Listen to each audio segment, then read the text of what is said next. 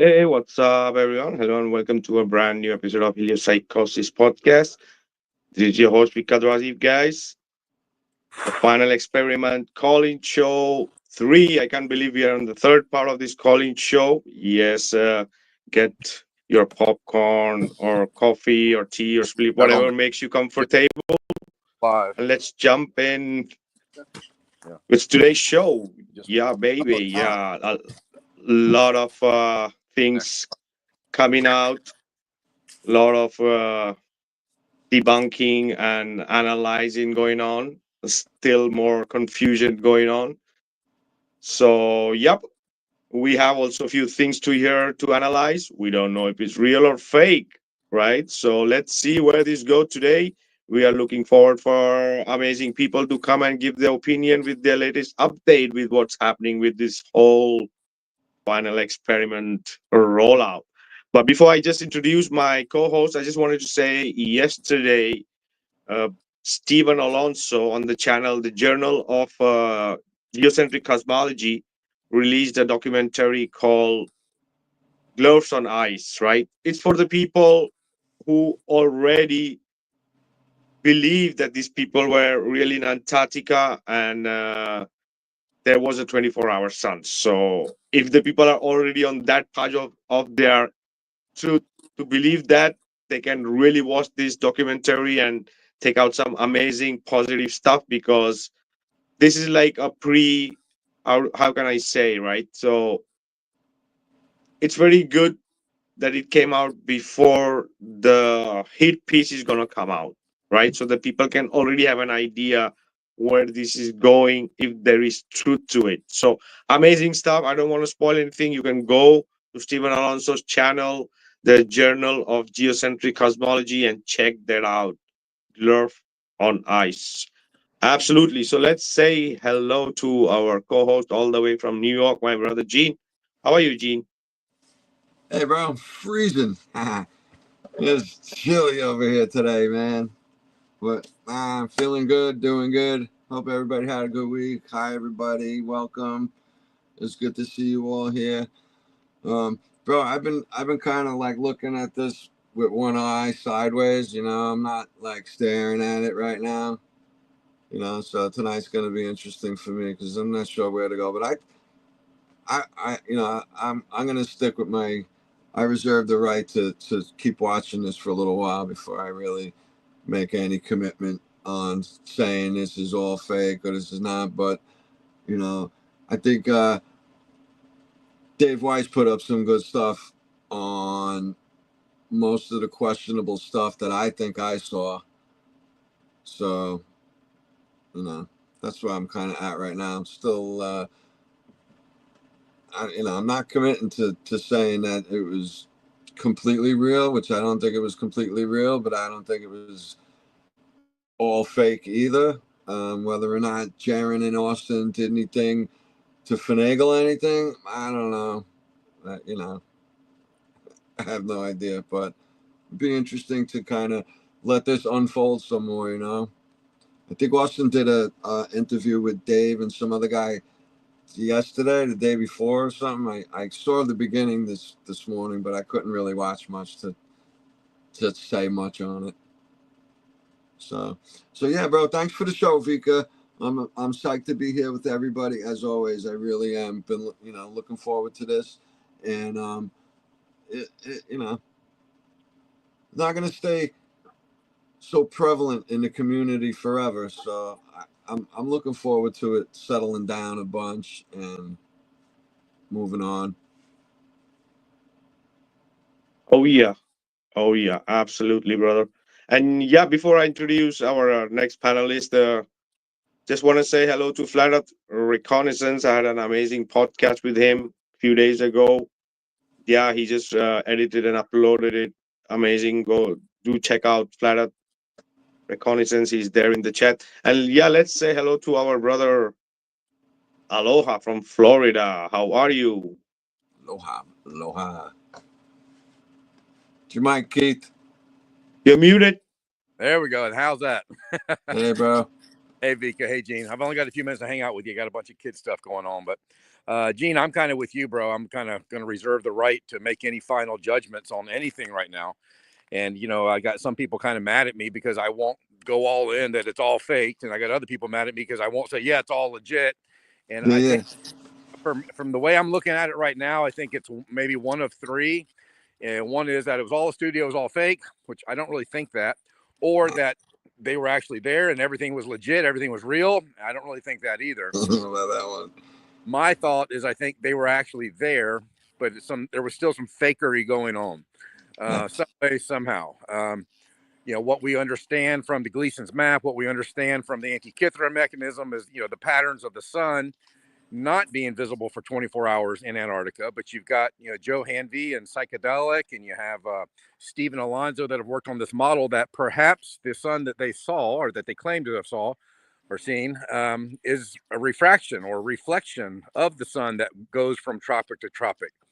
I don't know. I think time will tell. But one of the most suspicious things to me about the whole thing is that it wasn't a scientist or an astrophysicist or a university or anybody going down there to film this 24-hour sun, which we don't have any good videos of that. And this is 2025 now. Why don't we have a dozen good videos of a 24-hour sun in Antarctica? Why don't we have tour guide companies taking people down there, making money from them so they can watch a 24-hour sun, people from Australia or New Zealand? So these are just questions I have. I mean, I think there's some legitimacy to the questions. The biggest concern for me right now is the light attenuation, that if you watch the 24-hour sun in the north, the sky seems to change color as the sun goes above the horizon more and closer to the horizon.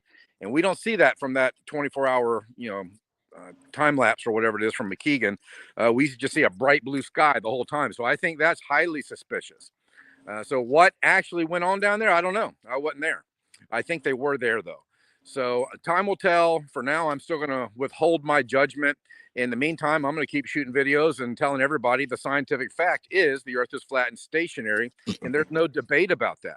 Again, they said, oh, we did experiments, because we've all been saying, no, that's just an observation. You're looking at something in the sky, and you didn't do any measurements of the ground beneath our feet.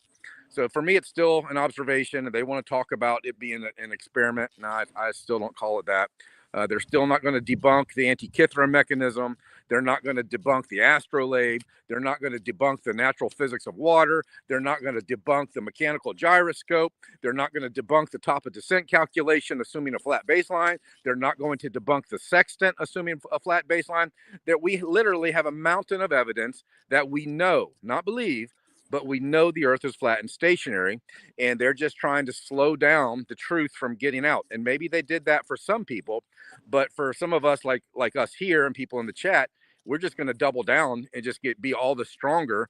And if it was a real legit thing that they found, then thank you. We understand more about how the heavenly luminaries work and how they reflect or refract. But if it wasn't real, that's going to come out too. But in the meantime, I'm going to stick with what all the ancient cosmologies showed, and that is a flat stationary Earth. Enclosed. Thanks, Vika. Oh yeah, absolutely, brother. But this is the thing, right? People are in their rights to question it, and what it looks like till whatever we have right now, it looks like people are having hard time to that the people are asking questions, right? You saw also what's happening on TikTok, right? So I think it's no problem that people should ask questions, because that's how we get deeper and the truth is going to come out. If there's nothing to hide, let the people ask questions, let the people dig in, let the people, right? No one can get annoyed because people are asking questions, right? This is what and that's why I'm saying that my position right now is that I understand both the sides. I understand that there is people who don't want to question and take everything how it is, and I understand the people who have questions, right? That's how we became flat earthers, right? So we don't need to get annoyed, and we need to just relax and dig in it, right? If these people were really happened, this whole thing is fake or real, right? We have to start also analyzing from the first, were these people in Antarctica, right? Till now, what the things came out looks like they were somewhere in Antarctica, right? Somewhere with the snow. Still, people have to look in that if it was the Union Glacier, or it was Georgia Island, or it was Falkland Island, right? So from there it starts, right? So they might be in some place, and there was a psyop of just recording this and just editing 24-hour sun inside. There's possibility there was 21-hour sun, and the sun set, and they add everything is possible. We just don't want to buy it, not because we don't trust anybody or what they are giving and everything. We want to analyze really good, right? So people, you have the link there on the chat. You have something to say, come on. I'm gonna, before we start with our guest, I want to play something just so that the things get rolling. For the research and educational purposes only, we are looking into things. We are not against anybody. We are not against anybody's opinion about this, right? Because we all are flat earthers, right? No, just because somebody's taking one side, we don't have to team up, right? So are you going to see me on both the sides? Because I started this TFE chat and the talks because I resonated with the 24-hour sun. But I also resonated with people who are trying to ask questions.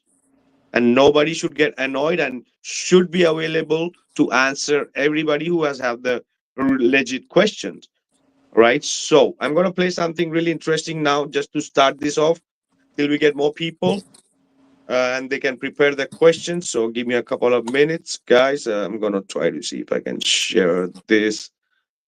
Oh, where is it? See. It would be difficult to. Was this videos? Let me see. Is this one? No.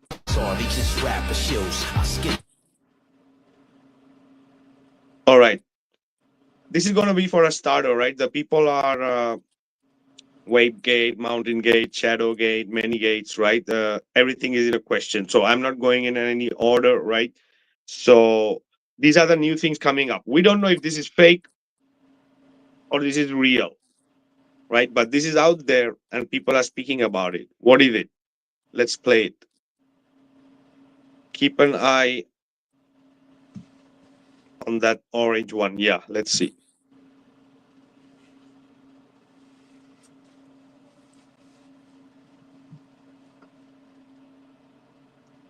It just goes like it goes into the mountain. Just, you guys saw that? Yep. Why is it so grainy? Yeah, because it's zoomed out. It's because it's been zooming in. That is the reason. Can you play that again, Vika? I don't know. I've seen this one. Yeah. You see now it goes on the right and boom. It just disappears in the white. Like there's no tunnel there, there's nothing there. It just disappears in that white. I don't know if this is real, fake, somebody edited, but this is out there. Right? Play it again normal speed, can you, without being zoomed in? No, I'm playing it normal speed, brother. I'm not. I'm just playing it because it's zoomed in. That is the reason. It's blurry, but it's so that you can see it good. Right? I'm gonna. Yeah. I don't know. That looks a little fake to me, though. Yeah, where did that come from? Because I hadn't seen that one yet. Oh yeah, it's from Optimus Prime. Okay. It's a friend of Anthony, I think so. Let me see. It's the one I'm looking for. Where the hell is it?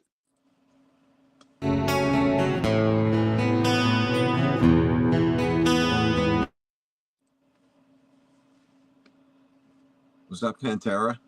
That song? Okay, so this is a conversation of a guy calling up for the Antarctic. Will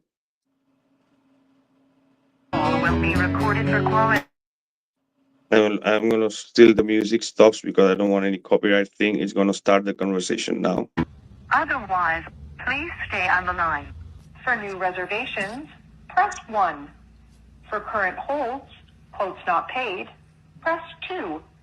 For confirmed guests, press 3. You are the next caller in the queue. Arctic Expeditions. Citizen speaking. How can I help you? Yes, sir. I'm looking at taking a trip out to the Arctic. Is this the right number to call for the Arctic? Yeah, sure. Perfect. That's great stuff.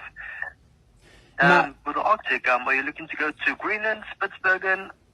Is there any specific itinerary that you're interested in? Well, yeah, here's what I'm interested in, and I'm sure you could probably help me. I'm really not sure about the location, and the reason why is I want the best location and the best time of the year to where I can view the 24-hour sun. Can you help me out as far as where at and what time of the year? Yeah, sure. So basically, this would normally be opting for around June, July. Okay. And basically, with the sun, there is an itinerary that we have, which is called Spitsbergen photography under the midnight sun. Okay. So that is one of the itineraries that would be basically with the best views, as well as the time frame. So within June, July would be the summertime period in the Arctic, which would be the best ideal time to actually go. And this particular itinerary itself is basically for Under the Midnight Sun, which is a very famous expedition that a lot of our clients do actually opt for as well. Okay, now is that, just to be clear, that's where you can visibly see the sun for 24 hours, or is it just sunlight? So it's basically just it's Under the Midnight Sun would be in particular for the 24 hours. But you can see the sun for 24 hours, correct? That, under the Midnight Sun.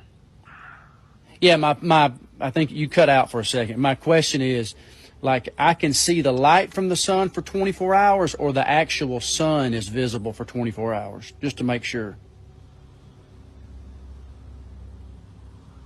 So I think it would be for the 24 hours to see the sun in particular, but I can definitely find more information out with regards to that. But yeah, that obviously alters based on what it is. But I know for this particular expedition, it is stated for Under the Midnight Sun in particular. But I can definitely find out some more information on exactly on what it is about.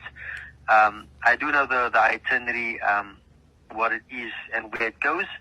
It's just that with Under the Midnight Sun, I'm not 100% sure if it would be a full 24 hours that you'd actually see the sun. Okay, and do you guys So I do? can definitely find that information. Yeah, do you guys also do the Antarctica, or is this just Arctic? No, we actually do Antarctica as well. And Antarctica, we go basically to the peninsula and back. And then we also have any basically additional itineraries that does actually go with that. So we normally go to South Georgia as well, Falkland, South Georgia, and we also cross the circle as well. So yeah, we do go to Antarctica as well. Now, do they have the Midnight Sun, Under the Midnight Sun tours on that one as well? No, unfortunately not. So that tour doesn't basically operate for Antarctica. It's mostly more of a cold time over there. And over there it would basically be where our itineraries would run from November up until March. And in this time period, we don't have that particular one, what we do offer, unfortunately. So you wouldn't be on the Antarctica one. You're not guaranteed to see the 24-hour sun on that one. No, you won't find that in Antarctica, unfortunately. Only in the Arctic. Why do you? What would? Antarctica? It's most likely just to be where we would have our penguins, and you will see your wildlife with your walruses and things like that. And obviously to cross the circle, which would be the 60-degree point. But when it comes to the midnight sun, you'll only find it in the Arctic. What would be the reason? Why can't you find it in the Antarctica? Just curiosity. So normally because of the sun that basically goes up and north, and because Antarctica is basically in the southern point of the continent, and when you discover the seventh continent, the sun literally does only come out a very small part throughout the day, where it's mostly about cloudy and rainy and very cold, where in the Arctic you'll get a much more amount of hours of sunlight, and basically in the Canadian Arctic it will be much more ideal, and because of the time frames and the weather conditions down south, you won't be able to actually get a full 24 hours of sunlight. It's very, very seldom where you'll find that in Antarctica. Antarctica is more of basically the seventh continent, so that you can say that it's the last continent on the Earth, where in the Arctic there's more of an itinerary thing to go through, and it's more ideal for warmer weather conditions opposed to Antarctica. Okay. Yeah, I was just thinking like as the Earth, being a globe and it's got equal tilt, all year around, I would think that both Arctic and Antarctic would have the 24-hour sun, but you're saying that's not the case. So the Arctic's is the only one to see the 24-hour sun. Yes, I'm 100% sure about that.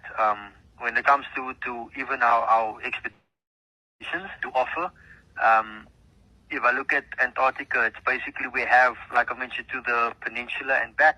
Then we have to South Georgia, and then you go to the peninsula and back. And then there's another one where we have the Epic Antarctica, where we'll basically go to South Georgia, Falklands, and we'll go to cross the circle, and then you'll go to the peninsula and back, which is our longest itinerary, which is 23 days. And even that doesn't have a special one where we will have the opportunity under the midnight sun. We will actually have that full view of the sun throughout the whole day. There's only partial amounts of times where you will have sun, but not for the full 24 hours. Ever, right? Ever in Antarctica? It's never like that? No. Okay. Never like that. For all the 30 years that we've been traveling, we haven't had any particular person actually come back and state that that is the case, where they found that for the full 24 hours there's basically been that particular time frame that the sun has been out. Okay. I know that it does, the sun does set a bit later within the evening because of it obviously being on the lost continent, but it's not that the sun will be out completely for the full 24 hours. Okay. Perfect. Okay, well, you've given me some information that I can go back and look at, and I'm going to do a little more research to figure out. Oh, feedback, guys.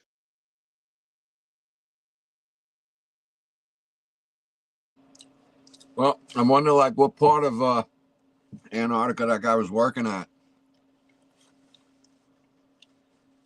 No, he was working in the he was working in the Arctic, but they say they do manage some trips to Antarctica, right? So there are some expeditions happening near Georgia Island and Falkland Islands and all this stuff, right? And according to him, there is no 24-hour sun. Just we are not saying there is or there is not. We're just putting it out there for the people to make up their own mind.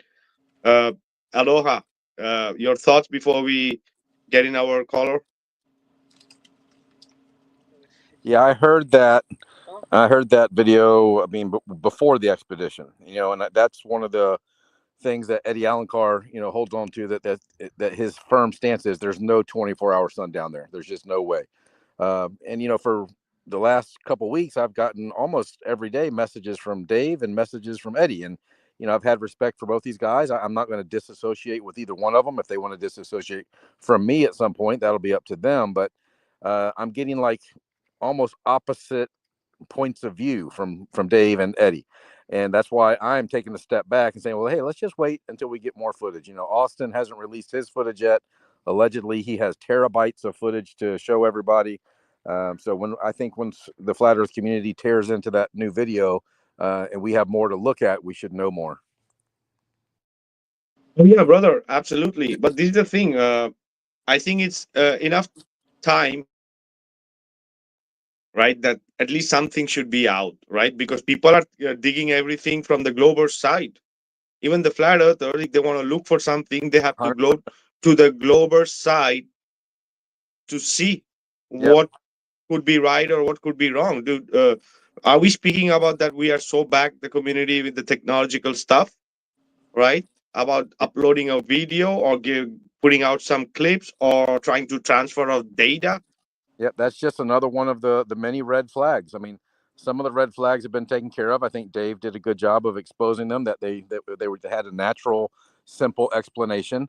But there's other red flags that are still, waving pretty fast and pretty brightly to say, hey, what about this? What about this? And that's one of them. That why don't we have any footage from the flat earthers after 3 weeks of the expedition? And the Globers had stuff out almost immediately. That's just another red flag. Well, let me ask you something, bro. Were they funded better to get that stuff out? Because I know that for me, when I was recording the mechanical realm, dude, it would take like ridiculous amounts of time for me to send files over through my phone. I don't know if that's any comparison or not, but I know I experienced like serious lag. I had to get a new phone. I ran into issues with trying to get stuff, over the Vika. So yeah, it could be a very legitimate reason, but still, to me, it's suspicious that we don't have anything from them after 3 weeks. It's just weird. Yeah, but the global side do have technology. They have amazing computers. They have everything. yeah, they got They're the having their funding. own issues. They're having their own issues of transfer and everything. But they are putting up stuff for sure. They're the cinematic recording of everything, and that is not going to come out. But the data is coming out. There is no data coming out from this side. People are asking questions, right? What Well, did really Jaren provide other than the vacation thing? It looks like, right? What did really Austin provide till now? What did he provide? Well, here's another Right? question, and I haven't really looked, but who are all the Globers that went? Because the only people I ever see is McToon and McKeegan, and there was allegedly 8 of them there. I just don't even know who the other guys were. I looked at the list months ago of those who were supposed to go, but we don't have any video of other guys besides McToon or McKeegan, or maybe we do, and I just haven't seen it yet. Oh yeah, there are a few guys. So let's say hello to for our first caller. That is Kim. He's been waiting for a while. Kim, welcome, brother. How are you? Hi, I'm a sister. All right, sister Kim. Sorry. How are you, Kim? I'm Welcome. good, thank you. About the video we just watched, the guy saying that there wouldn't be a 24-hour sun. I'm wondering if it's time dependent, which time of the year it is. And you've mentioned Steve Alonso's as well as Joe Henvey's models. I was on a call yesterday. We were talking about that, and it would be an apparent sun after the physical sun was out of range. If there is a firmament, which I believe there is, it would be a reflection or a refraction, reflection of the sun, and because the debris is low enough in the sky, they'd still see it. That is quite possible, I'm thinking. Right.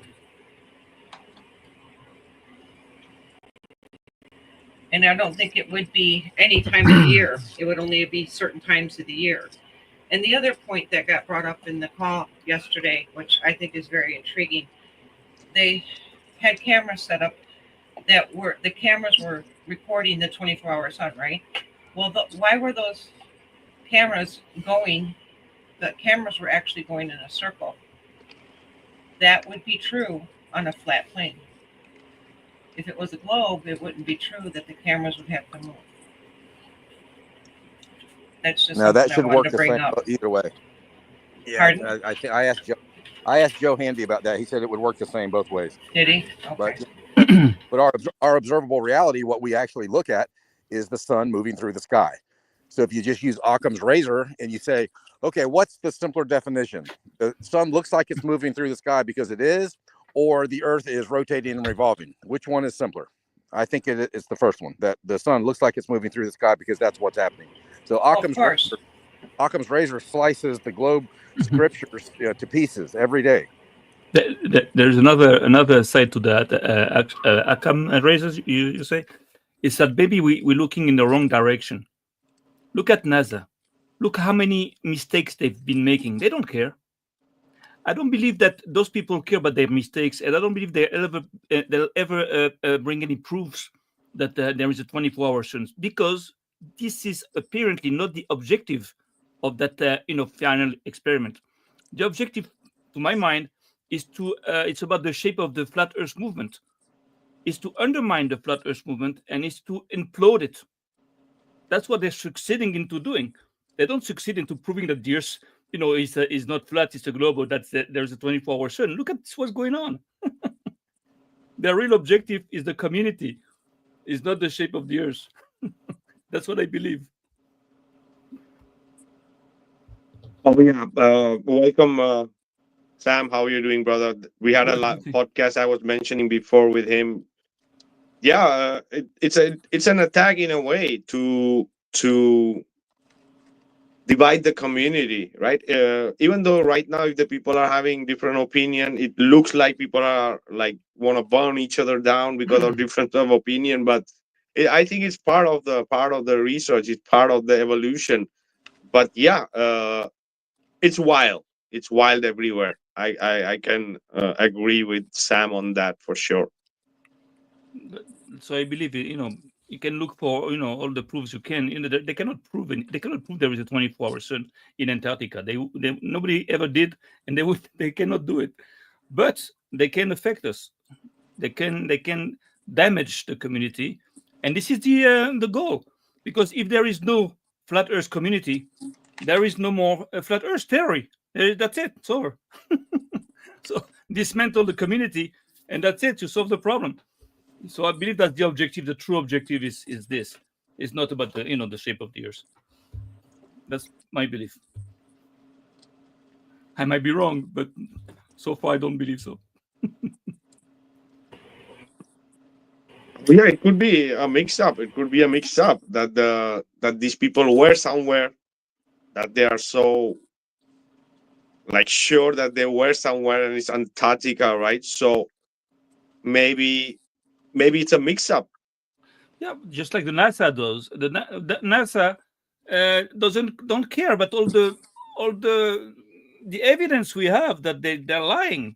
There's like millions of evidence. There's thousands of proofs, that videos and everything, that they're lying. They don't care. There's enough people believing it. They don't care. That's okay. They keep on going.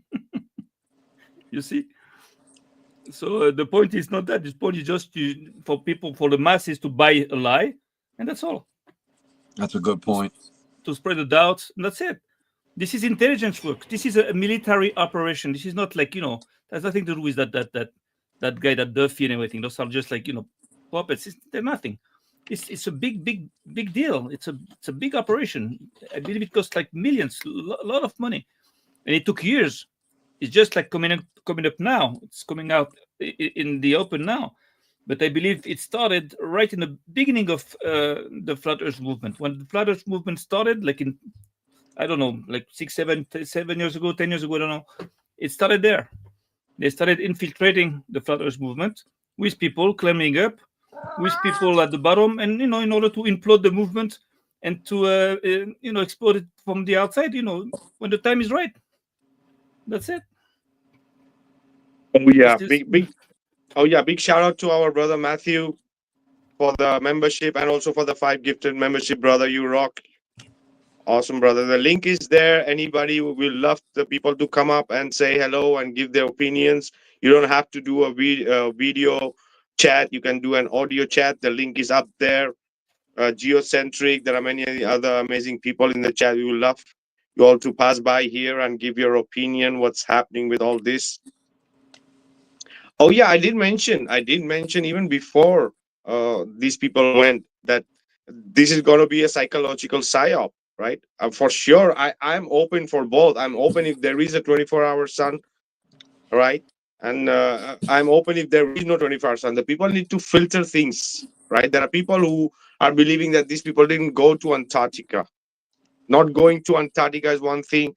Believing if there is a 24-hour sun or not is one thing. Right? Or just the part of this is a psyop, or the whole thing is a psyop, or the whole thing is real. So this is the separation we have to do to try to analyze this situation.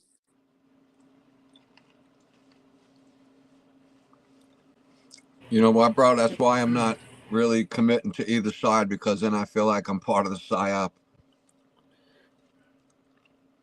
I don't want to feed into either side right now, you know? I stayed in the same side. I didn't move left or right. Only people moved around me. I just don't move. I stay here.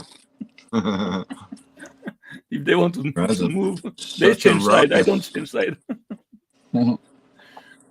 I hope it settles down, and I hope that, you know, in 6 months or a year, everything's okay between most of everybody. But It will. I hope so, bro, because if this could be a serious division point. Now you go to a gathering, and it's like, oh, which side are you on? Are you on the fake side or the real side? You know what I mean? That's the whole I point. don't want it just to be a point of contention forever. Oh yeah, no live feed. Yeah, no live feed from Antarctica is the first red flag. We are in the age of technology, and we heard the story of Will Duffy in the customs to take his Starlink. Right? So no live feed. Even if they would have opened a TikTok and put that mobile there, maybe they would have had a 24-hour live TikTok. Right? My opinion. Right? So let's say hello to B. Risso. B. Risso, how are you? Welcome. Hey guys, how's it going? What's up, Risso? What's up, buddy? Nice to have you, man. Hey,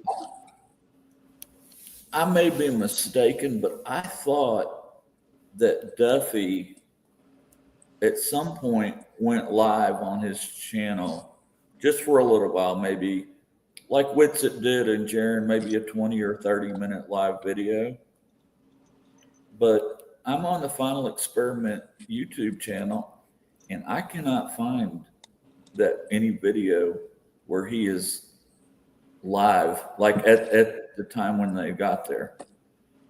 And so maybe I am misremembering, but I could have swore he got on and did a live. And it wasn't a real long one. It was maybe 20, 30 minutes, something like that. Just saying, here it is, and here's the sun. You see it, it's right here, right here behind me. I do not see that on this channel anymore. I cannot find it. And I'll show you, maybe y'all can help me. Is there a share screen on here? Oh, present. Can I do a present? Yeah, go ahead. Send it. Okay. I'll put it to the screen. Joe, once we roll Kim, I'm gonna put you on the stage, brother. Joe. That's fine, thanks. Okay, so this is the TFE. So if you go back, and this is in order, okay, of what's presented. So this video here is the video the day before they left. It's only 2 minutes long, and he tells on here, I just listened to it. He says, okay, we've been here now for 2 days, blah, blah, blah. So I'm going back, and the next video before that is in Punta Arenas. Now, I'm pretty sure there's supposed to be another video in here somewhere. And my point of showing this is, if we got any clue of what time that video was, or even this video, we have another point of reference to see that the mountain is lit up, right? Hey, everyone. Right. So the mountain so he's facing north is what I'm getting at. And so we don't really know what time this is. We just know that he's about to say here that he's been here for 2 days now, and that they're going to leave a day early because bad weather's suddenly coming in. But anyway, so I was just wondering if anybody else remembers him going live, going live somewhere in between this video and this video. Are you following me? I don't remember the one where Jaron and Austin, they come on, because I think it wasn't a live, right? Was it a live, guys? Even I don't now remember top of my head. Yeah, but they did them because I would get on there and I would say, hey, well, why don't you show us the sun for a little while instead of just running your mouth? Because all they did was just show their face. most of the time and not even pointing in the right direction. Yeah, I And kind of maybe remember. every once in a while, just for a minute or two, they would say, "Oh, look, there's the sun right there," and then they would just go back to blabbing. Yeah, I kind of remember a video like that, and people in the chats were freaking out, and they were just kind of walking around real early. And then some troll in chat says, "Well, do y'all really expect them just to stand there and show the sun?" And everybody's like, "Yeah, that's exactly what we're expecting." We are crazy. Hey, let's say hello to our legend here, Joseph Hanby. Brother Joe, where have you been? Busy. Hey, Joe. How are you guys doing? Good to see you, brother. Thanks for coming on, man. Oh, yeah. So, I'm not sure how many people have been in Discord and other platforms where Austin has been showing all the stuff he's trying to get out. I have.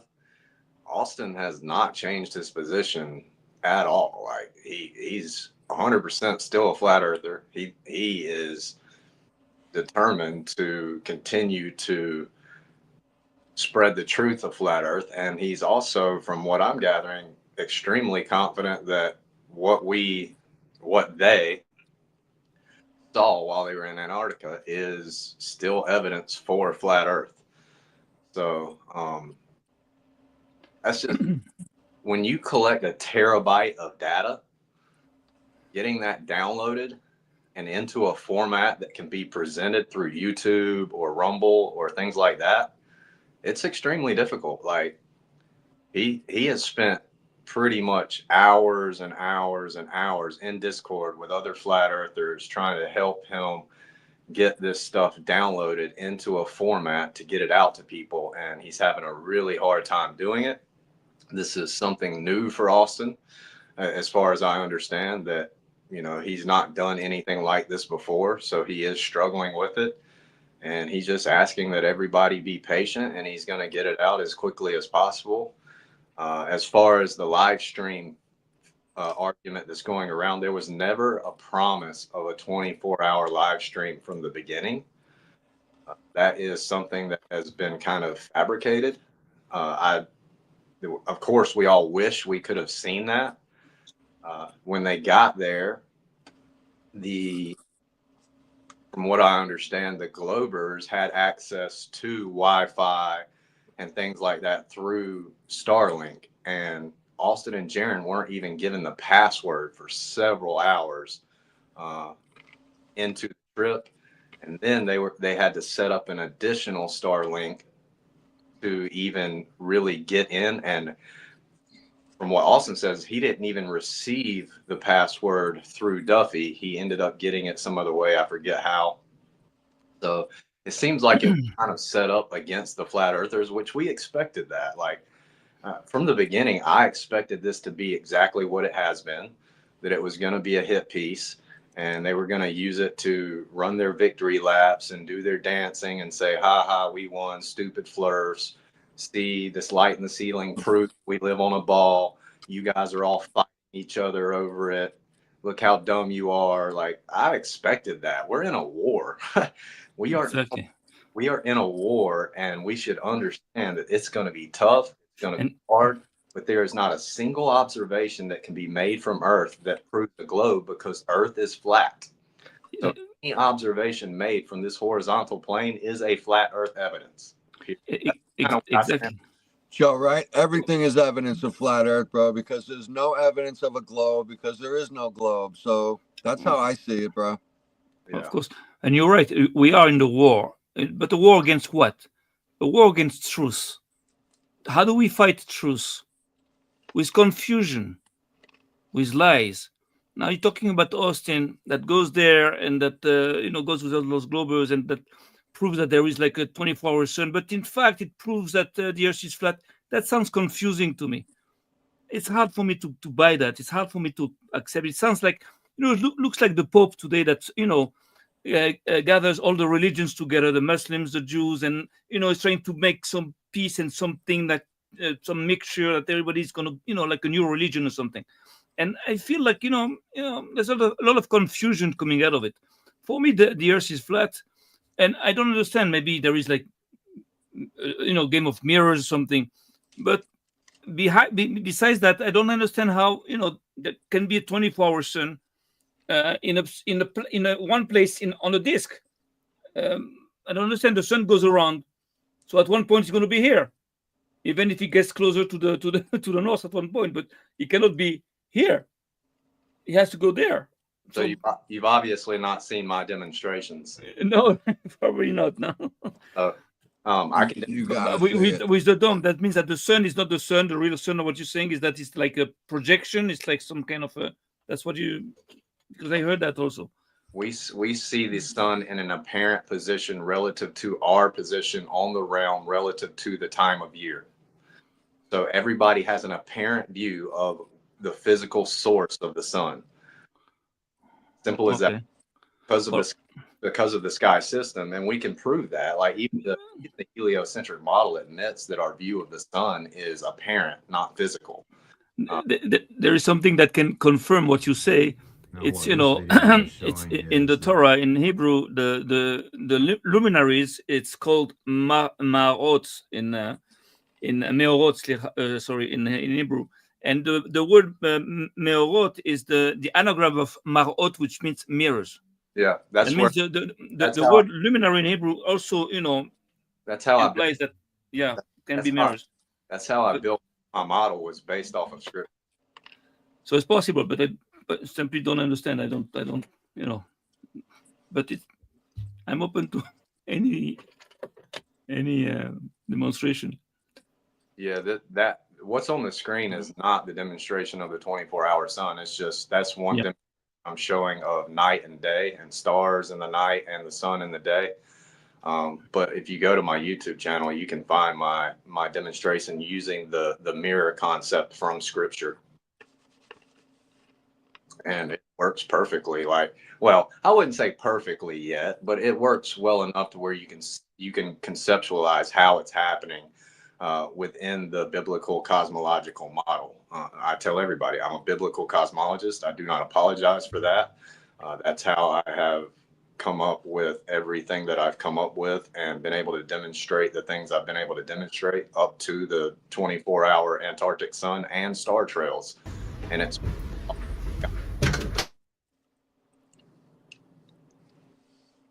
as a matter of fact, I just had a guy send me some information from I think the late 1800s, early 1900s of explorers talking about our mirror sky that far south, and how they would even use it to navigate during certain times because it would literally show them the land in front of them and how it was laid out. How true all that is, I don't know. I just received the book on a PDF, so I have to kind of go through it and study it and look at it. But I just find it interesting that more and more confirmation is coming through that this is actually possible in the biblical cosmological model, assuming a sky mirror system, which is described in scripture quite well. Okay, guys, check what you work. I didn't check it, but I'm open to that. But actually, it's true that there is a notion of mirrors in the Torah, in link to the firmament. That's 100%. I just don't understand how it works. But it was hard for me to accept that there was a 24-hour sun on a plane like this. Okay, I have to. I actually created the 24-hour sun in this model 5 months ago. I posted it 3 months ago. The version where I added the superfluid ceiling in, I posted that 3 months ago. But the post that I made 3 months ago was actually shot on July 23rd at 8:17 p.m. And then I have other videos, timestamp videos. Just everyone.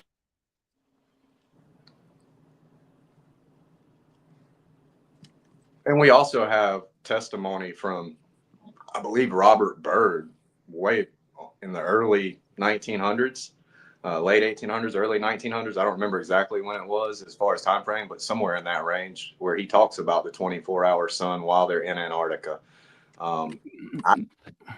That all this has been intentional leading up to this point. How come? Now all of a sudden we're getting all these videos released from like the Antarctic marathon, where you have runners talking about a 24-hour sun. You see runners where they're not leaving footprints in the ice. You see runners where their breath's not showing. You see all these things all of a sudden that are being released. It's almost like it was planned to get to this point, to cause chaos amongst the flat earth community, so they could say, ha ha, look how stupid all these flat earthers are, and people are falling for the trap. The question that I have is this: is that before that you could understand this, I don't believe people were understanding that system of mirrors, like 40 years ago, 50 years, 60 years ago. But there have been a lot of people for like about 80 years, according to what they say, like scientists in Antarctica. So if the 24-hour sun was visible there, and that maybe for the globers it would have been a proof that the Earth is a globe, how come they never made a video so far of the 24-hour sun that you could explain now as working on the flat Earth model? But since they didn't know that, and since the sun was visible, so how come they never thought about making a video of that 24-hour sun? Well, who knows? Yeah, there actually are a lot of videos, and however, yeah, a lot of those videos are misleading and they're edited. And like I said, I think that was part of the plan and the deception. The enemy is playing the long game. He's not playing a short game. Really? Yeah, that's true. But they're not that smart. Believe me, don't make. They're not very smart. They have means. But they're not. They're making a lot of mistakes. They're making stupid mistakes. They don't have to be smart though to follow the instructions.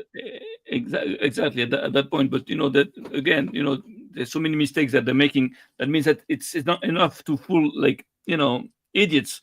But as soon as you start thinking a little bit, you can see all their flaws in their demonstrations, in their videos and everything. So that's the question I'm asking. But it's interesting. Give me the link if you can send us the link of your videos. I'll check that, because that's interesting for me also, because I'm learning. The Bible. I just asked, and Robin in the chat just put Joe's YouTube link in there, so you can find him there. Okay. Thanks, Okay. Robin. Great. Thanks. And you can look for. I was like 2 days, I think a day or two before the final experiment, I did a really good demonstration of the 24-hour Antarctic sun and how it's apparent to the viewer. So it was literally, I think the day before they flew to go there, they were still in. But 3 months ago, I did a real quick, like 32-second or 30-something second video showing that phenomena, and it wasn't quite as good because I didn't have it quite as dialed in. And I'm working on making it better and better. I've ordered stuff to improve the model so I can show more and more detail, more and more of the sky phenomena. And what I'm doing is I'm modeling the sky. I'm not modeling the floor. We already know the floor is level. I'm just modeling the sky to get proof of concept. I'm not trying to say this is exactly how it is. I'm just saying this is proof of concept that it can work within the biblical cosmological framework. That's great. Hey, Joe, I have a question for you, bro.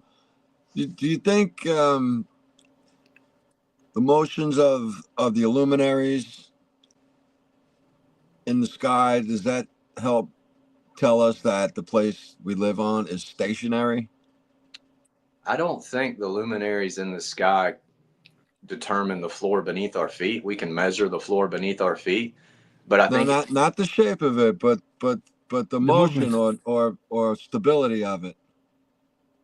I would say that the motion of the luminaries prove that the sky is moving and that we are not. Exactly. I would say more they evidence that the sky is moving and that we are not. And when you look at like interferometry and all the work that's been done in that, it pretty much gives solid evidence that the sky is what's moving, and to altitude that movement increases or decreases. So yeah, I personally, I believe that the movement of the luminaries is evidence that the sky is moving and the floor is not. There's a lot just that, but yeah. That's what I feel too. Not the shape, but the lack of motion, and the motion above us is what it shows me. Yeah, and then when you get into dome refraction, which is something most people just don't know or understand because we've never been taught it, and nobody has really spent a lot of time shining lights into domes to understand how that works. Really? But when you get into dome refraction, then everything we see above us actually matches having some sort of celestial dome above us that is super reflective. And that's just the truth. People can argue that all they want, but once you come into a situation like this, and I'm able to shine those lights into this dome and create those phenomena extremely well with high detail, then it's hard to argue that, okay, there's something to this. I mean, an honest person has to at least admit that much. They don't really have to convert necessarily, but they at least have to admit that much. You have also the monuments, like the pyramids that are aligned with constellations that they were aligned with like 5,000 years ago. So if the constellations don't move, Earth don't move. Yeah. Right. Like I said in the documentary, we have a better chance of seeing the pyramids shift position rather than the stars. Yes. Yeah, I think the pyramids were ancient free energy power plants, personally. There is something with energy, that's 100%. I know also from the Torah we can understand that. Yeah, I don't know if it was for good purposes or evil ones, but I know it was for that. It was linked to this 100%. Yeah. Did you check, Joe? Did you check what Psychedelic have uploaded, and I also uploaded on my Facebook with that Admiral Byrd 24-hour daylight? Yeah, I had seen that quite a while back. But yeah, I've seen that, and I'm glad more people are putting that out there now. And that's what I'm saying. Like, that's why it seems like this whole thing was kind of staged, because all this stuff has been there. It's just been hard to find. And now all of a sudden, it's coming out, and it's coming out as evidence against flat Earth and trying to make us look bad for all this infighting that's going on. And we really just need to remain patient, and the truth is going to win, period. Like, that's how I. Yeah, but by being patient, that means you have to give time also to the other side, and the other side is working hard, like ants. They're working very hard, like Nazis. They're just like, don't waste no time. So by not reacting, they're going to be able to just build that credibility and convince all the masses. People that don't think, that don't care, and that's why I believe that we should, get into them as quick as possible with whatever we got, and we got already enough evidence.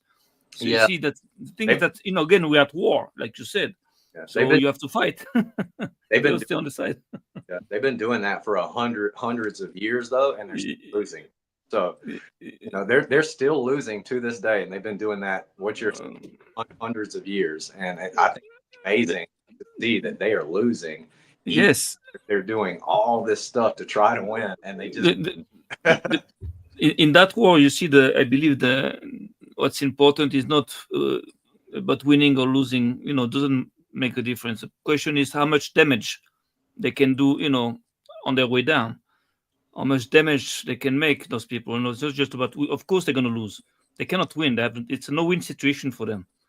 But the thing is that like a terrorist can win, cannot win, can make damage, right? But he cannot win. So what are you going to do? You're going to let him kill people? Because at the end he won't have any munitions, or just you have to shoot him because he's creating damage. Absolutely, brother. So this is the thing. Kim, do you have any last thoughts? Yeah.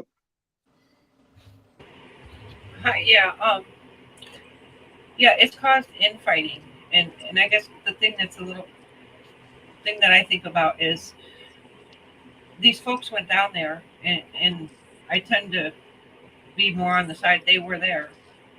But if this is some trickery showing some kind of a 24-hour sun, which I don't think it is, but if it was trickery, they would have had big name people doing it, in my opinion. They wouldn't have had, just the cast that actually went down there. But my question also is, the cast that went down there, yes, in the Flat Earth community, we all know Austin, we all know Jaron and whatever, and they're pretty big, obviously, in our community. But outside of that, the rest of the world probably don't know much about them. So you know, the whole thing was, well, Duffy set up and stuff, and he financed a bunch of it from my understanding. So there's just some questions there that I have about it. And, you know, if any hands were tied on the flat earth side because of the finances. Yeah, from what I'm understanding, not only like when the flat earthers got there, it was kind of like the globers kind of off in the corner, you know, whispering and kind of keeping everything in the kind of globe camp. But they were told they could only have one 50-pound bag or something like that. And they get down there and all the globers have all these bags and they're told, oh yeah, you could have brought as many bags as you want as long as every. Hey, Will, I'm in the middle of saying thank you to everybody for the 100.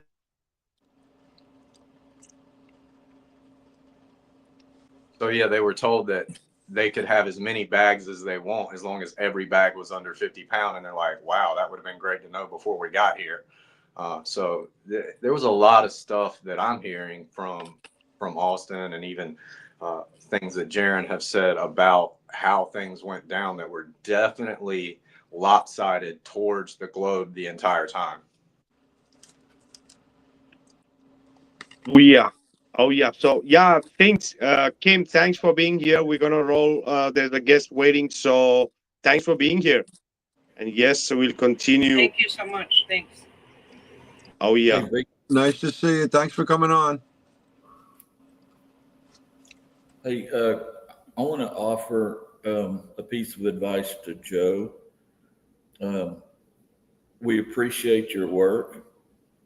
It's very interesting, very believable. All that's great. And this is just my opinion, so don't, you know.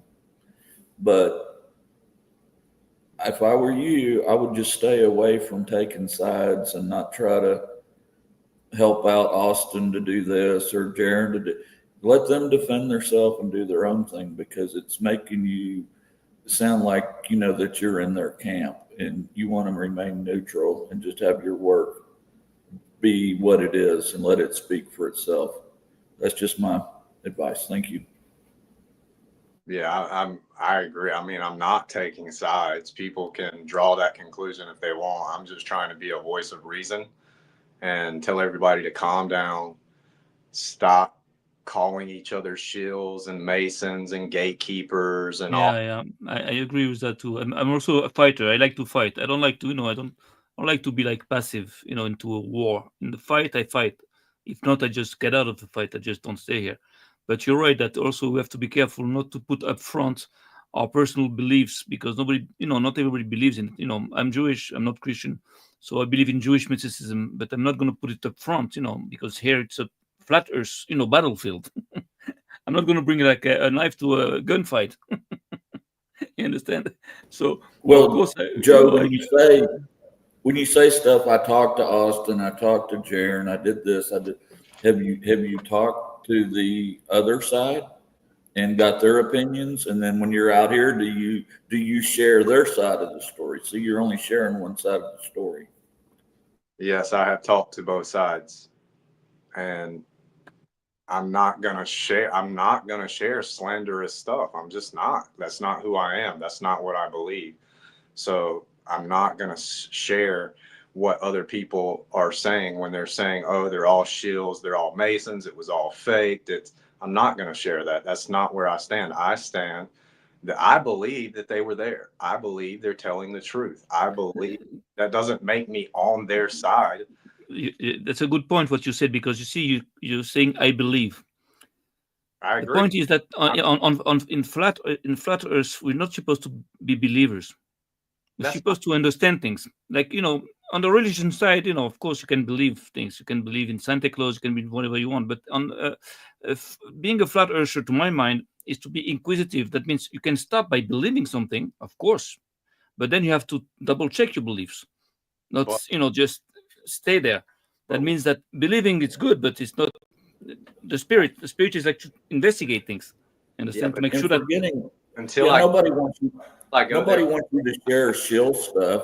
Nobody cares about the shilling and the masons and all that crap. but there's plenty of other valid arguments Mate, that have not really been dismissed.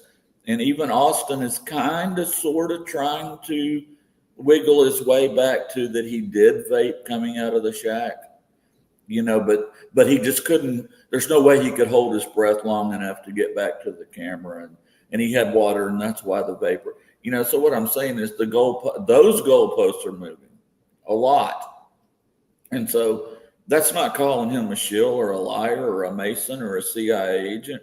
I'm just saying in the shadows, the stuff, those mountain time frames, like Eddie is saying, do not match up.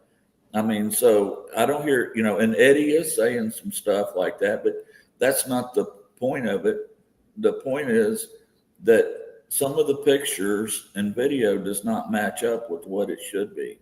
Or if it does, then somebody needs to explain that and not just have Austin come on and say, oh, well, it's a this fallacy, it's a that fallacy, it's the other kind of thing fallacy, and you're wrong objectively. Like, what is that? That does, you can't just determine for yourself that it's objective, okay? Well, but that's what he wants you to believe.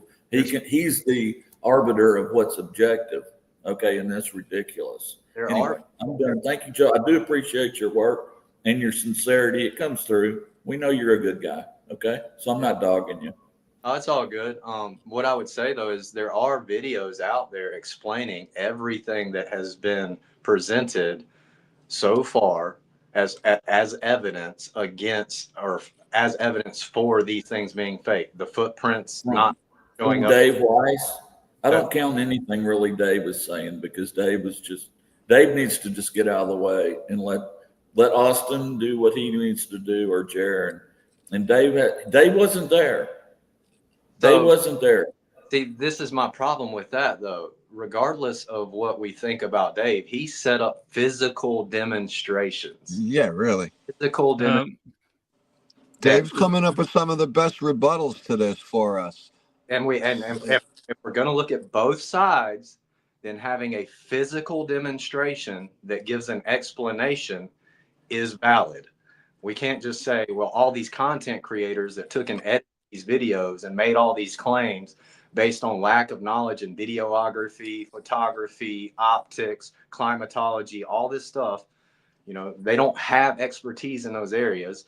Yet we have another guy who doesn't have expertise in those areas, but decides to go out and set up physical demonstrations to represent why we're seeing what we see, and it matches. That's why I'm saying we just have to really step back, because we've let our emotions kind of get out of control, and we don't need to be emotional. We need to be logical, patient. Exactly. You're right. There's no emotion. Have you checked the last podcast of Vika, where David Weiss, intervened there, and he tried to prove us that, in fact, we were mistaken by saying that the mountain behind Duffy was actually the exact copy of a picture taken like 8 years ago. And in order to debunk that, David Weiss came and took that picture from 2016 and compared it with a picture of the same mountain of 2023, saying, hey, you see, that's not the same snow patterns. And, that's debunked. That proves that, what is that? What is that thing? What expertise is that? Of course. Yeah, you have to check it out. So that's why at that point, in my eyes, he just fired himself, because it's like taking us for idiots. Like, what are you doing? Dave, hello, it's us. What's up? Like, what are you doing? You're comparing like two pictures that have nothing to do with the subject. Actually, so that's why he did that, though, because there's all kinds of accusations of the mountains being exactly the same. But the demonstration don't prove nothing, because you cannot compare that mountain, that picture of 2016, with another picture of 2023 that has nothing to do with the TFE, and say, look, the snow patterns are different. Of course, they should be different, because it was two different times. The point is now that the picture that we see behind the fee is the same picture taken 8 years ago. So where's the debunking here? It's not the same picture. That is the debunking, though, because that's the claim. The claim is that many years ago, the mountain Yes. exactly the same as it did during the TFE trip. So he took a picture from many years ago and compared it to the picture of the TFE trip and showed the slight differences. That is an ice shelf. No, wait a second. That's not the point. The point is that the picture that you see in the TFE movie is a picture of 2016. And you can prove that? We can see that. We have eyes. We can see the same exact, snow patterns. So of course, you cannot prove that. So you cannot prove that there was a fake moon landing. So everything is true with the moon landing too. We have limits, Of course, you can see the difference. I don't know. You need maybe experts, with microscopes. You maybe need, NASA equipment for that. But we have eyes. We can see things, So that's why it's a little fishy. I think that's an extremely weak argument and a misunderstanding, but that's just where I stand with it. No problem. Well, why isn't the mainstream media all over this? They should be all over this. They should be declaiming, showing how stupid we are. Now I know it will get there through Netflix or whatever, but I'm saying just the regular on the news. How come it's not? I mean, are you kidding me? How come ALE isn't saying, "Hey, look, guess what? Now we can bring everybody for 24-hour tours, just like we do in the Arctic." That's very easy. Come sign up. Why not? That's very easy to answer, because it's very dangerous for them, because they saw how they screwed up, and that can turn on them. You understand? This is very dangerous for them now, because they didn't know how much they're going to screw up, and they just screw up big time. Mainstream's not going to touch this. Yeah, it's like taking that's right. They would be making a bet without knowing the outcome, and they're not exactly. I've seen mainstream media from Australia, Canada, and several other places that friends of mine all across the plane have sent me talking about this, using Will Duffy and Jaron's picture to mock flat earthers. So it happened up, just not so much here in the U.S. yet, but it's going to happen. They're going to use it as best they can to mock and make fun of us. But in time, the observation, if it occurred or if it didn't, if it did occur, it's going to be evidence for flat earth. If it didn't, we're just going to have more evidence of deception. So that's why I'm just like, let's all be patient. Let's stop with the end. It could be favorable from both sides. I was mentioning today this also on TikTok, right? If it's real, it's good for us. If it's fake, it's good for us, because the globe is screwed. That's for sure. You know what? The globe is fake, so it is good for us. Yeah, but you see, the thing is that the community, the flat earth community, is holding the flat earth, theory, let's say like this, alive. You dismantle the community, and there is no more, flat earth beliefs. This is over. So the thing is, again, it's like if they don't succeed into proving that the earth is a globe, but they succeed into destroying the community, it's okay. Same thing for them. You understand? That's why I believe that we are like a herd of animals, like wild animals in the wild, and we have no structure. We have no body. We just like wind. We just like an idea. We're not materialized, and as long as we're not materialized, we're not structured, we're going to be subject to all kinds of attacks. From those. I would agree to Sam with that, because there is no real organization, and this whole ordeal could have been handled in another way, right? Exactly. But I said if they would have tried to go in another way, Will Duffy wouldn't have taken them. This free trip wasn't happening. Exactly. Right. And also, it's questionable, guys. We have to be open for everything. The way these people are behaving is also very doubtful. Before we continue, I just wanted to play this, and I want your opinion, guys.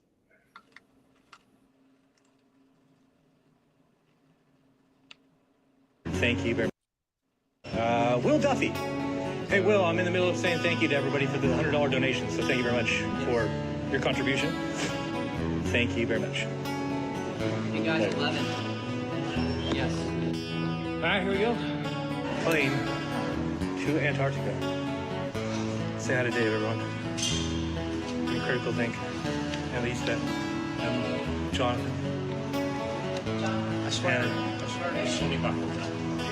With it. Tune. Where's the boss?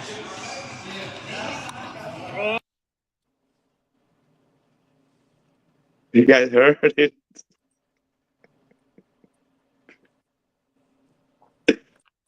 You want me to play again? I'll play again.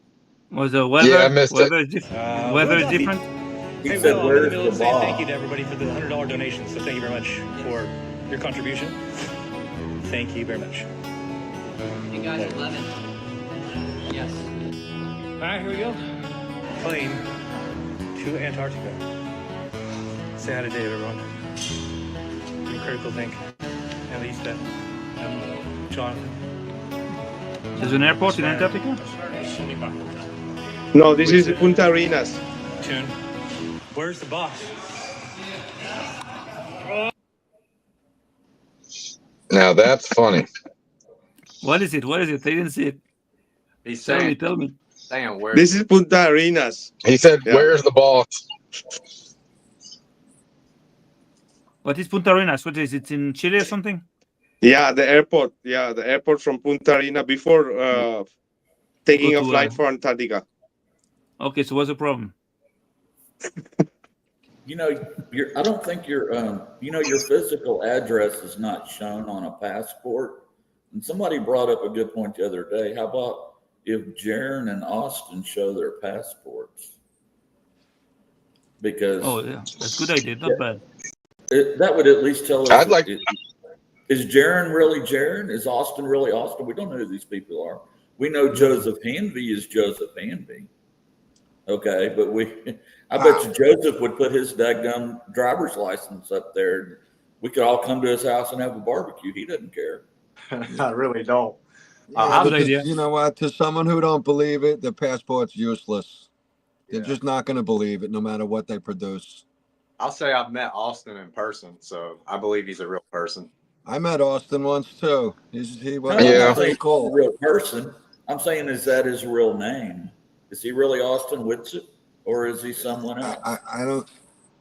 This is how to prove. You know. I always thought his last name was kind of chosen. Whitsitt. I don't know. Just like Will Duffy. That sounds like a Disney character. Somebody was mentioning, I don't know where was it. Somebody was mentioning that it's a name of a character from some control. Oh yeah, that's right. And by the way, Duffy is a very young guy. He's under 35 years of age. And so I'm not sure where he stumbled upon his millions, but apparently his father has a quote unquote consulting business in Colorado Springs, which happens to be very close to NORAD. But anyway, that's beside the point. I think he's between 38 and 42. I love Could be. how he says that. But I would like to ask you guys, do you guys have a good idea of how important is that subject of the flat earth? Like, you're all in because you want to know the truth. You understand that, we've been lied to, you're angry and like me. Okay, no problem. But do you realize a little bit what's at stake here? I do. Let's just pretend for 1 second that it was revealed that the earth was flat, there was a dome over us. It's exactly the way that we think it is. Would people start acting differently? No. What would be the Maybe. result of human behavior, I wonder? I Again- think if people found out they were lied to at that capacity, I think they would start to move. Maybe not everybody, but a lot more. If they were convinced that this was a real lie and not just, people goofing around on the internet, I think a lot more people would move, possibly. I don't think so. I tell you why. Because again, as I said in my videos, knowledge is enough to wake up, but it's not enough to get up. In order to, for example, let's say that you're in the jail. You don't know that you're in the jail. You don't know that you are being, in a prison, and Yeah, suddenly, Will Duffy, just a moment. Yeah, Will Duffy, you can join the panel, brother. Yeah, go ahead.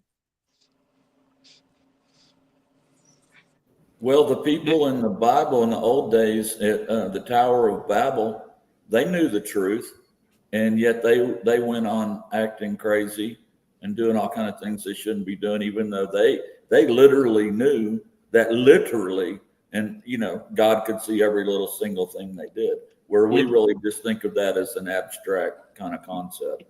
Yeah, but they were always structured. They were always there was like someone to follow, a prophet or something. There was always like a structure, body. They could never, even from Egypt, people of Israel didn't go out from Egypt by themselves.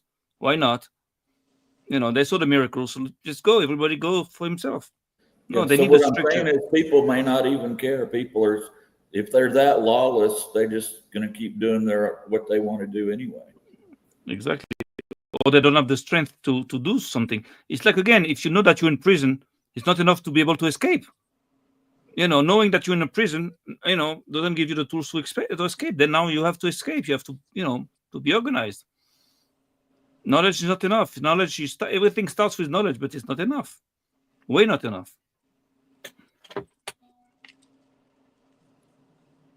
Yeah, I think look like we have Will Duffy in the chat, and he'll be joining us now in the panel. So that would be interesting.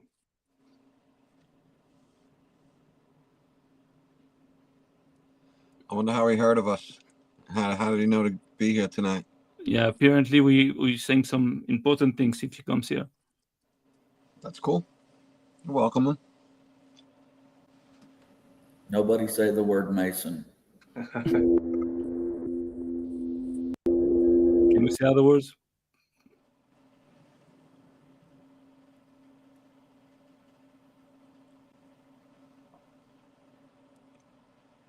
Hey, I got a question while we're waiting, guys. Does anybody know exactly the conditions around Austin's alleged vape? Where was it? Was it in that room he went into? It was an old vape that was in one of his bags, in a pocket in one of his bags that he found when he got down there. He actually had two vapes, and one didn't work and one did. And that's the story that I've heard so far, anyway. I'm curious to know, like, the timing. Just a second, guys. Riso, I'm gonna drop you. Be in the studio, brother. You can join back. Be in the studio. I have to add Will. Okay, I'm leaving. Yeah, you can be in the studio, brother. I'll add you back. Thanks for coming up, man. Good to see you. Yo, what's up, Will? How are you doing? Pretty good, you? Awesome. Here, just trying to figure out what happened, right? So, yeah. Well, so welcome. Thanks for coming on, bud. Yeah, happy to be here.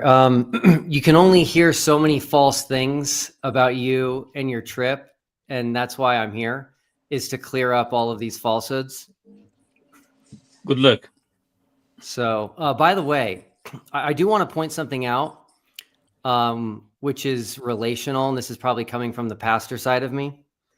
But the flat earth community, which includes you guys, you had a recording of some guy who works for some company stating there was no 24-hour sun, and you believed him, and you put that on your socials, you put it on your Facebook, you put it on your YouTube channels. You believed some guy who's clearly foreign, don't know where he's at, he's hired help, you believed him. And now, by you guys playing that clip, which you just did on this show, you are stating that you would believe a complete stranger, and you are thinking that it's possible that Austin and Jaron, people that you know, are liars. Do you know how bad this looks? I'm saying is that they are liars, Will. We are just trying to see what is come out. The way the things have come out is very questionable. That's what we are saying. We're not saying, we are not trying to throw anybody under the bus. We love everybody in the community. Everybody's done their part, right? And we appreciate you doing this trip, but we want transparency. What happened? That's it. Whatever you want to share, where you think we are wrong, go ahead, brother. Okay, so there is nothing questionable. Yes. Nothing. The problem here is you're putting every flat earther into a box, which you always do, Will. You always do that. You cannot. You cannot put every single flat earther into one box. And you are doing that and have been doing that from the beginning. You have framed this way from the beginning. You took 2 flat earthers, which I believe went there. I have said that I don't know how many times, but you took 2 flat earthers who claimed that a 24-hour sun was a problem for flat earth on purpose, because you wanted to frame the narrative to where all flat earthers have always said that the 24-hour sun is impossible. And that is not true, has never been true, and it's just a flat out lie. So Okay, you have been dishonest in the way you represent the flat earth community, and you have been that way from the beginning. Okay, Joe, let's hash this out, because I think you're wrong. Name one flat earther. You can include yourself if you'd like. Name one flat earther that prior to me announcing the final experiment said there's a 24-hour sun in Antarctica. Hey, Joe, I'll jump in on this, bro. Will, your buddy McToon claims that Lady Blunt back from the 1800s said there was a 24-hour sun. So Hey, is McToon right or wrong? Hey, Keith, I asked a very specific question. I want to know. I get an answer from your buddy McToon. So that's No. 1800s. No. Hey, guys, I asked you a question now. I gave you an answer. Lady Blunt, 1800s. Do you guys want me here? Yeah, and I asked you a question. I answered your question, and I asked you, is it true or not? No. Okay, you guys. So McToon lied. Wait, no. Right. So McToon lied. Here we go. Let me clarify my question. Everybody knew. Will, you asked the question. I gave you an answer, and I said, now you said no. Hey, so you're saying McToon lied. Vika, do you want me here or no? All right, relax, guys. Relax, guys. We want to ask him questions. He asked you a question. What do you think about that, Will? Did McToon know about this or no? My question has not been answered. What's your question? So, my question is very simple. The modern flat Earth movement started in 2014. I want to know the name of a single flat earther. You guys can all put your own names out if you want. That prior to the final experiment said there was a 24-hour sun in Antarctica. I want one name in the last 10 years. Why would they? Why would they say that? Okay, yeah. You heard about Tomb of Illumination?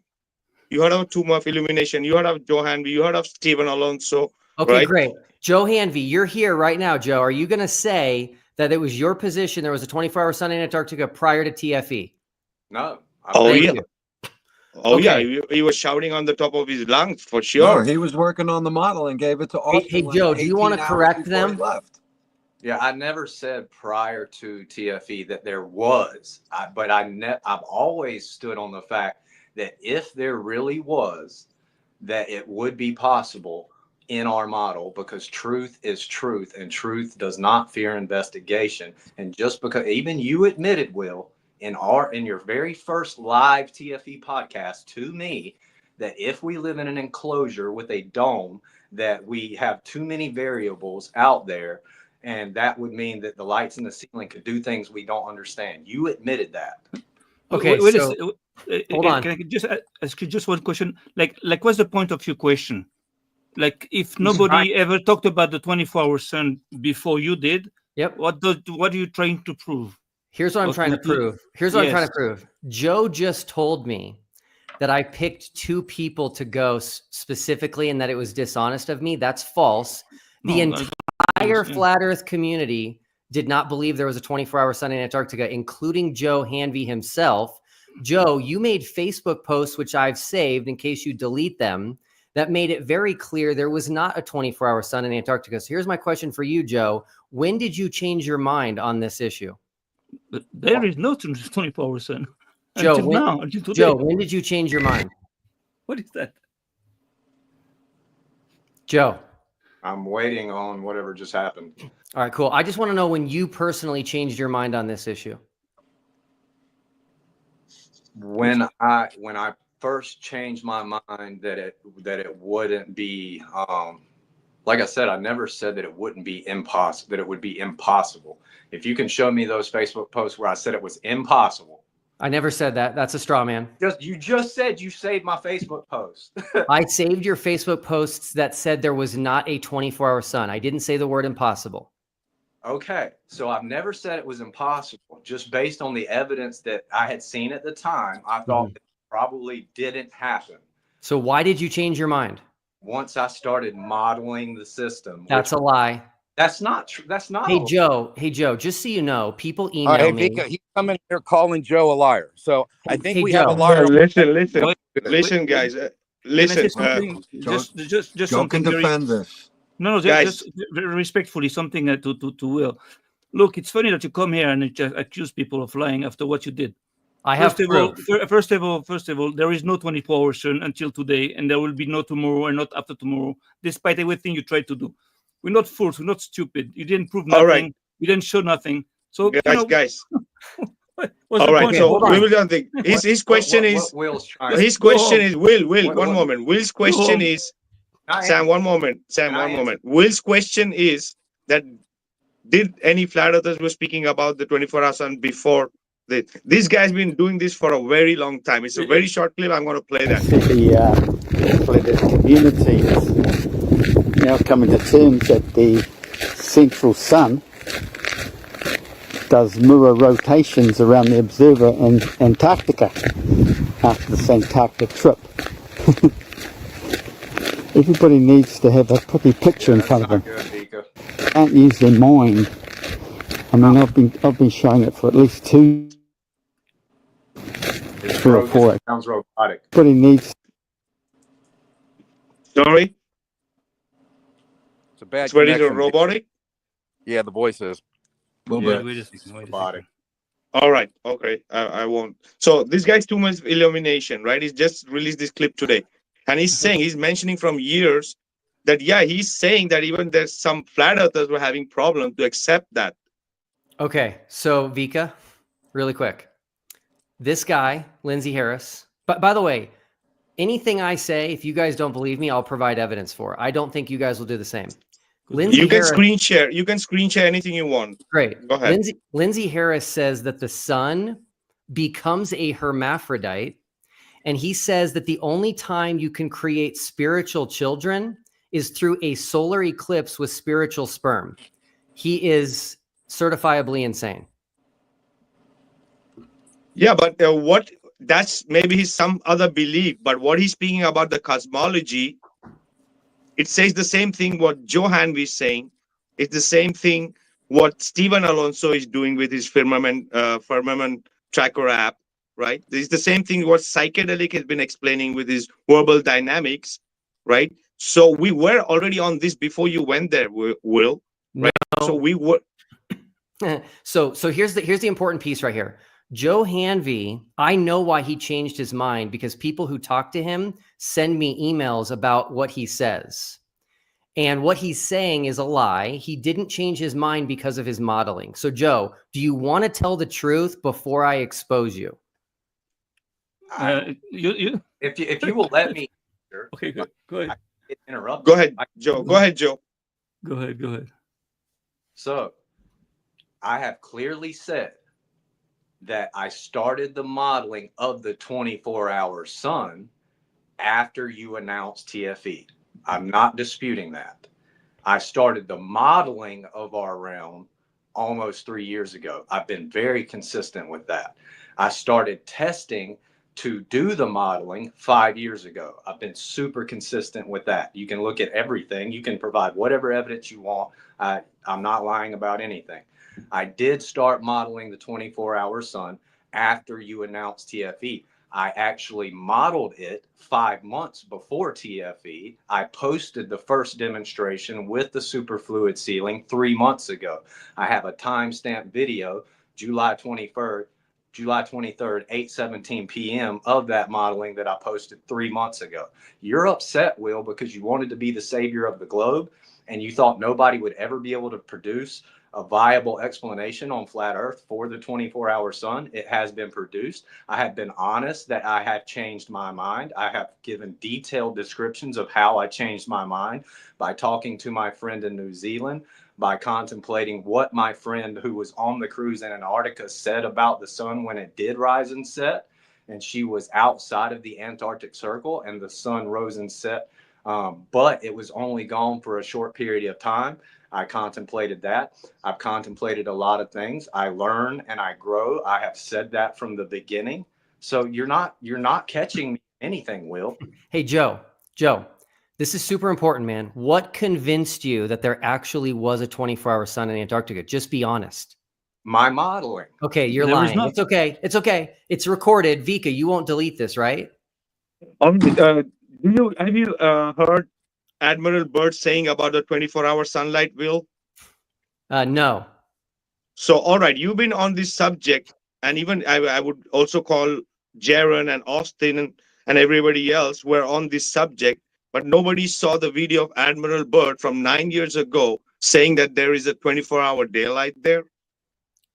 You have no idea about that? I didn't know about that. Admiral Byrd was somebody that the flat earthers said was on their side, and you guys have been saying how incredible he is. Why did you guys miss that for 10 years? Maybe it was done purposely now that it's coming out. That's a hard question to answer. Can I say something? Can I say something? You know, you remember what I told you just before that the goal of TFE is not to prove anything about the 24-hour sun, which they don't. They have nothing for this. The objective for those guys is to dismantle, and it's about the shape of the flat Earth movement. Look at what he's doing. He's coming here, accusing that guy of lying, while we know that he's been lying all along. I have proof. proof. This whole TFE is a lie. All right, so I have a we got it. I have a question for. So that's what he's doing. All right, so I have a question. So let's question Will Duffy. Will Duffy is here to prove that everything is legit, right? So the first question for you, because we have the opportunity around. So do you know that people from US or any country trying to go to Antarctica needs to inform the US government about them going to Antarctica? Do you have any idea about any such of notification or any form? No. You don't have idea? No. But by the way, guys, hold on. Yeah. Samuel is saying there's no 24-hour sun. So just so I can understand this panel here, what does Joe think? What does Vika think? What does Gene think? What does Keith think? We have everything on the table. Okay, let's go ahead. Joe, you go ahead. Go ahead first. He goes to division again. See? I would say that everybody here understands that any observation made from Earth is a flat Earth observation. So once we have all the data released and everything, and we have time to comb through it, we're going to just have more evidence for our flat Earth. That's not an answer. Anybody else want to go? It's not an answer. We all accept that what we observe in the sky, that our floor is still level. We all agree. Okay, Joe, I didn't ask that. Why do you have to play games? I said who believes there's a 24-hour sun on the panel and who doesn't. Don't change the topic. You're the one. All right, next. Who's next? All the time. Joe didn't answer. Who's next? We don't believe nothing here. It's not not on the globe chat here. We understand things. We flat earthers. That means Samuel, we don't you said I know your position. I know your see position. You said there's no 24-hour sun. What does Gene, Keith, and Vika think? Well, I mean, go ahead, Gene. I'll go, guys. Apparently, it seems that there is one, right? Certain times of the year, and I would have to say that it does not tell me the shape of the flat Earth, but it tells me the stationary Earth. That everything is circling above us, and the ground underneath us is not moving. That's what I get out of this. But where's the evidence that there is a sun? 24 hours. All right. Before we continue, Aloha. Let's keep this formal. Let's keep this formal. Yeah, we got Gene too. Aloha, your turn. From the very limited footage we have seen, I believe there is a light that went through the sky that could be explained through Joe's model. Whether it was the actual sun that we know travels from tropic to tropic, no, it wasn't that sun. What it was, I still don't know. I do not believe it's the actual sun circling around a globe at all, because you cannot prove curvature, you cannot prove orbital motion, you can't prove axial motion, you can't prove a spiral vortexing. So your video shows a light moving through the sky over a flat and stationary Earth. That's what I know. All right. Go home. All right. My idea, right? I'm open for everything. I understand that this realm is intelligent. So if there is something truth and natural about what happened in Antarctica, right? It's totally explainable. And if there is not, it's also explainable, right? We are not trying to invent anything. For sure, there is already things out that these have been said by the ancients. If there's a truth, that there is some refraction happening. So I'm totally open. That's my view. Yeah. Okay, great. So just to make it clear, I'm reading the comments and I'm talking to 5 people. You guys all disagree with each other. About half are saying there's no 24-hour sun. Half of them saying there are, and it can be explained by various things. So just so you guys know, the reason the globe side is so successful is because we're all defending reality, which is one model that works. You guys were divided before TFE. You're even more divided now. If you're so Right now, you know what though, Will? Will, we're going up against at least 500 years of hardcore indoctrination from the time we're in diapers and until the time you're able to let go of it. So yeah, this is not an easy climb uphill, bro. But now, and we exactly, and we are not a cult. Will, we are not a cult like you guys, because you guys agree to everything because it's a cult. If you're so successful, why are you losing? Why is the flat Earth movement growing exponentially? Why are you so scared? Well, hold on. Why are you here? Joe, you made a claim. Back it up. How is the flat Earth movement growing exponentially? Okay, I will get the links that I have that people have sent me of not only polls but other studies, and I'll send them to you. I don't have access to them right here at my fingertips, and all this. So that's fair. I've seen nothing like that. And just so you guys know, this is actually me doing you guys a huge favor. Flat Earth is going to end because of the final experiment. Yeah, and so you guys have to decide. You just lied. You guys have to decide. I can't lie. I'm making a prediction. Yes. You guys have to decide. Let him complete. Let him complete. Yeah, go ahead. Let him complete. Let him go ahead. You guys have to decide if you want to stay on a sinking ship or not. Okay, just so you guys know. The globe side documented made 15 predictions prior to going to both Chile and Antarctica. And all 15, we were right and the flat earthers were wrong. All 15. If you guys think you're going to be able to recruit new flat earthers after this, you're crazy. Will, do you know that? Will, do you know that you guys have shot in your shot your own foot by doing this TFE?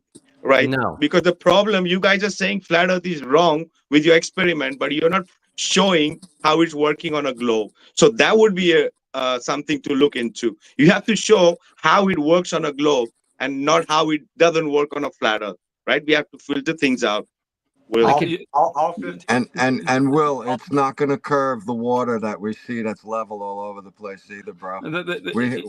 Not all of us can go down to Antarctica, but all of us can see the water. I only see curved water, Gene. I bet you do. Hold on here, Will. Please tell us, at what scale does the natural physics of a large body of water change from being observably and measurably level on its surface to displaying convexity on its surface? How big of a body of water do you need for that to happen? I don't know. Yeah. How would I know that? Well, you've seen it, though. You just said you've seen it. So where did you see that? You said you saw curved water. Yeah, exactly. We see and observe and measure the water level for at least 10s and 20s of miles at a time. If we trust our high altitude cameras, hundreds of miles at a time with zero curvature. Yeah. See, Will, you and I went back and forth. Will Duffy, question: have you seen the curved water under drugs? Do you take hard drugs?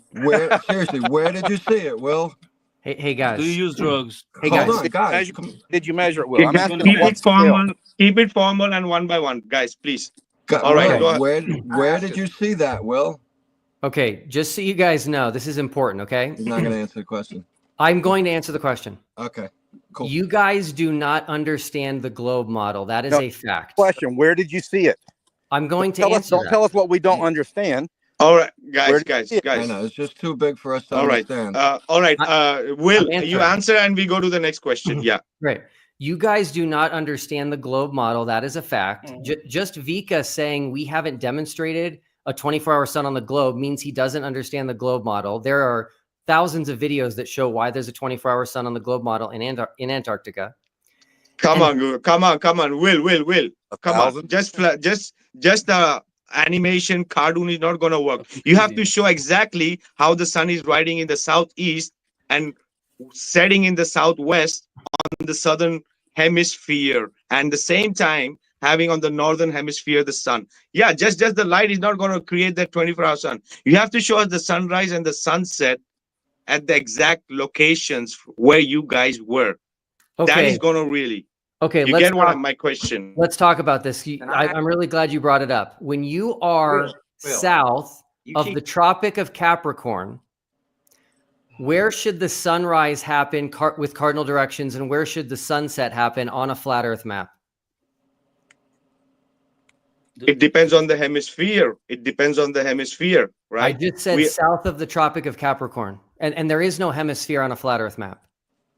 Yeah, but already the people were saying that it's in some part it's sunrise from the southeast and sunset in the southwest, right? So the two directions on a globe needs two suns. On a flat Earth, it's just a reflection or a refraction of the dome. So the problem is you guys showing that exact light phenomena of a local sun moving on the Antarctica. If you guys can show that, absolutely, we are open.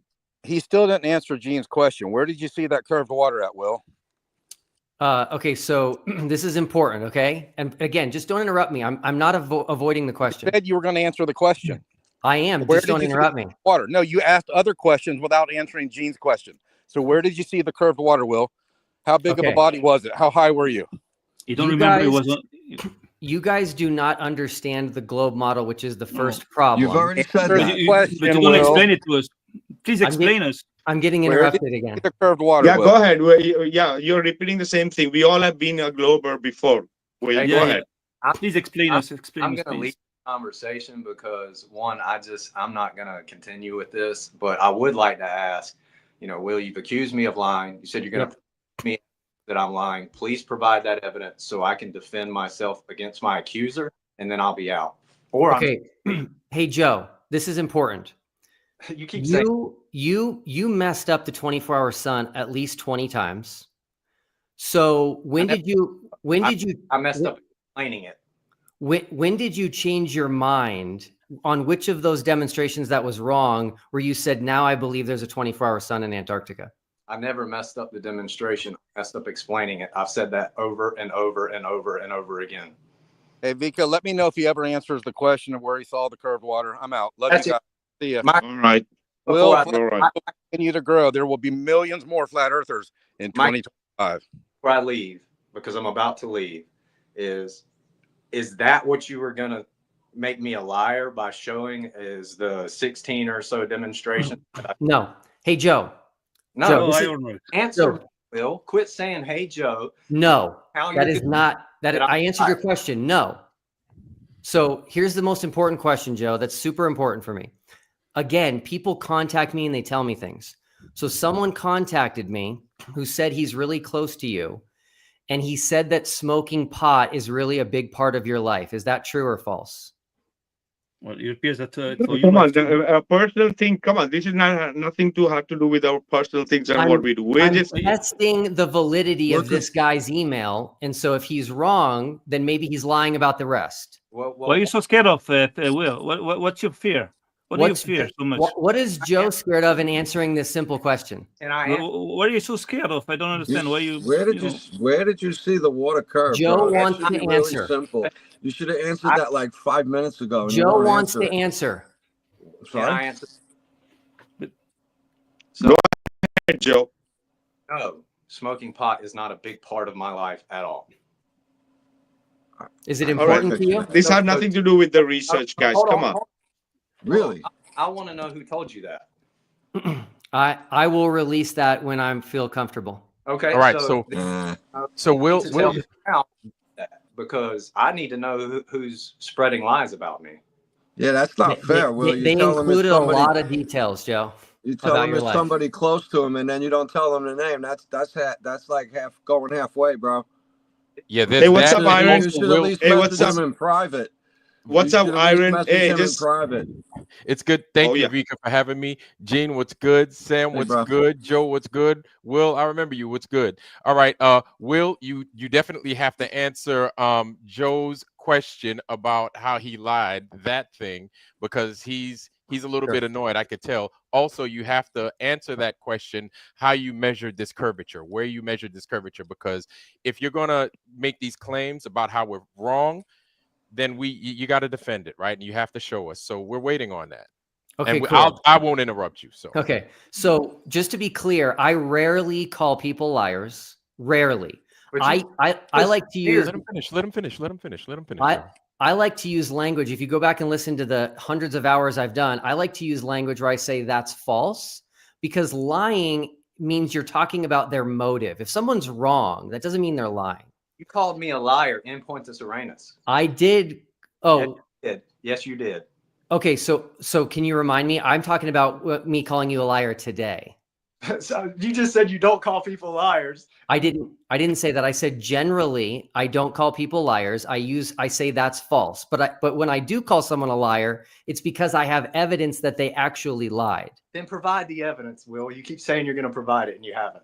Hey, Joe, I'm going to, but I just want you to know, and you know this, and so this is going to be between you and God at this point, but you did not, Joe, shine a flashlight on a plastic dome and say, oh my gosh, there is a 24-hour sun in Antarctica. That's a lie. It's demonstrably a lie. And I'll do you a favor, Joe, right now. If you tell the truth right now, I will not release what I have. Please release it. Because that's how you work. Great. Okay. I will release it. Okay. But if you're using who gets to determine when it's okay to lie? That you said it's okay to lie, right? According to the Bible. Gene, yes. Can we talk about this? I just want to know where you saw the curve, man. I really want to try and get that out before. And so that's another answer. That's another answer you have to make. You have to make for us. You guys will see. I am not afraid of anything. Of course not. Joe, peace out. But you should. Okay, Oh, Gene. damn, Joe. Gene, this is super important. This is super important. I want to see if you can be honest and logical, okay? Yeah. Did Rahab in the Bible lie to hide the Jewish spies? I really don't know. Okay, so then you don't even have a leg to stand on when it comes to the Bible. No, I'm going on what you said. Who's Ray? Who's Ray in the Bible? I don't understand. It's I was going on what one of the most famous stories in the Bible. Rahab, okay. Let's speak over each other one by one, because people are not going to get what you guys are saying. All right, one by one, please. So you guys, we've learned about Rahab since we were in Sunday school as little kids. It's one of the most famous stories in the Bible. So Gene, if you're not familiar with this story, I think you actually have a lot more reading to do before we can have the conversation about lying. Yes, it's true. What you said, Will, is true. Great. You can lie. Even in Judaism, you can lie, but you can lie to who? To That's what I was degenerates. asking. When To is it? degenerates like Sodom people, like gays and all those people. Like, you're not gay, right? I don't want to offend you. You're straight, right? So check it out. You can lie to a liar. Okay, great. So listen, guys, only to a liar, not to a community that doesn't lie. My 4-part sermon series says that it's almost always wrong to lie, but there are rare exceptions, which is why I use the word inherently. So you guys are actually, in a weird way, lying about what I said. I never said it's okay to lie whenever you want. I said there are rare circumstances where it is okay. Right. That's why I was asking you. I wasn't accusing you of anything. I asked you when it was okay and who gets to determine when. Right. Doesn't say that. Like I guess what we're looking for is an example, Gene. Sure. Is that what you're talking about? It's okay to lie when you're protecting the innocent. Yes. So if someone, that's how Will sees this, protecting the innocent, is a noble lie. He thinks it's a noble lie, just like Rahab's lie was noble. Okay, he's saying that's the equivalent. So basically, lying to protect the globe is okay. No, the globe is not a person. Okay, so anyway, okay, so guys, so Will, I'm sorry, you're protecting us from the truth of the flat Earth by lying. So. Oh, okay. All right. Will, I'm sorry. I didn't want to interrupt you. You still have to answer that thing about how you measure this curvature, because we need to learn what it is that you saw, because we don't know how you measured curvature. We're curious. But No problem. So again, please, guys, just don't interrupt me. Just give me a chance here, okay? I forgot your name. Oh, Vladimir. I'm Vladimir. Call me Okay, Vlad. cool. Thanks. Vlad, do you agree that if you cannot measure something, that doesn't mean it's not curved? Nah, you're beating around the bush. No, I'm not. No, I'm not. Okay, but Can something be you told me you curved? saw it, and Hold I'm on. just looking for that answer. Go ahead. Can something be curved but not measurable? Like what? Well, yeah, the Earth's curve is not measurable. We can't measure it. Right. That's the whole point. Hey guys, nothing. Vlad. Like, what would you give us an example of, please? Sure. So Vlad, Yeah. Do you believe that your cells are curved? You do know if the cells are curved, right? Human cells or animal cells, if they are curved, you know those things can be measured, right? Well, hold on for a second. You guys are putting me on the spot. Hold on. Yeah. Okay. Go ahead. So No, I'm curious. So go ahead. You guys, if you understand how I think, you'll understand how to have a conversation with me. Okay. I think logically. So just bear with me. It'll take 2 minutes. So Vlad, you believe your cells are curved, but you can't measure the curvature. Okay. So the next logical question is, we didn't say that. We don't believe we're curved. Hold on, Vlad. Okay. Are you denying that your cells are curved? Or are you denying that you don't have the ability to measure them? I didn't say I didn't say we didn't have the ability. I said what I was saying is I've seen them curved, and I'm sure with that curvature that we see, that they can measure it. Thank you. But hold on, let me finish. But what I see, like under a microscope, because we've all used microscopes, right? And we have seen things like cell walls. I'm sure those can be measured. Absolutely. Okay, great. Right. You just said exactly what I wanted you to say, because you and I agree. Okay. But now, that we agree on that. But hold on. Go ahead. No. Ahead. I'm gonna now tie it to the globe. You and I don't have the ability right now to measure our cells. We believe they're curved because we've seen pictures of them that are curved, and we can look at them under a microscope and see that they're curved. I cannot measure something tiny, and I cannot measure something massive like the Earth, but I believe it's curved for the same reason you believe cells are. I've seen pictures of the Earth, and I know other people can measure it. Wait, Will, now okay, but hold on. That's Vlad, incorrect. Wait a second, Vlad. Wait a minute, man. That's incorrect, because you told me you saw it. I said yes. I just told you I saw it. I've seen pictures of the Earth. It's curved. No, that's not seeing it. But that's not seeing it. That's a bad analogy. And hold on, that's a bad analogy bro. too. Because the thing is, we can also measure. We can measure the size of cells as well. We can measure. We can measure the Earth. Wait. Can I say something? It measures flat, Will. It measures. It measures flat. Will, I'm going to take your example. Check it out. When I was a kid, I believed in Santa Claus, and one day I saw him. I saw him in a mall. I touched him. Is it true? You touched a real person. Yes. I don't know. Will. It was Will. Santa Claus. You know that's not. Will, come on, man. Guys, one moment, guys. We are getting totally off track with what should be the topic here. The topic is supposed to be the 24-hour sun in Antarctica, and we have Will Duffy here. So why not let's speak about the 24-hour sun? And do you have something to share with us, Will? Because did you see the documentary from Stephen Alonso yesterday? No. The Gloves on Ice. Did you see that? No. Because it's already a good preparation for the hit piece you guys are preparing, right? Okay. So we have Vika, go ahead. You just said something false. Can I stop you? Go ahead. What false? Why are you saying that we are preparing a hit piece? Yeah, because Jonathan is acting weird. Okay. Jonathan, you are funding Jonathan, and Jonathan is pretending to be a flat earther, right? Okay. And he have relation with the Hollywood scene and everything. So it might look like a production, right? And he's trying to come and look for flat earth evidence where he can put in there. So if you are funding, so it's a good question right now. If you're funding Jonathan, how come you want to produce a pro flat earth documentary? Okay, Vika, What are you? This is important. You have no evidence that he's a fake flat earther. All the evidence points to that he's a real flat earther. He's been posting about flat earth since 2015. Okay. I'm not saying he's fake, but it doesn't look genuine. All right. This is what I mean. What does a genuine flat earther look like? It's not 100%. Like, yeah, for sure, having some posts, but he's not that thorough in flat earth, because he was there with us on TikTok lives, and we tried to ask him a question, and he was stumbling, right? He was stumbling a lot. Okay.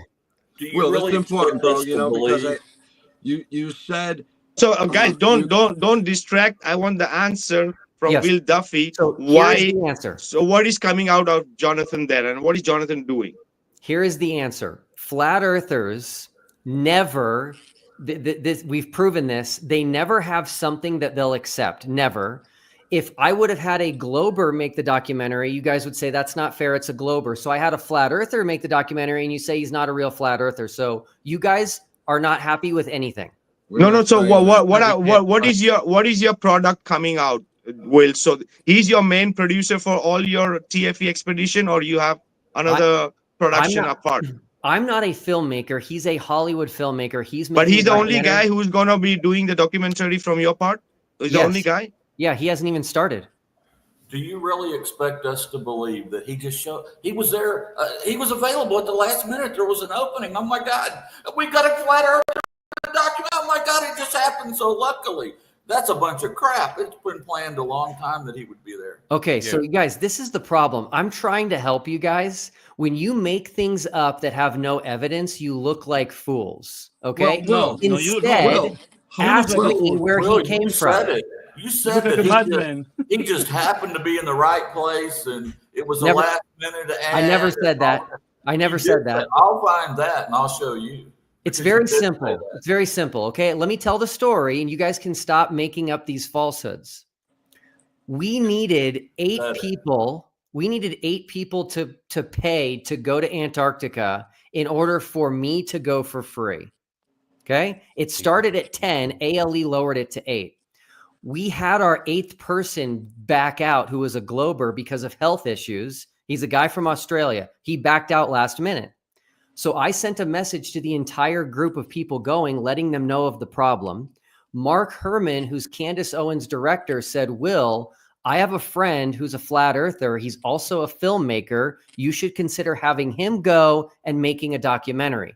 That is what happened. That's the truth. We have receipts. Stop making stuff up, please. In the words of Austin Whitsitt, cool story, bro. Yeah, see, okay, whatever. You're crazy, dude. Whoever you are. You are giving. So okay, Will. So you are giving Jonathan all clean sheet, whatever he can do, right? Yes. That's what it looks like. Yes, that's it. So so whatever he puts, you're going to agree with it, even though if it's a pro flat earth documentary. Yes. Is that true? Yes. Here's the problem. I know. Now, when I say no, I should put that in quotes. I'm confident it will not be a pro flat earth documentary because, again, there were 15 predictions made. The globe was right on all 15. Flat earth got none of them right. Every flat earth prediction was wrong, by the way. Everyone. All right. So we can do one thing, Will. Now, right now you're here. One moment, guys. So we'll do one thing, Will, so that you are here. You are the guy who's funding Jonathan. I spoke to Jonathan very few for a couple of minutes on TikTok a couple of times. I was trying to get him here because he would need proofs of contra argument against what you guys have to give, right? So we would like to have him here and discuss and give our contra arguments. Are you willing to make that happen? I can, but I can also tell you in the film world, once they start a film, they work on it sun up to sundown every day. So I don't know if he can do that until afterward.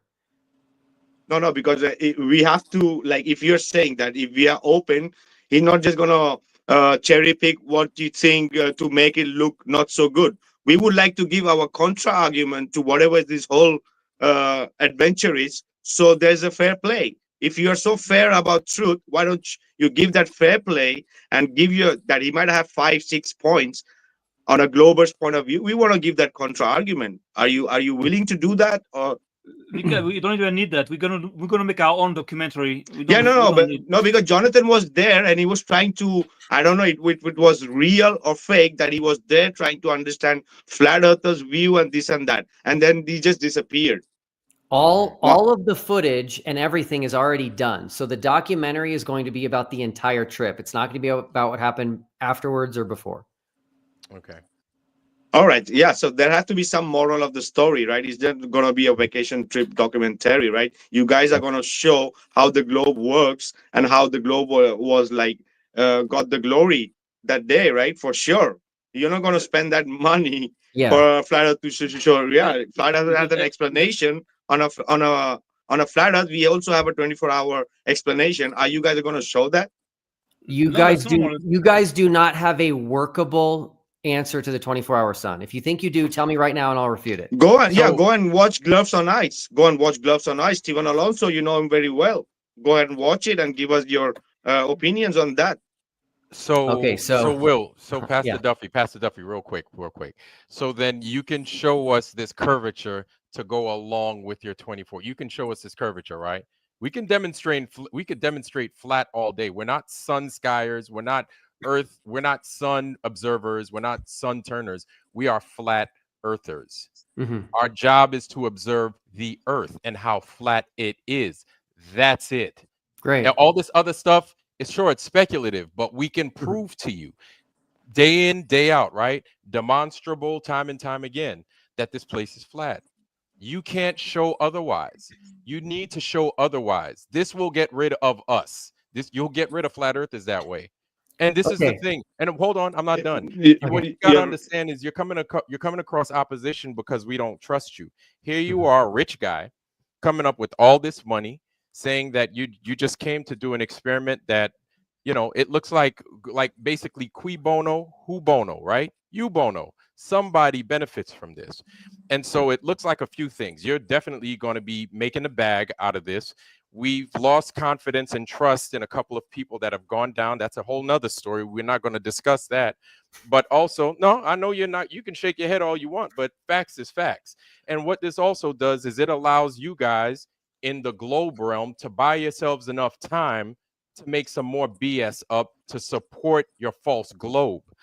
There is no globe. The reason flat Earth is growing is because people are starting to become uncomfortable, and they're uncomfortable because the truth hurts. Mm-hmm. And as this discomfort grows, people are attracted to what the truth is. And you're not. Why you're doing what you're doing is beyond me. But you know what you're doing, Will. What you're doing is not new. It's been done before, man. No. Your pastor. Oh yes, it's been done before. No, it's been done in the time of Noah. It's been done before. No. No one has gone to Antarctica in this space. That was a first. It's not a war against God. It's about a war against nature, against humanity. It's nothing to do with the shape of the earth. It's a war against the creation. It's a war in order to make people believe that there is no dome, so that there is no creator. We know that. We're not stupid. We're not globers. You have to, when you come here, you have to be prepared. So I tell you, we know exactly and you are in a no-win situation. You are in a no-win situation. You're going to fall like true. All your fathers before, all the degenerates before that tried to go against God. They all got destroyed. Don't you learn that? Don't you learn history? Okay, so this is important. You guys are going to hate this, but I have to tell it to you, okay? Of course. I firmly believe that I was given the final experiment idea from God. And I firmly believe... Which God? Which God? Yahweh. Which God? Let him finish. Yahweh. Yahweh? The God, yes, the God of the Bible. And I firmly believe that it was God that cleared the weather for us the 2 days we were filming. Not the. If you really want the people to believe, if you really want the people to believe that, right? That you really want us to believe that, right? I'm just telling you. I'm just telling you. It's interesting that you guys won't consider that as an option. I tell you something. Did you talk to somebody, some professional with that about that? Did you talk to like somebody that specializes into that kind of things? No, you know what? That's where all creative ideas come from the ether. When you talk to yourself, you're talking to God or your spirits, your guides, whatever you want to call it. So I don't have a problem understanding Because that way of thinking. if God talked to you, he will never talk to you as being Yahweh, because it's not his name. In Hebrew, it's not Yahweh. God doesn't. I don't think God So I don't really know cares that I don't know who his God, name right now. you I'm a talk to, little but tiny Yahweh human is not being. his name. I In did Hebrew, not don't say pronounce it like this. this is the Be problem. careful. This Don't is the believe problem. Chico Mate? Who's Don't Chico? believe the Hold on. globe dots, man. No, hold on. I have a huge problem with what Samuel just did. Yes. His response implied that I said God spoke to me and I heard him verbally and said his name. I never said any of that. I said that I firmly believe God gave me the idea and cleared the weather. So let's just make sure what I'm saying is not being twisted. Yeah, but if you don't know the God, if you don't even know his name, how can you talk about him? The guy that canceled out of the trip at the last minute, what was he, a documentarian? No. No, so it was just a lucky break. Okay. Okay, Will, who's Chico Mate? Chico Mate. I believe he is a Brazilian. Okay. I believe you had lunch with him. I did not have lunch with him. Where are these people come up with this nonsense? Okay. There's pictures of you in the hotel with him. Okay, so there's no pictures of me having lunch with him because I didn't have lunch with him. You guys got to stop making stuff up. Like the I didn't globe. say anything. There's I no was just pictures of the asking a globe question. because there is no globe. You guys got to stop making stuff up. We proved the globe because every prediction we made came true. Your guys' predictions were false. All right, Will, if I say this, Pastor Duffy, excuse me, if I say this, Pastor Duffy, you've got black hair or brown hair, dark brown hair. Yeah. Okay, guys, there's this guy in the bottom right hand. He's got dark brown hair. He's got a pretty thick 5 o'clock shadow. He's wearing a heather gray hoodie. He's got TFE in the background. He also has a machine gun in his left hand. A lot of people, if they just see this clip, they're going to go along with most of what I said, or probably all of what I said. Where's the machine gun in your left hand? There is none. Machine gun? Yeah. There's no machine Yeah, gun. but take So the hot you guys, see what take you've care- done? take- Do you see what you guys in the globe do? You guys do stuff like this. You'll say, hey, let's go do this 24-hour sun trick, right? And for all intents and purposes, let's just entertain it and let's just say that there is a 24-hour sun. Whether there is or there isn't, whether we agree or disagree, let's just say that there is, okay? I'll just say that there is. And there is a 24-hour sun. You're just going to couple that with the BS that's the globe that you cannot prove. Yes. People that don't know, and exactly, yes, and you're smiling, you're agreeing. We So can people prove the that, hold globe, on, I'm not and done. we did. People, hold on now. No, you didn't. Now, here's the thing, is people that don't know better, which is the vast majority of people, because the majority of people, unfortunately, I'd hate to say it, they don't do their due diligence. They don't back check. They don't have independent thinking. They're going to go along just to get along because they're tired and whatever other reason. They're going to see the 24-hour sun and then they're going to be like, well, of course it's a globe. Of course it's a globe. So they're going to say that's the truth, that truth of the 24-hour sun, if that's true, with something that's totally false, and they won't do any further research. So like I said, this is how you guys continue to buy time. This is how you guys continue kicking the can down the street and fooling people. I know it's fun. It is funny. It's funny. And you want to know something? Bravo, because it may win. But I'll tell you what, another thing. You've just made 1 million more flat earthers, my friend. Pastor Duffy, pat yourself on the back. You have just made yourself 1 million flat earthers. And I caution you, you need to tread lightly and you need to be careful, because whatever your motive is for pushing this lie, people are going to see right through it and they're going to come checking on you. Whatever, man. You seem like you're a good dude, a good dad, a good brother, a good husband, a good father, right? Seem like all those things. But people on the outside, they're going to be checking on you. You take a look at this chat. You see how people feel. Now, these people are relatively mild. At least I think so. There are going to be other people out there that don't take too kindly to bullshit and lies. And I'm just telling you straight up, man. A lot of people don't. We need to relax. Yeah. But no, I love you guys, family. Just something to just to add up to Iron take care.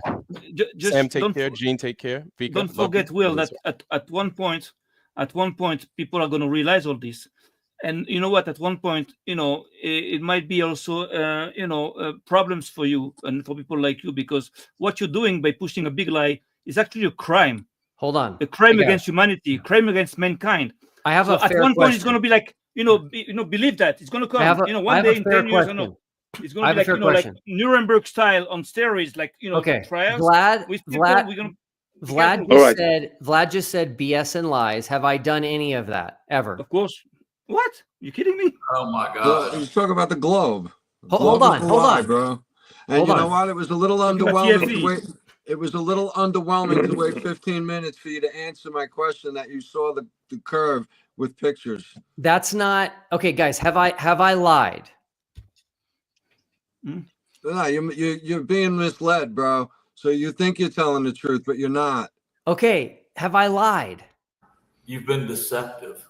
Okay, how was I deceptive? This whole thing is a psyop. You know that, Will. How? This whole thing is a psyop. First of all, you know that. It's very simple. First of all, there's no 24 hours sun. You never showed it. That's number one. Okay, we did. No video. Samuel, we showed the 24-hour sun. What are you talking about? You didn't show nothing. Where? You didn't see the video on Dave McKeegan's channel? Oh yeah. But that's the best. That's the best out of after all this. That's the best you got. That's what now. That's what you couldn't 24 hours. Hold on. Why is that not good enough? Oh well, that you have to double check. You have to check your mistakes. Because hold on. What mistake? You don't know. You know what? I tell you something. It's it's too bad for to lose our time. We're gonna make a documentary. We're just talking with like some flat earth bodies. We're gonna make a documentary in order to expose quickly, what you've been doing over there, in order to use what you've been doing to recruit more and more flat earthers. So in that documentary, you'll be welcome to consult it and to see all the flaws in all your demonstrations and all the fuck ups. Sorry to speak like this, but that you've done. And if you don't know about them, you have a problem. You're living in a Samuel, it's going to be very hard for you to make a documentary when you didn't even know we have multiple videos released of the 24-hour sun. Oh yes, really. I think you're dreaming. I think you're living in a different reality. I don't think we are not on the same plane. We're not on the same reality. Well, I'm sorry. You didn't even know we had a video. And I'm guessing now that you do know, it's not going to change your mind because you don't really care about the truth is my guess. Well, when I see somebody lying like 1 time, twice, 3 times, 10 times, after that, I don't care. Of course, I don't, I'm not going to keep on watching. I'm a fast learner. If somebody tries to fool me once, okay, twice, 3 times, after that, that's all. How many times does he have to fool me? I have not tried to fool you once. Neither has Jaron, neither has Austin, neither has Lisbeth, neither has Jonathan. No one's tried to fool you. Have you seen all the hundreds of videos there is on internet, showing, how, all the flaws in all your movies? Have you seen that? Because maybe you didn't see them. Okay, let's just pick one, and I'll show you quickly why it's so dumb. Okay, the snow. What about it? No trace on the snow. False. Every video. You deny everything. Deny everything. Reject everything. Okay. Hold on. You can screen share, Will. You can screen share if you have something to show regarding that. Every video that's already been put up and every video that will be put up has footprints in it. Why are you saying there's no trace? Well, that means you didn't see all the videos. No. Every one has footprints in it. Yes. So don't say there's no trace. No trace means there's no footprints. Mm-hmm. I'm talking about the footprints that you see, that are supposed to be made and that are not made. When somebody walks on the snow. Just so you guys know, there's a flat earther who's now leaving flat Earth because of this argument. Because of a lot of things, but this is the main one. And he talks about what's his name? Hold on. The guy who was on your last live? No. You guys, his name is Nick Havok, Havok. And he points out in his video where he's saying that flat earthers are making the dumbest arguments. He's like, when snow gets packed down, it becomes hard and it doesn't always leave footprints. Yes, but always a mark. Not zero mark. Not always. Okay. Not always. You cannot touch the snow, even like ice. Even Samuel. Ice, leaves traces. Come on. So, Samuel, help me out here. I'm Mongolian. Are my eyes like this? I don't understand. Who are you talking to? Samuel, help me out here. What do you think we were walking on? I don't know. but not snow. Oh, so then just give me an idea of what it might be. I'm not a technician. I don't know. I know that what you've done is possible to do it with the technology that we have today. So it's easy to do it. So that's okay, not a so problem. Samuel, if I waste my time to make you a video where you can see us walking, you can hear the snow crunching, and you can see the footprints, are you going to change your mind, or it'll be a waste of my time? Why can you do that? In the studio? I don't understand. One thing could change things, right? Will, the screen, the photo you guys took with the topless, right? Topless photo you guys have, amazing one.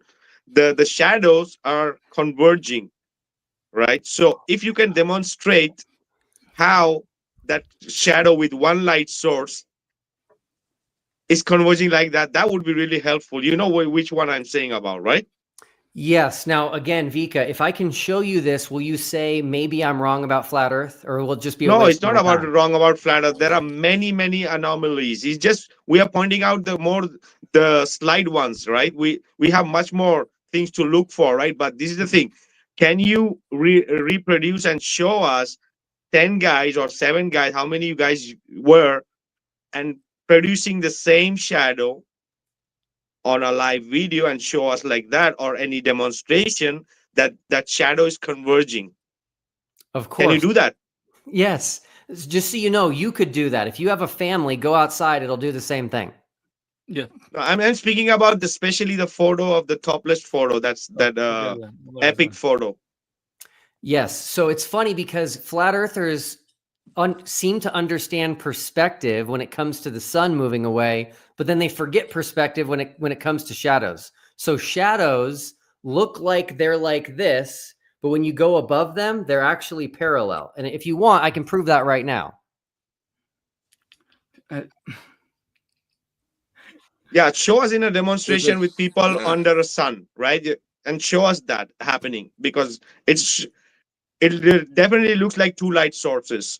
Absolutely looks like it, like that. If you can do that, that would be really helpful. But they don't care. Will doesn't care about this. Hold on. Care about all this because the point of his entire operation is to target the flat Earth community, not to prove you anything. This is we know that. Oh yeah, go ahead, Nachikita. Welcome. What's up, Nachikita? Welcome. Go ahead. Hello, everybody. Hi, Will. Good to see you. It's been a while, but I have a quick question for Will. Will, Jaron and Whitsitt is still claiming that they are flat earthers. So what's the situation about that? They are basically saying that because they took your money, right? And they went to Antarctica with you, and then you had the terms and conditions with them that if anybody saw the 24-hour sun at Antarctica, it means that the Earth is a globe, according to your terms and conditions. Is that not true? No, I didn't say that they would have to change their position. No. You didn't understand my question, perhaps. Let me rephrase it, okay? The final experiment is if you see the 24-hour sun in Antarctica, then the Earth is a globe, correct? Yes or no? Are you talking about in writing, or are you talking about what I say? In writing. No. In the website, the final experiment, you said that if people go down to Antarctica and if they see the 24-hour sun, then the Earth is a globe. Yes or no? I said that a 24-hour sun would falsify flat Earth and prove the globe. Yes. Yes. Okay, good.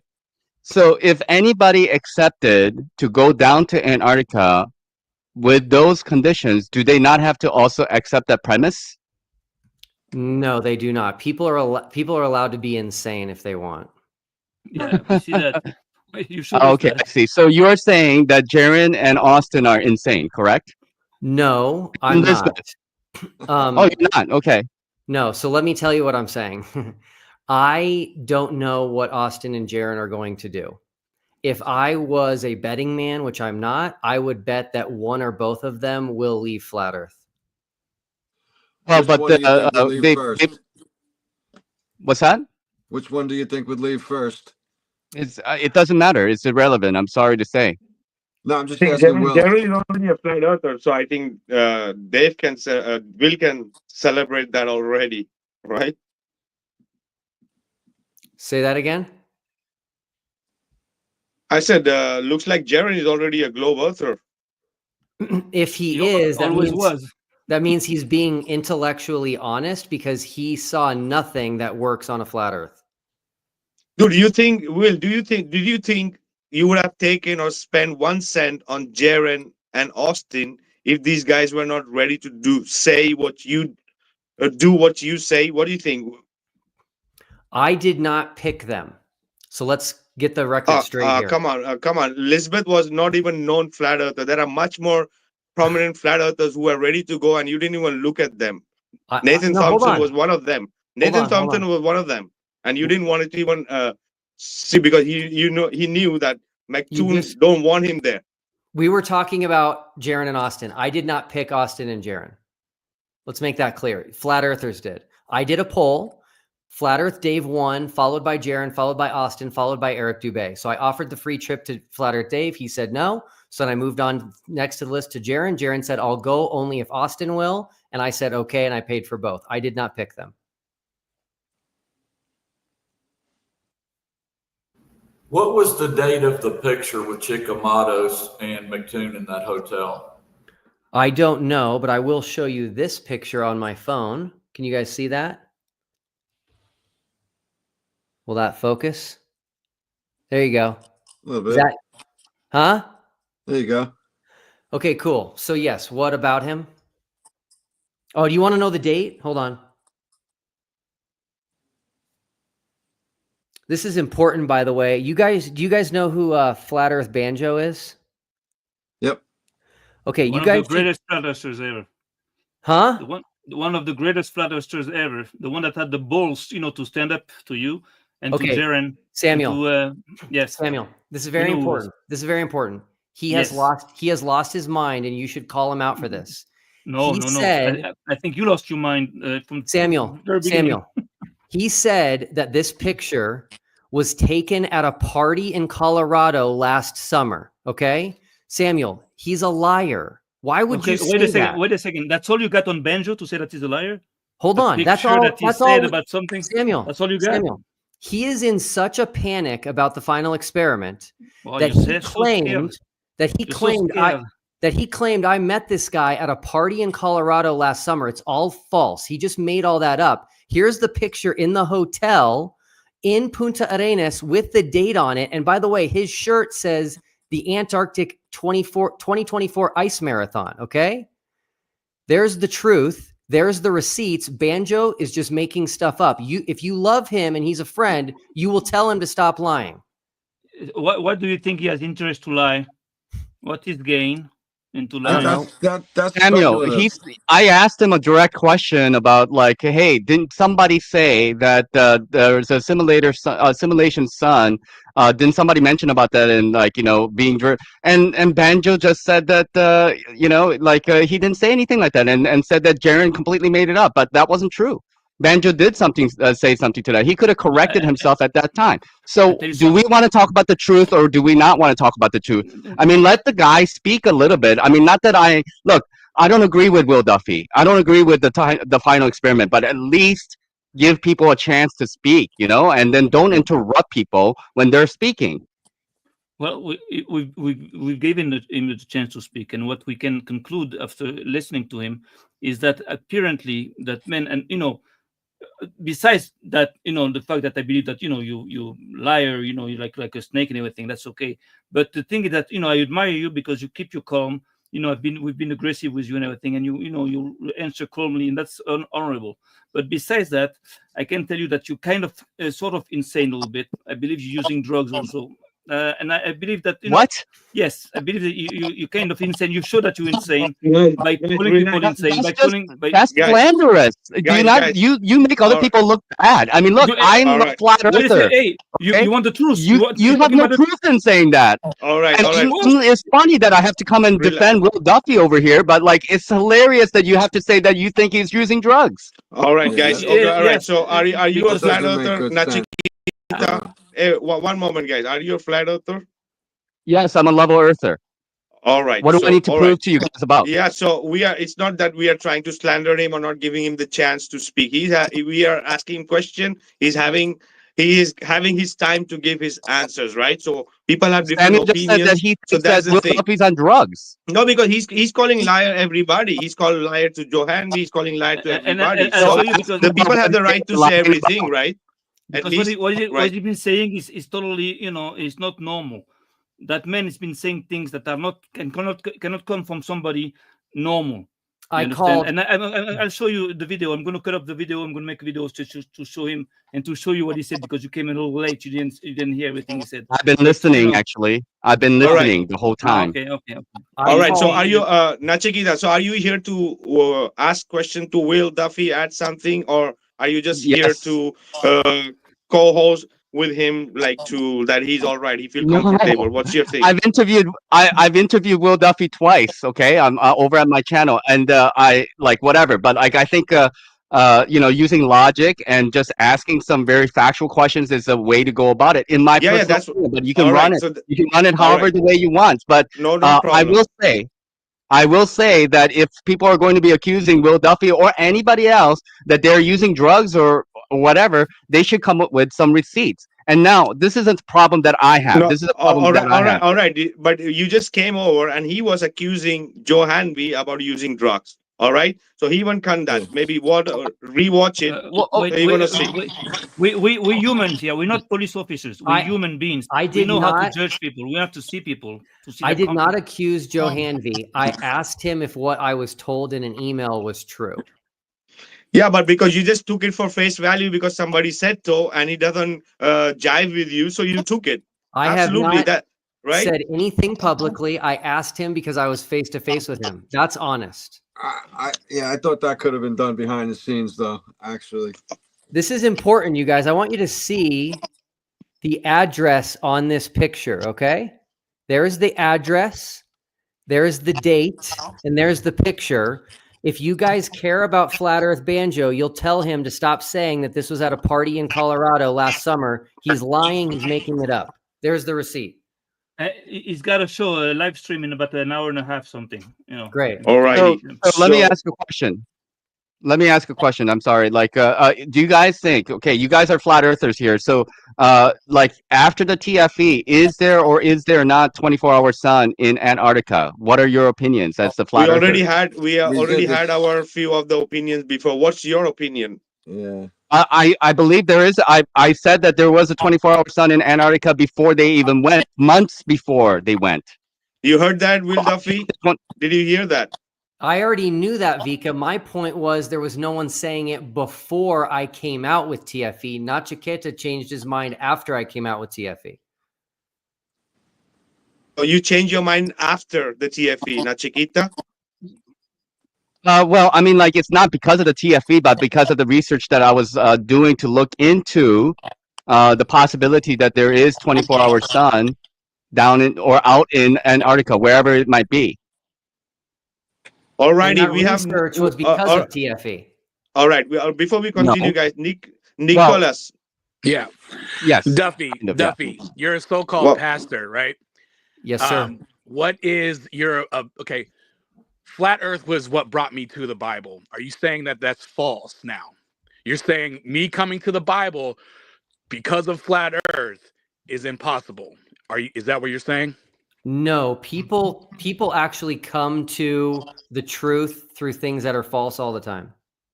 So that's you shouldn't even say that as a pastor, my friend. That's really bad. It means you hate the Bible, in my opinion. Now, there's many people have come to the truth of the Bible because of flat Earth. You didn't prove curvature. All you proved was that there could be a 24-hour sun in Antarctica. That's not the final experiment. And in my opinion, bro, I don't see you as a pastor. I see you as a false deceiver. Okay, so that's just like Samuel calling me a drug addict. You have no evidence not at of all. that. Not at all. Different. Hey, not Nicholas. You've preached that lying and deceiving is okay. Okay, so here we go again, misrepresenting what I said. By the way, guys. Maybe you could have done that presentation a little more in depth then, because it didn't look great for you, man. This is how they do it. With half-truths, always the half-truths, not guys, the entire you picture. have to let me respond. They can play around like this, you understand? You have to let me respond. Yeah, all right, Gene, Yeah. I did 4 sermons on it. You've heard none of them. It's fully in depth. Anybody that's listened to them, including Jaron, is actually calling flat earthers out for saying, why are you taking Will out of context? All right. No, well, like what I said was, though, maybe you could have done that presentation a little more in depth. No, I couldn't. I didn't. If you go watch I it. didn't see the. I'm Yeah. sorry. He did. Maybe we did. He did. I mean, we saw maybe like a minute and a half of it, and Right. you know, I That's mean, what I like was gonna maybe say. he Maybe I spoke just about saw it for 2 hours. I'm not portion here of to it. defend that. We're just here to talk about.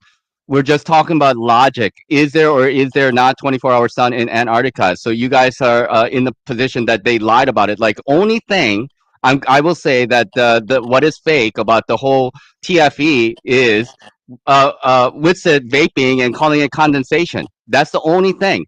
But everything else, there's an explanation thereof. But Will Duffy is saying that, well, so what if Witsit took a vape hit? So what? It doesn't change anything, right? That's what Witsit. We haven't. It's still deception, you know. Nachikita, we haven't come to the conclusion that it is fake or is it not fake. If there is a 24-hour sun or there is no 24-hour sun, there are people who don't believe this shit, and there are I people know who that. believe this, right? So I know that. for us flat earthers, at least here, this community believes that it's better to have it on the table because the way the things are coming out.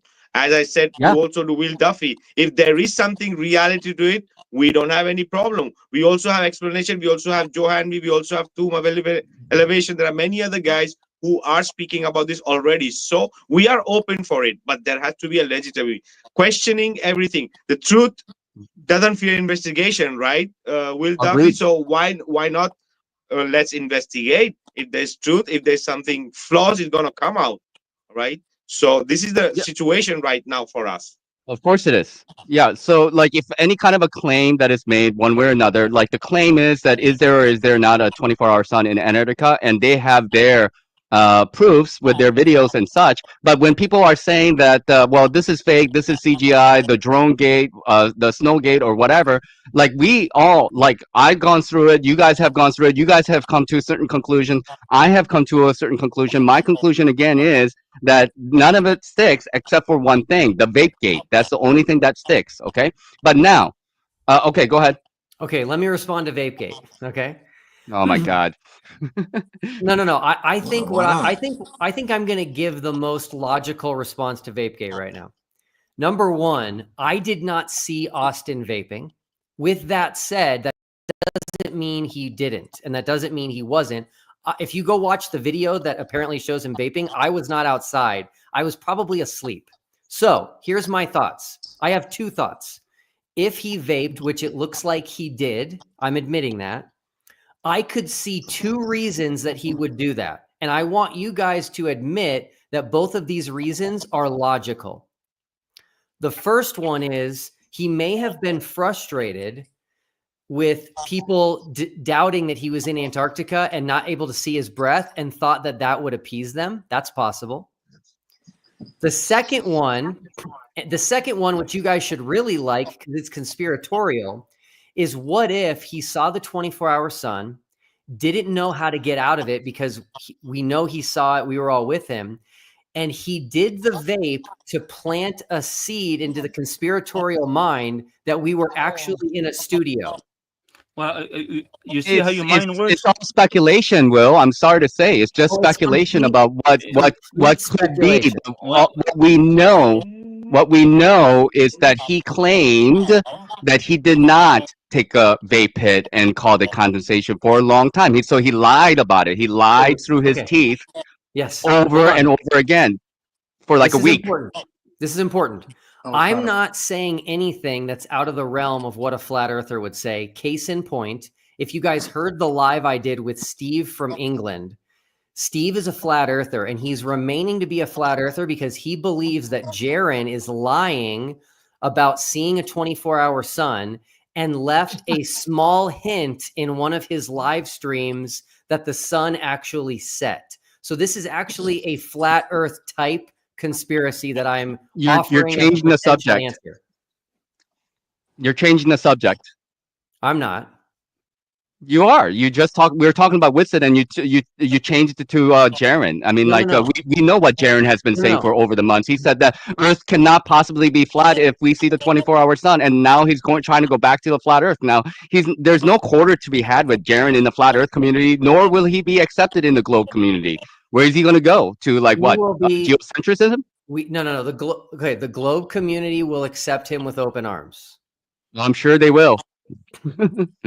I'm sure they will. To have someone No that. real flat earther is leaving flat Earth over this. Yeah, if experiment. Jaron, we know if Jaron that is almost already a glober, so he was never a flat earther, right? Right. that's the case. If you Because guys want to take the position that Jaron was not a real flat earther, then no one is by any standard, and you guys are making yourselves guys, look bad. okay, one moment, guys, your concept, guys, one moment, your concept about AE map being false because of a sun is totally wrong, right? A map, Duffy, if you understand, a map is not a model. When you guys are going to understand, drawing a continent on a piece of paper and calling it a model is not going to work. Putting that map on a ball on a stand and calling it a model is not going to work. Your model should include all the luminaries, including the 24-hour sun with the sunset and the light effect. That should be presented. If no, it's all hokey pokey pseudoscience. I cannot be more clear than that, Will. What is pseudoscience? It's like we call that monk shit in our No. language. What are you saying is pseudoscience? What you guys are pushing, pushing is pseudoscience. Hold on. All we're pushing is documented evidence of reality. Oh, your reality, not ours. What? Nah, it's not, man. It's not documented evidence. You're not in the reality. You're living in some other world. Hold on. What is documented evidence then that you would accept? The Earth is flat. No, Gene. You're not answering my question. What is documented evidence that you would accept? Where's your drone footage that you went up a mile high from start to finish, up and down? Where's that? Okay, I have it. If I show it to you, will you admit you're wrong? No. Why would it be wrong? We're not going to admit we're wrong. It's too late for now. Okay, so Now, just so you guys know, hold on. Hold on. You're a No. pastor, and you find it deemable and respectable to waste $500,000 on a meaningless trip when you're a pastor and you're supposed to be helping God's people. $500,000. More He than didn't that. spend $500,000. Correct. Tens of millions. It's not. It's tens of millions. It's not $500,000. It's Tens of millions. Not him. What? I'm talking about 7 years. You know that whole thing. It didn't come up. It didn't come up with Will. What do you think? It's like Will that started at TFE? You think it's something like new that come out of the blue? What are you kidding? No. The claim is that Will Duffy spent like $500,000 for TFE. He officially speaking, I don't know exactly, but officially speaking, he did not spend $500,000 for TFE. Correct. Look, I have to correct the record because I don't want to be associated with other earthers who are making accusations without baseless accusations against Will Duffy. All right. Will, can I ask you a question? Could have helped other people. Why not? Guys, I want to ask Will a question. Guys, one by one. Nicholas, go ahead. Your turn. Why did you waste money on this trip when you could have helped homeless or a homeless shelter or a nursing home? Sure. I do believe God gave me this idea. And that's why I did it. Yeah, your God's not our God. Sorry. Guys, if you really look into it, it was a waste because it's a pseudoscience, right? You are trying to do an optical observation against a geometrical observation. That is pseudoscience. That's what it is. It's not a waste. They know what they're doing. It's a success for them so far, but it's going to turn on them. Why it's not a waste? Because they've succeeded again into dismantling and dividing the flat Earth community. Right. This is not to prove. It is not about the shape of the Earth. It's about the shape of the flat Earth community. It's about dismantling, imploding the flat Earth community. Don't you get it? Yeah. Well, maybe it's a good thing in some ways. Maybe it's a good thing in some ways because we get to find out who the real people are. You guys strengthen us. Hey guys, what Samuel just said is partially true, considering you guys don't even agree with each other right now. Samuel does not think there's a 24-hour sun. Case in point. That's okay. Oh yeah, because that's why, as I mentioned, because we are not a cult, Duffy. That is the reason. This shows that we are not a cult. We can question each other, but we are still flat earthers. That's the thing. We're not following blindly what the priests have said, and all the rest is working because of what the priests have said, defending this globe indoctrination. Look, Right? We Well, know yeah, it's been phased in from a very long time. Well, yeah. I Okay, feel look, that there is some good in you. I think you should join us. Just Well, forget all you people. Join us. You know, you should join us. did not You should succeed in join us. turning you fully. We You just can said we're not a cult. come back to the Then side of you're light. saying that you should. guys, I Okay, want look, to ask guys. Will a The All right, question. problem is, one moment. It's Gene's turn. It's Gene's turn. Go ahead, and then Nachikita, you're all right, next, and All then right. Duffy. all right. Thank you. So, you're a man of God. You're a globe believer. So let me ask you: does that mean you believe in like Big Bang, evolution?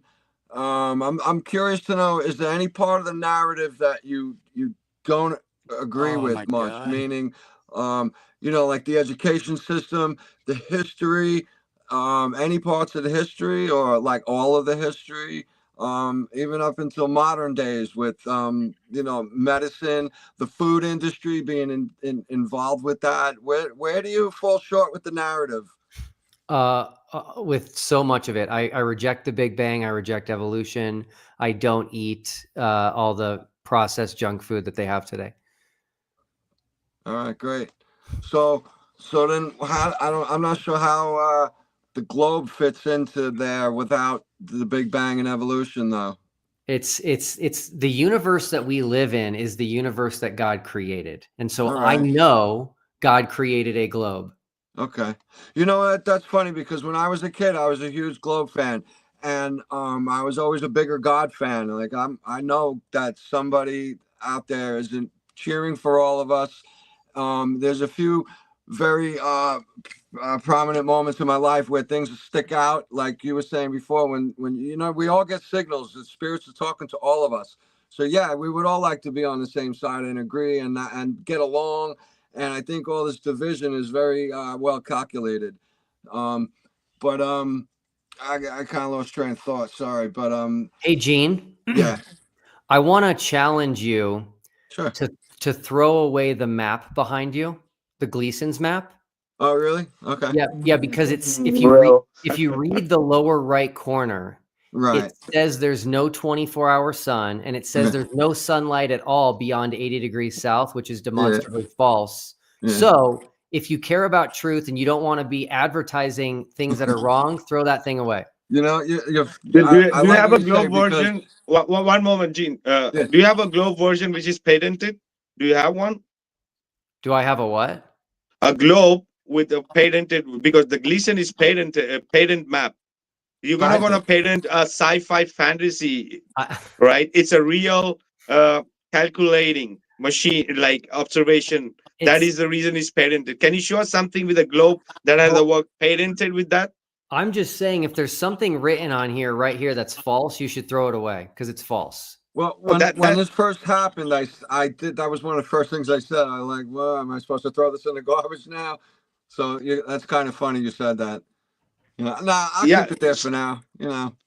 All right, for later in the time, we know that you're going to realize that this is not the problem. The AE map, you guys didn't debunk AE map. You guys have given more stuff for the flat earth and the AE map, more evidence that it works, right? Do you know that Gleason was a chronologist? Do you know that? Right? I didn't know that. Can I prove to you right now that TFE falsified the Gleason's map? Go ahead. Screen share. Go ahead. What do you want to show us? Then we also going to show that how, if there is a 24-hour sun, it's impossible on a globe. Let's do that. Okay, so real quick, TFE falsified Gleason's map in multiple ways, and I'm just going to say one right now, which is we had someone with us. His name is Critical Think. He flew from Santiago to Sydney in about 13 hours. That is impossible on Gleason's map. Yeah, the jet streams, right? The hours, it can make a difference. The type of the plane, right? So it doesn't change anything. No, it does. According Hold to on. that. Yeah, go ahead. Okay, so the jet streams go the other direction. This is well known and documented. There's a reason flat earthers said for years that Santiago to Sydney was a fake flight, and why a flat earther from England named Steve told Critical Think that he didn't think the flight was real, and if Critical Think could prove it, he'd pay him $500. He paid him $500 because Critical Think filmed the entire thing. So I'm telling you right now, that flight is impossible on Gleason's map. It's impossible. It's going to reach to up to 800 to 1,000, depending on the kind of aircraft, right? You are saying jet stream doesn't go in different direction. Just the altitude, changing altitude can change the direction of a jet stream. That's how the satelloons rotate in a particular zone, right? You can claim it's not like that, but that's how the communications, a so-called satelloon works. By just changing the altitude, they change the direction of the jet streams. You can check it out, how it works. I have, and they definitely don't work. They don't go in both directions. Just so you know, consistently, Santiago to Sydney is many hours longer than Sydney to Santiago every single time. It's consistent, and that's because the jet streams only go in one direction. Plus, you have to appeal to jet streams for every flight for the entire time that have never been documented before. So they're not going 1,000. That plane is not going 1,000 miles an hour. It would need to for this flight to be real on a flat Earth. There are no planes going 1,000 miles an hour for the whole time. At 500 or less, right? The speed exactly, right? That's the main difference of time, flight time. That's the only reason, not because the Earth is a globe, right? If you want to go in detail with navigation, Will, you're welcome. But how the charting and everything happening, if you really want to go in, we can. But anybody else have a question then? Yeah. All I'm going to say is that the globe side made 15 predictions before we went on the trip.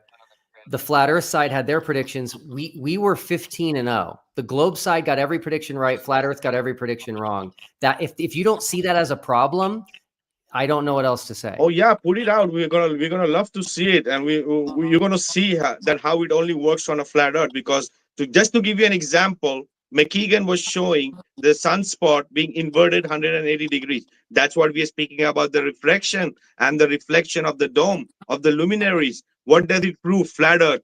Bring it on. Hold on, Vika. A reflection would not be inverted vertically. It would be inverted horizontally. So we've already refuted flat Earth there. It's inverted. Once it's inverted, it doesn't matter. It's going to change direction depending on the location of the observer, because it's not only about the Chilean part of Antarctica. From Australia, you're going to see that another angle, right? From the US, you're going to see other angle. From Asia, you're going to see other. That proves that the Earth is a flat, and how the things invert itself, including the luminaries. You can say otherwise, but that's Here's how the it problem. goes. We predicted prior to the trip that we would be able to see sunspots the entire time, which refuted the sun simulator argument. We also predicted which way the sunspots would be oriented based on where the observation took place on the globe. Flat Earth can't account for any of this, and they can't make predictions because there is no flat Earth. It takes an actual flat Earth to make accurate and testable predictions. Oh yeah, we will see as your experiment or your points comes out, we will see that. But I just mentioned you about the sunspot, the first one, and it's just saying it's flat Earth. No. All right, well, I'm going to get out of here. I can't really trust Duffy, but I want to tell you, Duffy, your experiment did not deteriorate me from flat Earth at all. I believe 100% in the literal translation of the Bible, and hopefully you get to see that too. I'm sorry you preach a false Nicholas. doctrine. I'm sorry. Hey, Nicholas. Yeah. You said you believe in the Bible, right? Correct. Do you recall what day the sun was created? Yeah, the fourth day. Cool. So what was day 1, 2, and 3 without a sun? Light. God created light. Hold on. What was a day? Doesn't matter what a day is. You're asking about the sun and No. light.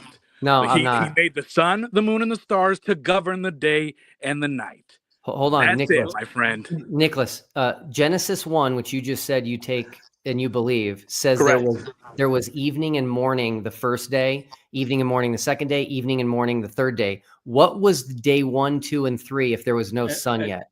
I can answer that. It's no, Samuel. No, I asked It's just Nicholas. light, bro. God. Could it have Which been? one do you expect? God. God is light. Nicholas, how is light equal to a day? You're not making any sense. It says that there was 1 day, then 2 days, then 3 days, then the sun is created. What was just day 1 if there was no sun? What was day 1? Day 1 is day 1. What do you want? You want 24 hours? What about the moon's trip? It could have been the moonlight. You guys, please, this is important. Nicholas, I want you to think critically right now. Oh, I do think critically, my friend. What You was don't. day 1? What signified the start of day 1 and the end of day 1 if there was no sun? Answer that. God created light. That's what it said. Wait a second. For answering your question, Will, you need to understand Hebrew. You need to speak Hebrew. I've spoken to people who know Hebrew. It's very fine because, for example, there is no day 1 and day 2. There is day 1 and there is day 2nd. Okay, great. Samuel, this is trying to get away from my point. No. What Because signified the end of day 1? I'll tell you why is the point. Because you see, there's a saying in Judaism that there is no late or early in the Torah. That means that actually the book is made with words, so it starts like this, but it actually can talk to you about the same time. A lot of times in the Torah or in the Bible, you have 2 subjects. You believe that they are separated in time, but they actually happen in the same time. But of course, it's a book, so you have to write words. So the first day, check it out. Day 1 and day 2 is the day first. Check it out, and I'll prove it to you. Okay, what signified the end of day 1? What does it mean? What signifies the end of day 1? There was no moon yet, Gene. So it was light. Light doesn't signify the end of a day. So yes. The answer is it was 1 rotation of the globe. No, that's of course not. The the word globe does not exist. Where did you get that from? The word globe does not exist in the Torah. The word globe does not exist. I didn't say in that. Hebrew. Listen, it's not in the Bible. Never written. Globe is not written. You guys have you've all just agreed that God created light. So we have light and we have a globe. No, we don't have a globe. You're putting that in the Bible. You're a liar. Listen. No, it's a theory. Go ahead.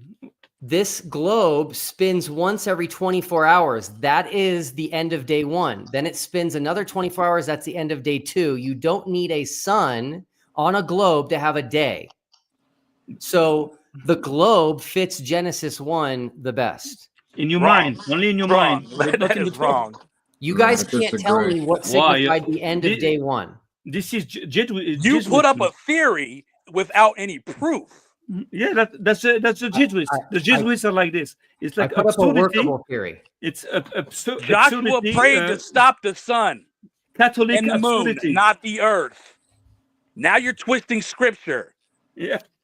Hey, Nicholas. I feel sorry for you, Duffy. Go back. We need to relax, that guys. You don't know what signified the end of day 1 and consider it might have been the rotation of the globe.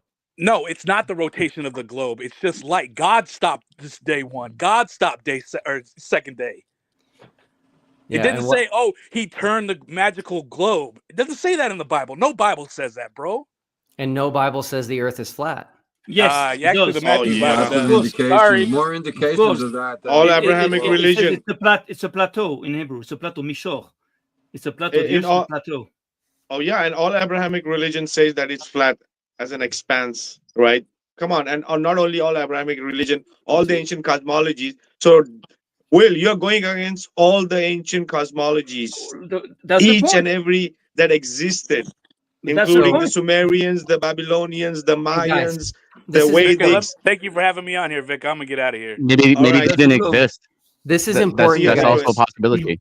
This is important. I have to go pretty soon. Can you guys give me something like tell me what is proper documented evidence? Because whatever you say, we What do you have call evidence? What do you call All right, evidence? so you know what you have to do. All right, Will, well, you know what you have to do when if you wanna engage more with us with all your proofs with this whole thing. You're welcome whenever you want and share whatever you want. But one thing we would like you to do is show what we are trying to ask here. Okay, just give me a moment, and I'm gonna play that. Where is it? Oh, give me a second. Let me ask a quick question to Will Duffy before he goes. Will, Yeah, you go ahead. said over at Dell's channel and over at my channel that if I got 50 flat earthers together to do the forced align, right, experiment, that you would pay for it. Do you remember is that what I said? I do believe though. I do believe so. I have it on record. We have it on record. Okay, here's what I think I said. I think I said if you can get 50 flat earthers to publicly state that they would say that the earth is not flat after that experiment. That's probably what I said. Yeah. So if we do the first, we can clarify that further, but that's not what I remember. But I remember that you were willing to fund the forced align, right? Forced align. You know what the forced align is, right? Yes, I do. Yes, I do. Yeah. Okay. I know exactly what it is. Can you tell me how far you're willing to go? Is that like 3 miles, 5 miles, 10 miles? Is there a limit? Well, here's the problem. And again, we're going to have to go back and listen to what I said. But if I were to fund it, it would be the materials. I've told people in emails, the hardest part is going to be finding the land. Okay. So if we can find the land, then you will pay for the materials, correct? Well, again, we have to go back and see what I said. Because here's the problem. Here's the problem. You guys, when I say you guys, I'm talking about like dozens of flat earthers said there is no 24-hour sun on a flat earth. It would prove the globe. I have receipts. Then I go do it. Now you guys all change your mind and say, never mind, it does work. That has nothing to do with what we talked about. Will, what we talked about is between you and myself and between you and Dell. It has nothing to do with any other flat earthers. Sure. So here's the deal. Do me a favor. You have my email. Go find what I said. Find what I said. Send it to me, and then we'll consider it.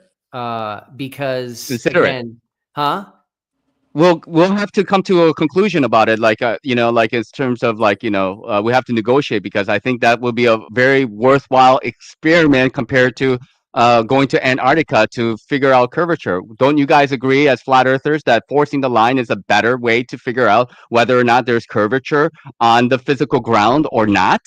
No, force the line is great. Brian Mullen, balls out physics. Yeah, and you guys said the 24-hour sun was great too. So I'm just, you have to understand, I'm a little bit gun shy at this point with PTSD. All right. Well, all right. Like I heard what you guys, what I heard. We'll clarify it, but go ahead. Let's continue. What are we looking at here? Yeah, just a second. So this is the thing. There are many other ways to prove flat Earth, as you mentioned, Nachikita, with your experiment. This geometrical observations and experiment, right? Other thing would be interesting is like flying around, how we mentioned with Dave, right? Flying around from one point around Antarctica and just going around and seeing how long we get together and see. That would be one of the things. But whatever, with the time limit we have, I'm just going to say quick shout out to Angel of Elevation. He says, can Will prove his claim that a 24-hour sun in Antarctica is impossible on a flat Earth? Where is the flat Earth model of the sun? Right, so that was just a question, but anyway, you don't have to address that. I'm gonna play this video. Will, we would love to that you come up with some of these answers, and would be interesting to go more deeper with your TFE and all your experiments, right? So this is just a 4-minute video, but it's important that you understand where we stand. Pretty much on the one arc of longitude. you get the, look what you got here. There's the daylight field as it moves around the Earth. This is a joke model, guy. This just proves it doesn't work on a globe, because look, there's the sun. The sun's got to be here, doesn't it? But then they have to hit the sun down here for 24 hours, down there. Okay, we'll come all the way up here. Sun sets at 4:35. Where's the sun up here? Look, there's two cycles. There has to be a sun here, and there has to be a sun there. And because it's the magnetic field, it's thanks to the magnetic field, you get this shape. Okay, so imagine this daylight. So figure down there, so you can see the sun is here as the Earth moves. There it is. Well, where's the sun on the northern hemisphere? You can't see the northern hemisphere, can you? Oh, I can't even see it from here. Look. Well, come up here. Look, the sun has to be here. There's the sunset hours. 6 o'clock, so it's further away. 6:40, coming in a bit closer. 4:35, right around 1:51, right up there, up top of Canada there somewhere. Down here you've got 5:55, get further away, 8:55, further away still is, well, it's only now, hour and 15 or whatever. Swings around the Antarctic, because that, you know, if I leave my finger there, forefinger there, the sun's always there, right? At this time of the year, down and out. The ecliptic plane is down and out at this time of the year, which means the field has come away from the north, it's out, down and out. The ecliptic plane up here is flexed down and out, like a jellyfish. Down, up, the magnetic field flexes down and out. Up, level, equinox you could say, then up in. Look at this, you cannot debunk this stuff, it's fact. It's how the world works. The flat earth system. Okay? And these, they represent the curving magnetic fields. Look, these curving fields. The sun's from here in the southern hemisphere and around over our horizon, out of our horizon, right round, does a loop and comes back. Zirconium, because here is mirrored to what's coming out of the centre north actually, but it's, you could say it's here. So there's the curving magnetic field. Yeah, there's the northern hemisphere curving out. Curves out like that. That curves in like that. There's a bridging here at a certain time of the year where everything lines up, namely the Milky Way. That's what all religion's all about. See, field there, southeast, the sun comes from the south. Didn't I tell all these flat earthers before they went to Antarctica, the sun comes from the southeast? And we can tell this more in the summer season because the sun, we can see more of the sun coming from the south as opposed to the winter where it just comes via the east. Or even slightly northeast maybe. Can we stop? They get the same thing up here. They get it it's gonna more finish from 1 the second. northeast in their summer. No brainer. Okay, so you try and tell me, hey, how you get a 24-hour sun down here? The sun has to be down here, doesn't it? Down here? Not up here? Or not up here? It's just a nail in the coffin. Another nail. It's their final nail. They're screwed. Thank you, Mr. Duffy. So hope you got that. I hope you got that, Will. You guys have to replicate and show us how that sunset is happening. Well, on that Antarctica part, you guys will. That video is a clip from Tomb of Illumination. That's on my page. It has got in 1.5 days on 100,000 views with maybe 2,000 comments. People are asking questions, right? So if you really want to address and you're serious, you have to replicate what your findings are, to put in simple word. So thanks for your time, Willie. Will, whatever you want to share, last thoughts, you can go ahead. Yeah, I'll say two things and then I'll sign off. Okay.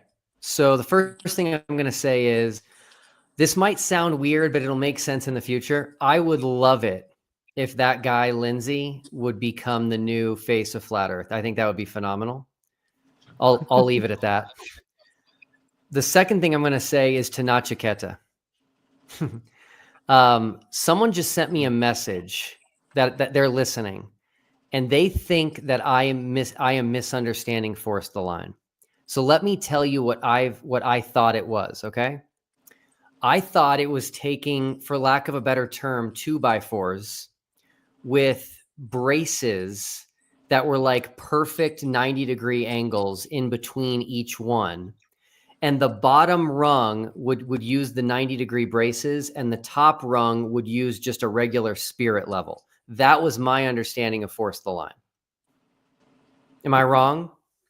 So well, I don't know about 2x4, but I was thinking more like, you use a plumb, and then that will be perpendicular, and then you use a level that will be horizontal, and then you force the line. You got to have the right material to continue building that line off of that plumb and that horizontal off of that level, and you continue that on as far as you possibly can be able to pay for. But several miles should be more than enough to be able to go straight out, so that if there's curvature, that forced line should have, there's a difference between that forced line and then that curvature. If there's no curvature, then they would remain parallel with each other. Okay, yeah. So what I'm being told is that the materials that would be required to make it accurate don't exist, meaning to the most perfect measurements to be perfectly perpendicular. Well, that's convenient. So I don't know if that's true. I'm just letting you know it's possible I misunderstood it. What I had in my mind was a bunch of 2x4s with some brackets. And I thought that the biggest problem would be the land. Okay, well, let's talk about it some other time. I'll email you about it, and then if it's feasible, if it's not, we'll see what the range is as in terms of what you're willing to do or not do. If not, then it's whatever, I guess. I can't force you to do anything. Sure. Right? Okay, cool. Yeah, and then I'll say one thing, and then I'm going to sign off. Thanks, everybody. Here's the last thing I'm going to say. Tomorrow, we are releasing experiment number 2 of 15, which is the 24-hour moon. And this is going to come as a shock to a lot of people. One of the experiments is measuring the ground. Ghost. Okay. Well, that was abrupt. Can I ask a question for you guys? Because I think I have a little bit of a different view, because I'm a flat earther. The ground that we're in is level, but I also believe that there is 24-hour sun in Antarctica. So do you think it's possible that our conventional understanding of how the sun and the celestial was working is maybe off, or perhaps we were mistaken about it? Sure. If you can explain it, I'm open. I cannot believe it, but if you can explain it, can show us how it works. Why not? Everything is possible. We don't have the means. Flat Earth movement is like 7 years old, like 8 years old or something. It's young, very young. We don't have the money and the means, that those people have. So. Hey, Stephen, there's a link on the top pinned if you want to jump on and mention what you want to say. I don't know what happened with Duffy. I think he jumped out by himself, or I didn't drop him. So He lives in a show. He lives in a dream world. It's like that guy. Yeah, just to know that I didn't drop him. I think he left by himself. No, he just did like this. He just said something and it disappeared. Like those people are not like like having the last word. All right. Yeah, Stephen, come up, brother, and speak about it. We'd love to, chat a bit about that, Stephen. The link. What would you guys accept? I'm sorry. What would you guys accept? I think this is the same question that Duffy was asking. Like, at what point would you guys accept that there is 24-hour sun in Antarctica? At what point? We always accept the truth. If you can prove something, we have no choice than to accept it. It's not just like an opinion, not a belief. Sure, of course. I agree. How do you prove it, though? That's the question. How do you prove it to anybody? I don't know. You're the one talking about it. I don't. I say that they cannot be a 24-hour sun because. No, you're making a claim that there is not a 24-hour sun. So, so can you prove that? Well, that's a plate. I cannot understand it here. If I'm here, if the sun can just be here and not I over there. understand. Jaron has been talking about this. People have been talking about this very much. I'm not a scientist. I don't know. I'm not, but that's my logic. For now, it doesn't fit my understanding. But I'm open. So because it doesn't fit your model, then it's hard for you guys to accept that there is a 24-hour sun in Antarctica. Is that correct? Is that basically what the issue is? Because that's a model, right? You have the AE map and the circling sun going around the AE map. But the sun calc and the people who are living in the southern areas have already basically debunked the circling sun without even having to go to Antarctica. We don't have to go to Antarctica to debunk the circling sun. So something must be done. Something must be happening with the sun that we do not understand. Of course. That's my position. Exactly. Yes, I agree with that. No problem. And there's plenty of guys working on pretty good representations of it.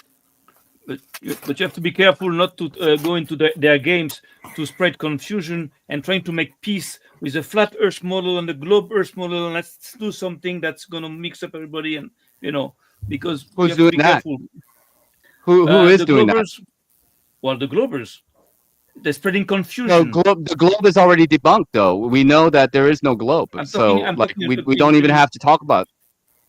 Knowing that there is no globe doesn't keep them from spreading lies, you understand, and trying to divide people and confuse people. So I'm talking about their tactics. Yeah, there is there is a possibility of 20-hour sun, 20-hour sun, like how Robin is mentioned. Like we already covered, if the sun is covering so many hours in the summer in the northern hemisphere, in the southern also might be places where it could reach 20-hour sun or 20-hour sun, and there might be a 24-hour sun, then there might be not. And they just had to do something for 3 hours, right? Everything is on the table. What the thing is not that we are accepting it totally or not accepting it totally, right? That's not the thing. Go ahead, Sam. Just a question, because you're talking about maybe a system of mirrors or something that you can see the sun through mirrors. I have no problem. But how about the heat? There are technologies. We didn't even cover the laser plasma technology that we did already in the last podcast, where I showed that there are possibilities, that the technology these people have is beyond we could imagine, right? We have there is a guys. All right, guys. We also have people waiting in the line. So Flat, how's your name? I cannot read very well. Welcome, Flat. How are you doing? You have to. Good. How's it going? You want to add something? Yeah. It's Jeff, by the way. Jeff Kando? Yeah. Hey, my brother. How are you? I'm all right. Yeah. What's up? How's it going? It's good. Good. I just kind of saw Will Duffy on there. I was hoping I'd get on there before he jumped off, but no such luck. He wasn't going to answer any questions anyway. Gene, did he ever answer your question? Yeah, he told me he had pictures. Yeah, so pictures could tell you when and where. Okay, so we have observations again, observations but no measurements. Meanwhile, in the real world, we have observations with measurements that anybody can repeat. So Earth is flat. He can't prove it. I did want to jump in and ask him if he believed in the moon landing or not, because if he did, I wanted to ask him, and I'm just asking this, for the people listening. Why isn't there even 1 second of video footage of the Earth or the sun from the surface of the moon? You mean they went 6 times in 3 years, allegedly, and they didn't record the Earth even once? So that video does not exist. And then I was going to ask him, why isn't there even one video of a rocket launch or a high altitude balloon launch or even just a high altitude aircraft showing the horizon through the camera when it takes off and maintaining the camera on the horizon until it reaches altitude and showing us a flat horizon become a curved horizon?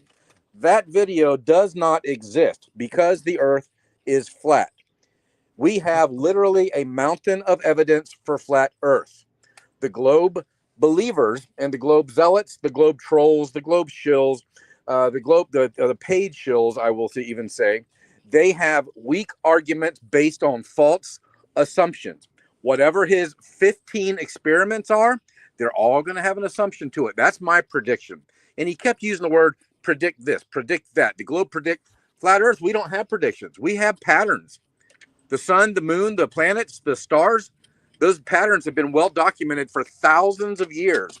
perfect cyclical repeating cycles in the sky over us are patterns. The eclipses, the canon of eclipses that we have from the 1800s, that still goes another 100 years into the future, that not just predicted, but recognized the pattern of 8,000 solar eclipses, 5,000 lunar eclipses, because everything is cyclical. It is patterns on flat Earth. The globe wants to call it predictions to try to sound mystical and try to sound mysterious and try to sound intelligent. But at the end of the day, all of the globe arguments are going to be weak arguments based on false assumptions, propped up by the algorithms and promoted by the indoctrinated. And as I told Will before I left earlier, flat Earth will continue to grow by millions of people in 2025. Thanks, Vika. Yeah, absolutely. Nachikita, you have something to add because I have people also waiting. You can be here. If you want to add something, I'll roll you back. You want to add something to that?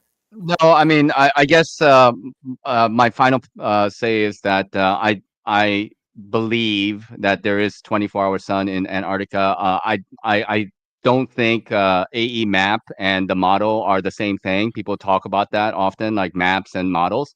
The model of the AE map with a circling sun, I think it's completely debunked as far as I'm concerned. I'm still open-minded, but I don't know 100% whether the map is accurate or not. Only thing I can say is that the realm, the plane that we live on is level. Okay. Now the 24-hour sun. What? Let me just finish and then I'll go. But the 24-hour sun, the reason why we have such a disagreement, but a lot of people still holding on to the idea that it's all fake and that there cannot possibly be a 24-hour sun is that maybe, just maybe, that they have a misunderstanding or wrong understanding how the celestial is working. So that's all I have to say. So I'll go. Oh yeah, Thanks for having me up. absolutely. Yeah, absolutely, Nachikita. But this is the thing: we are trying to make a geometrical observation against optical observation, right? It's almost a pseudoscience. Like calling a map a model is not going to work, right? So yeah, we'll continue, brother. You're welcome anytime. We have an open mic for sure. If you're here, if you're around. I gotta go. I just want to ask a question to Aloha from Florida. I love that guy. All the time I watch him on TikTok. Check it out. If you know all this, what you said, okay, that we have all the proofs that those people don't prove nothing, and we have so many proofs, and I understand that, and I'm with you.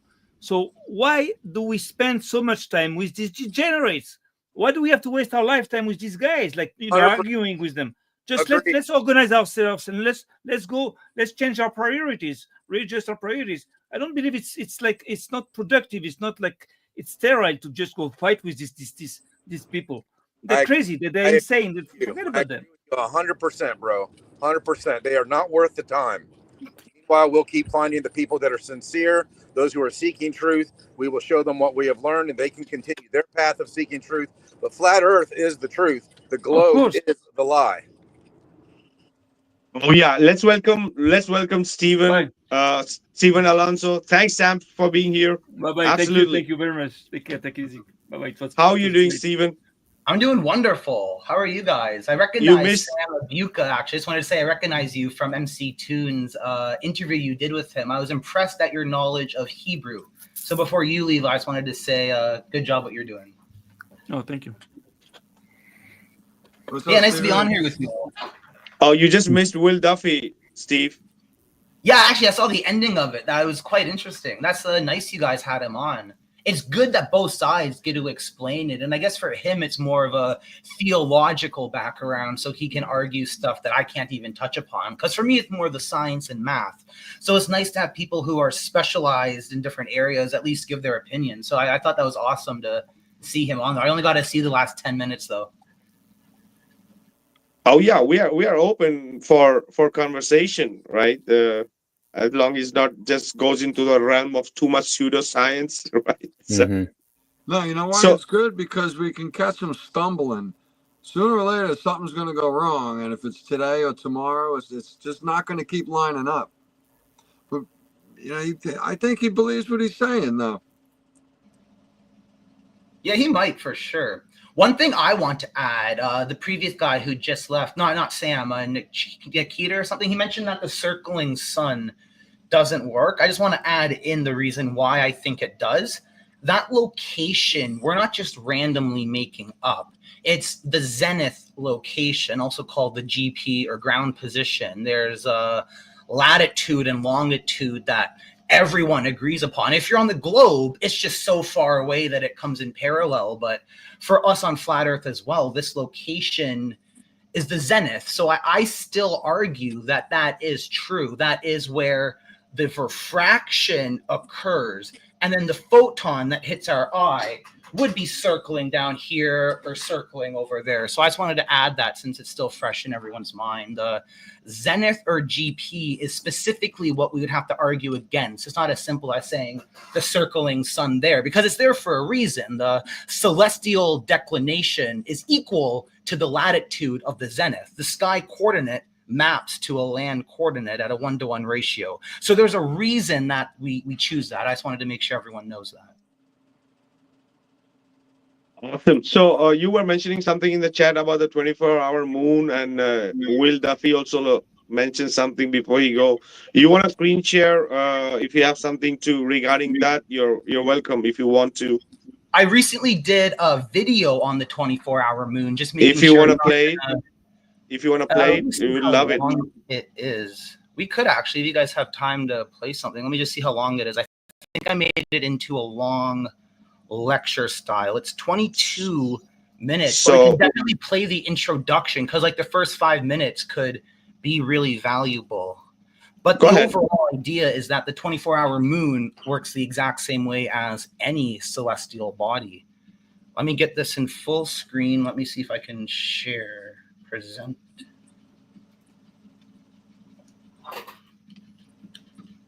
Okay, on screen 2.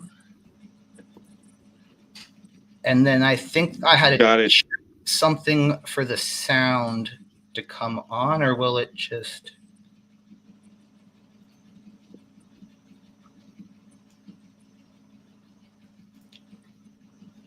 Okay, I'll play through it and we'll just see what happens.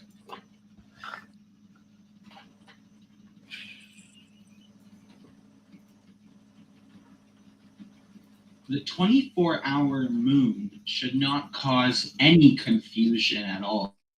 Celestial mechanics of it are the exact same as for the sun. Now, timing it and knowing when goes back to one of the earlier videos I made called Flat Earth Math. The exact same way we knew how there would be a 24-hour sun would be the exact same way we'll know about when there'd be a 24-hour moon. So I'm plotting one observer back in Union Glacier, and then I'm plotting the other one in Belize, where I live. And right now, as I'm recording this video, it is actually 4:18 my time.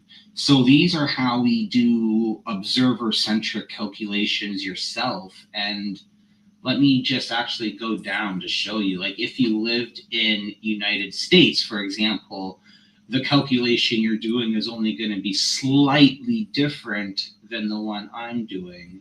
So let's set the time actually back to 4:15.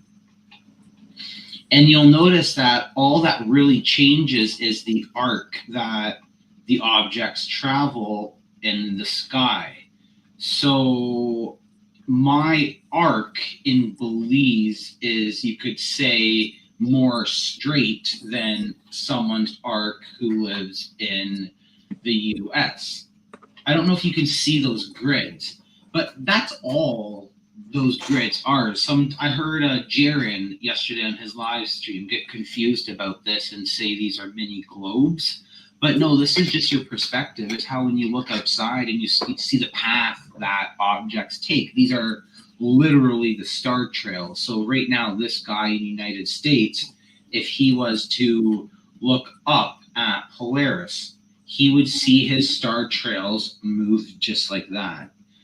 This is an observer-centric observation, something that we can test ourselves. We don't need astronomical models to do these types of observations. And that's what I'm going to try to get away from now, because I don't want people being confused on the difference between an astronomical model and a geographical model. They're two completely different things. There's only one sky. We all share the same sky. Then it becomes the surface that we're standing on that we disagree with. But going back to the 24-hour moon, it's much the exact same law of perspective. So see, for me in Belize, my sun is higher right now than someone in the US-Canada border. Their sun is going to be setting, and it looks like maybe 10 minutes. See how their sun disappears, but my sun is still up. And likewise with the moon, it works that exact same way. And we know the location of the moon, the path that light takes to travel down. See that right up there? So the moon is up there, just like the sun. It has a physical zenith GP location that is not disputed. You can verify these yourself. So from the bird's eye view, it would look, see that? Now with the orbit, we can say the track, the path the moon takes, it oscillates much faster than the sun. For example, the sun has a declination right now of negative 23 degrees. It still had that back at Union Glacier when Austin and Jaron, for the final experiment, they were all there. The sun is in the exact same position now that it was a couple of weeks ago. So this is why we have a year. It travels slowly between the Tropic of Cancer and the Tropic of Capricorn. So on this map that we're looking at, see the circle, the smaller circle on the inside. That's the Tropic of Cancer. So during a North American summer, the sun is right up there. And then as it travels out, it goes to the larger circle, that big black circle. Same with the moon as well. So let me cycle through the months just so we can quickly go over this for those of you who haven't seen this in a while. We're in January. Now we're in February. But see how the moon changed locations really fast. Over a month, it moved so much faster than the sun, which only moved slightly closer. Again, see how the sun's moving in closer and the moon is moving in way faster.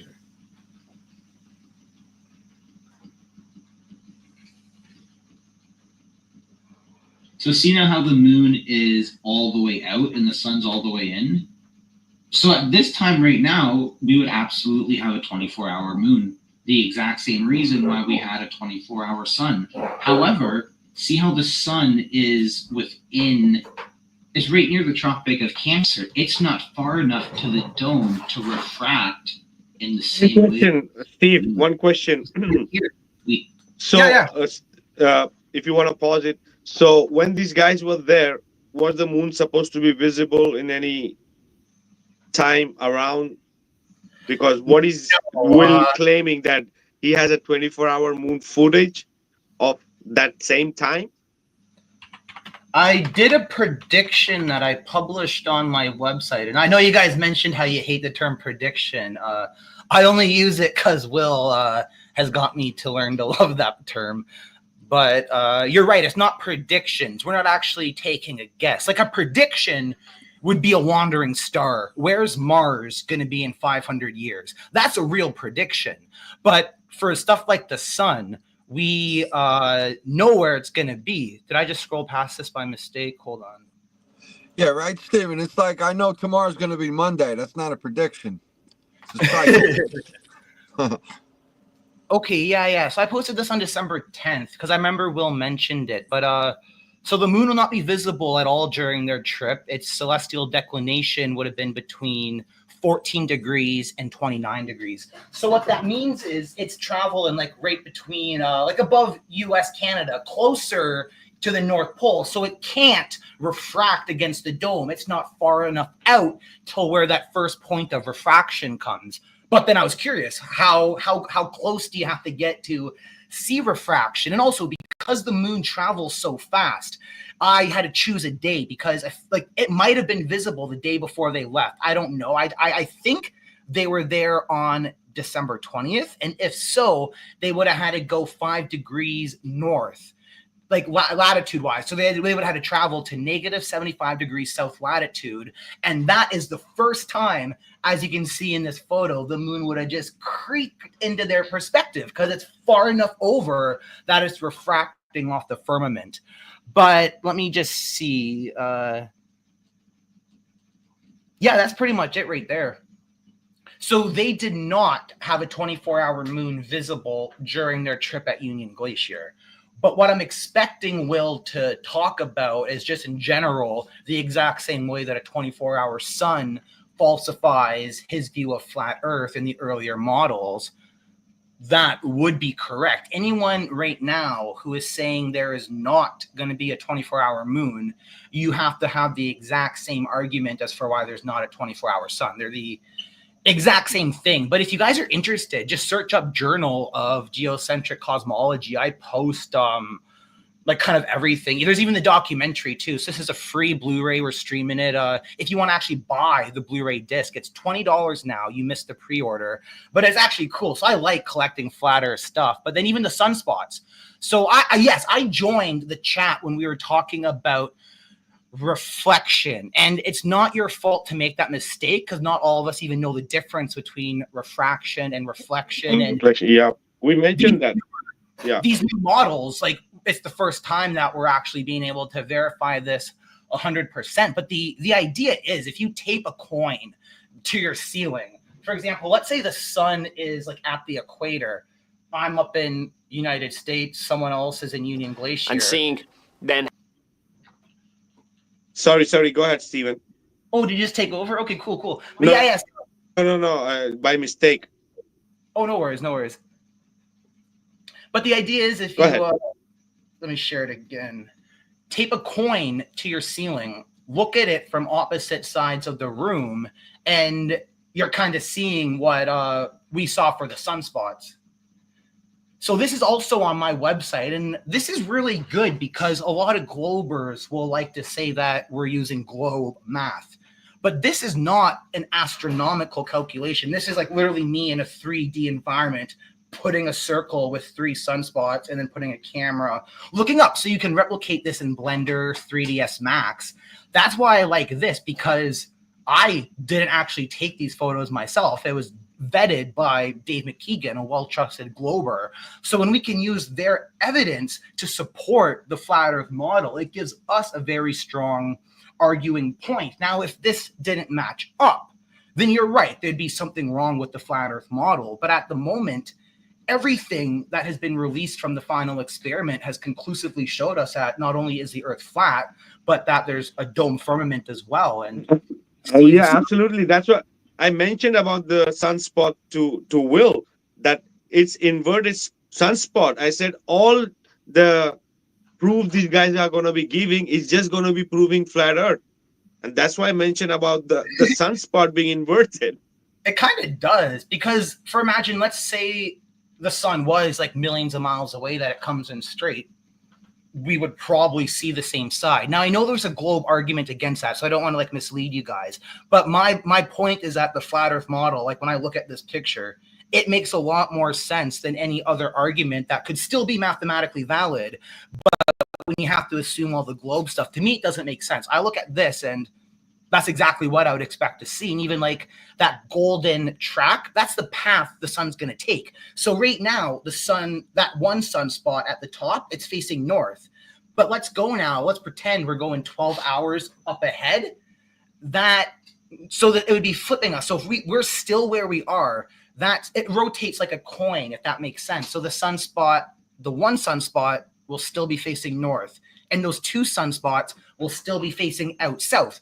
So it literally is like a coin on our ceiling rotating around us. And that's another reason why I still argue that this great circle route is true. It makes sense. It matches all our observations. The only special thing now is that dome refraction. And you see in the bottom left-hand corner, if you believe there's a 24-hour sun, like right here, this has nothing to even do with a 24-hour sun. This is just the flat Earth model. Sunspots have always, this is how we know the Earth is flat. But now, if you want to believe in the 24-hour sun, you also have to have dome refraction. So that photo in the bottom left is just something extra. It's not required for the sunspots. Just mentioning to McToon, right? McKeegan was saying it was 180 flip. That is the one even sharing the pictures. That's inversion. What else you want us to believe that? What is it? It perfectly lines up with what Well, the problem Steven is is saying. it does, but it also lines up with their globe model too. So if you look into Oh why yeah, oh it yeah. works on the globe, you're going to get an answer. But for them though, they only believe that like they don't even know. They might not even believe this is real. Like I've showed this to people, and they say it's fake. Like they're not able to even like understand flat Earth, and that's a lot of the objections you get. It's not going to be a glober who looks at this and be like, right? You know what, Steve? That actually is true. What you're showing there makes sense. The Earth may not be flat, but this is a valid argument you're presenting. And you really don't find that with globers. That's why I don't even like to participate in debates. I'd rather be with you guys here who want to just learn something and people in general. Do I check my email? Yes, but it can take up to a week to respond if it's not like a priority business email. But I will get back. I have a whole bunch of them now. And then with everything I was working on, I've been busy in general. But if you send me an email, I will respond. I even check the spam, so.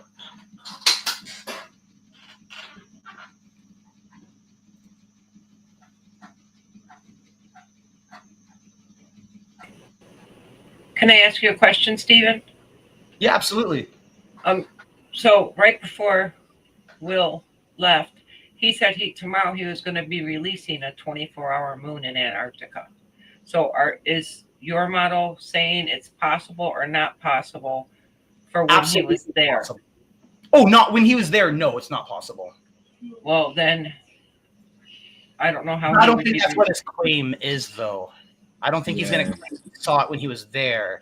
And he responded to comments that people were already making, calling him out on that, because all the globers jumped right in too. Anyone who knows the math knows that it's not going to be possible. And the first time he mentioned it here, Number 10, everyone jumped in the comments to correct him. I jumped in too, and everyone said he's not actually making that. He's not actually making that, but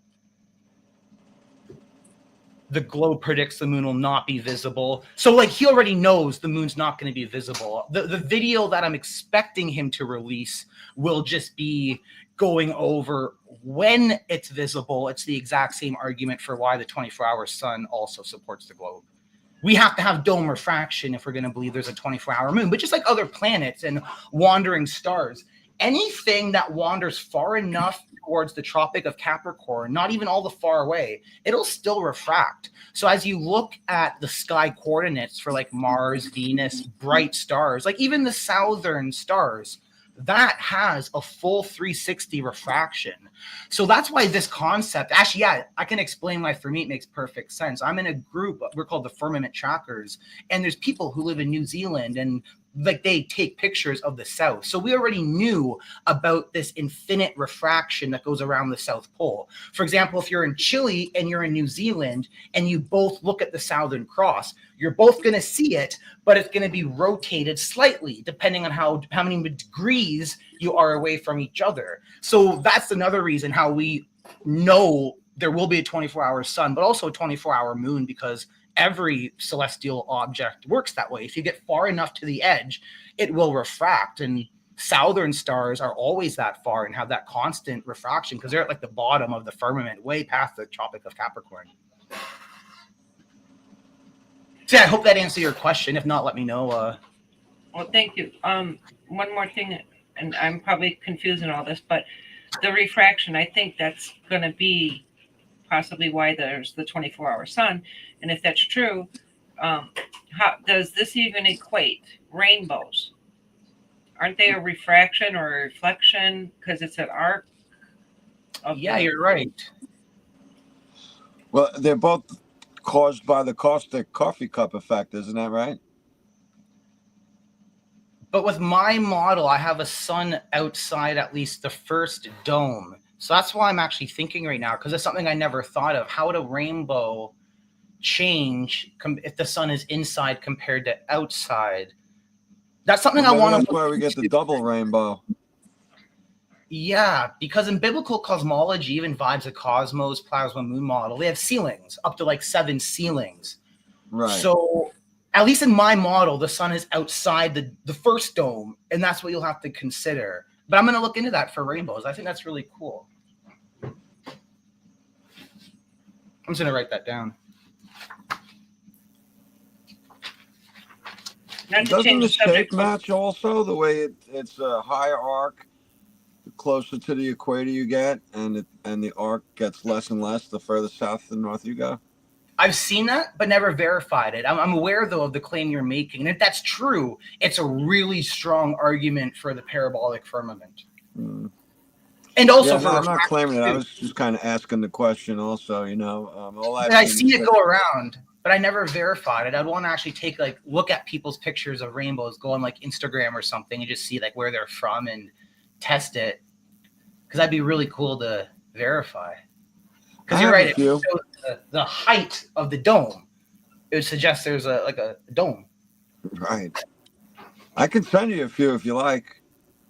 Yeah, for sure. Sure, I can tell you exactly what latitude I'm at. I can pinpoint it for you. And it's timestamped too, so it'll have the date if that's helpful. But yeah, we got this video, so if you guys want to take a break whenever, let me know and I can continue playing that. We can do that right now. Perfect. Yeah, if you guys don't have any questions, I can play the rest of that video for sure. Yeah.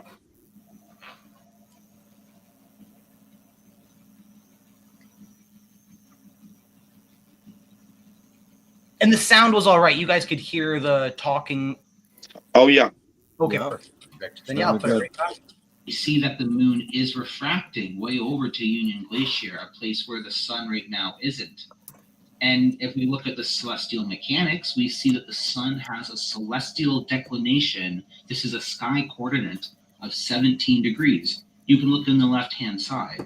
And then also the moon. I'm just going to pause it to let you guys know something to look out for. The wandering stars and planets. When I say the term planet, don't think of Star Wars deep space planets. I'm talking about the real planets, like the ones that are on the firmament. But see those objects there? So right now, the blue object, it looks like that might be Neptune. It's far away enough that people could see it for 24 hours. That's what I want you to understand. As it gets far enough south, it can refract all the way around. And then on the left-hand side, I'm going to put my mouse there so you see it.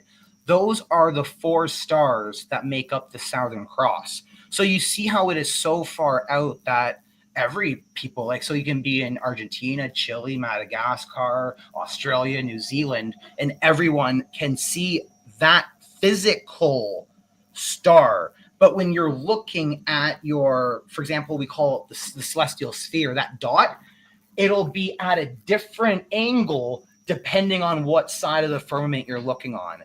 So it's a complicated concept to grasp at first, but a really good way to do it will be in an app like Stellarium. Open up Chile, open up Australia side by side, and then what I'm saying will make 100% sense because you'll see them both rotated.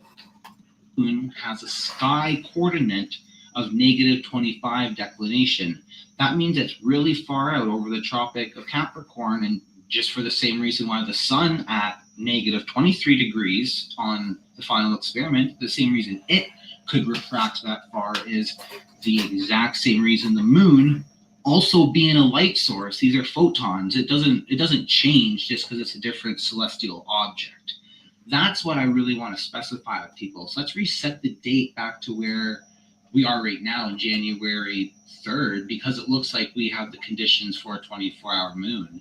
And I would actually like to also see the first time that we get the 24-hour moon. So I think it would actually be good to go back to December 15th when we were at Union Glacier for this final experiment. That's going to be a question people have. I know the final experiment is going to be talking about it, and there's no reason we should be confused. So let's see, where is the moon physically? Right now, the moon has a declination of 27 degrees. Now remember, positive 27, so this is north. That means it's above the Tropic of Cancer. It is not it. One other thing I want to mention, just like how the sunspots rotate, the moon also rotates. So you might notice that if you're couple, might be countries over in Europe, someone in Belgium will see it slightly different than in Europe. And this is just to kind of show you what I mean. This is from the Flat Earth Science textbook. So you go into detail about all this stuff. I just wanted to point it out because you can see the moon and it has that blue path there. And obviously, as it rotates around, what you're looking at changes. Like a cartwheel. Yeah, even yeah, Continue. like a cartwheel. Yeah, the moon. Yeah. So it explains everything as we mentioned, like the moons, the eclipses, the luminaries, the star trails, the sun. And that's why I argue that the sun and moon do seem to be flat at the point of creation. It doesn't seem like we have a spherical moon or a spherical sun above us. If we did, the sunspots wouldn't be visible 24/7, as we can see. And just like with the moon, if the moon was a sphere, we would also see a different side. So the best way that I've always been able to understand is just literally a coin taped to your ceiling. Oh yeah, adding to what you're saying about being more as a disk, because the way the shadow moves, whatever is the shadow on the moon or the sun in the eclipses, it moves like it's over a disk. That's the shadow factor. And McToon knows very well what we are speaking. We have done that in the debate, right? The way the shadow moves, the shadow diffusion factor, it destroys that the moon is going to be a sphere or a place to land on, because the way the shadow moves, the phases and the eclipses. Yeah, it doesn't seem like it's a physical object that you could land on. That's one of the reasons why I believe by default the moon landings are fake. No matter how good they do it in the future, it's just not possible to land on. No, you know, nothing about it even suggests spherical. Sweet. Well, I'll continue on. If you guys have any questions as we go, just feel free to jump in.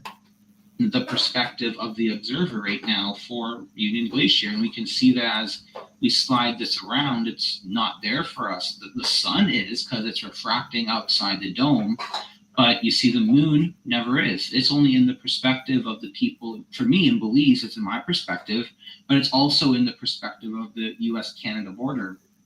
Now, just looking at this alone, how would we know that there's not going to be a moon in Antarctica? How can we do that using flat Earth math from these observations ourselves?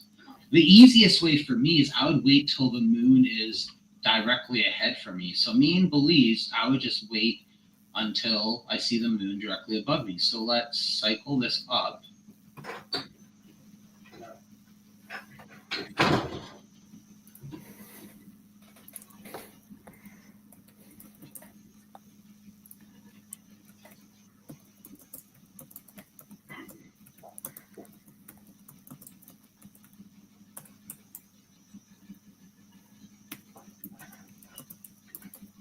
Now you'll see what's called the North Celestial Pole. That's that red dot.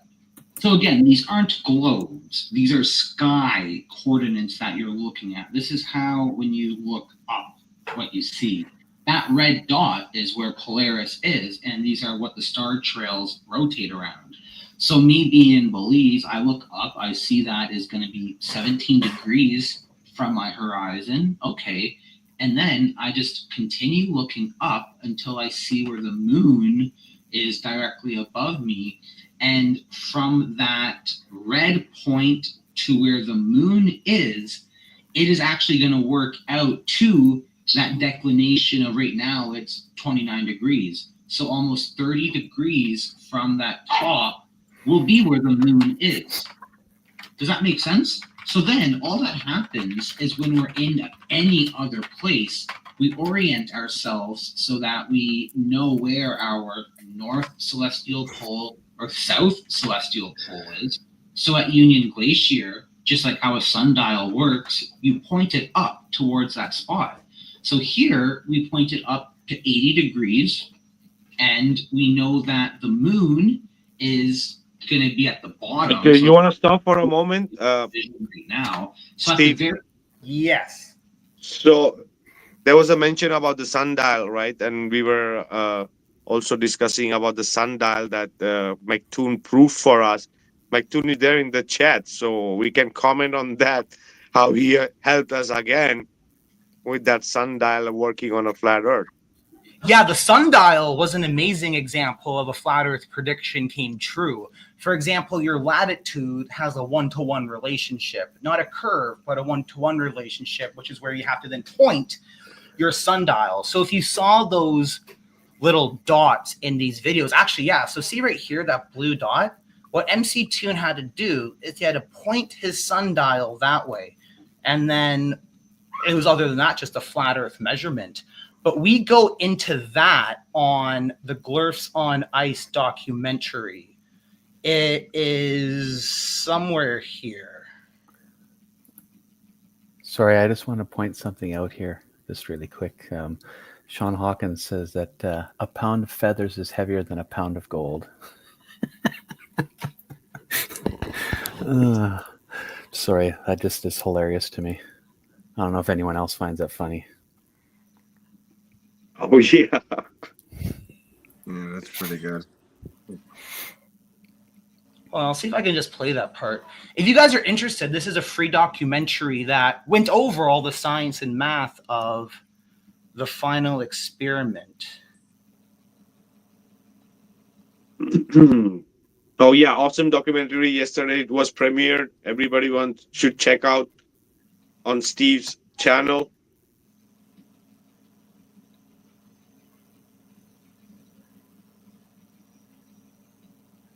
With the people I shared, they really liked it. Yeah.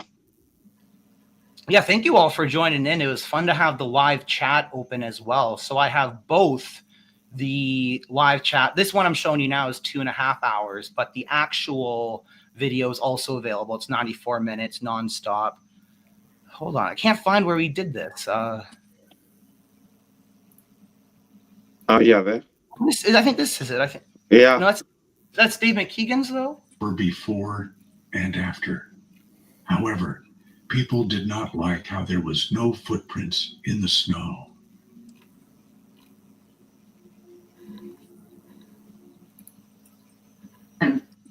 Planes to land on. Austin was correct that he had to walk away to get snow, as it would have hurt his hand from the cold if he tried to.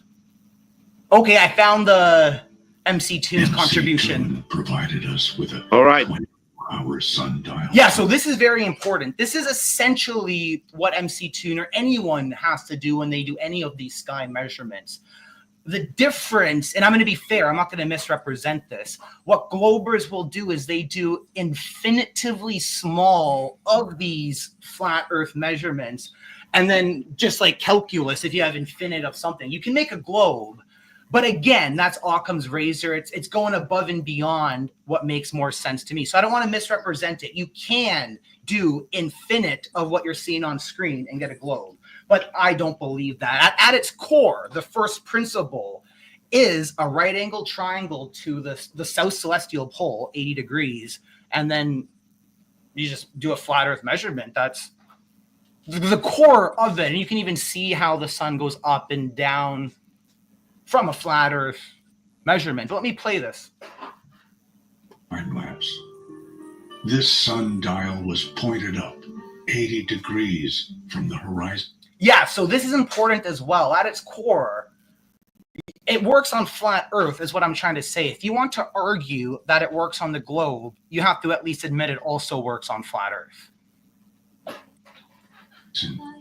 Exactly what was predicted by the Firmament Tracker's Flat Earth model and the Flat Earth science of Dr. Stephen Alonso. Round and round, the shadows play, tracing circles through the eternal day. Under the sun that never falls, the silent keeper of time calls. The sky is blue, wind whispers near, a soft fleeting voice only time can hear. Each passing hour, a fleeting trace, etched in the snow in an endless place. Round and round, the shadow. Okay.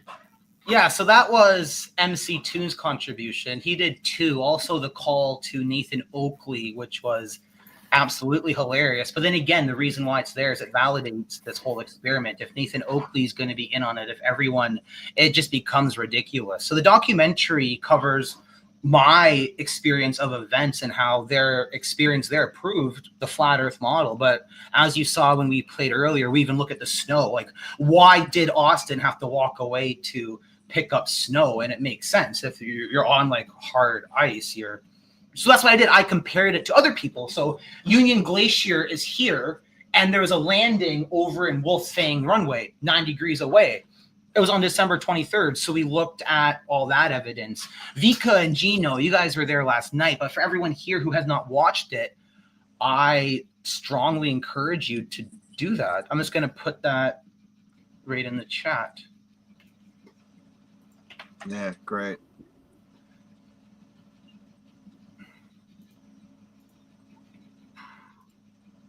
Awesome. Yeah. So what do you guys want to cover?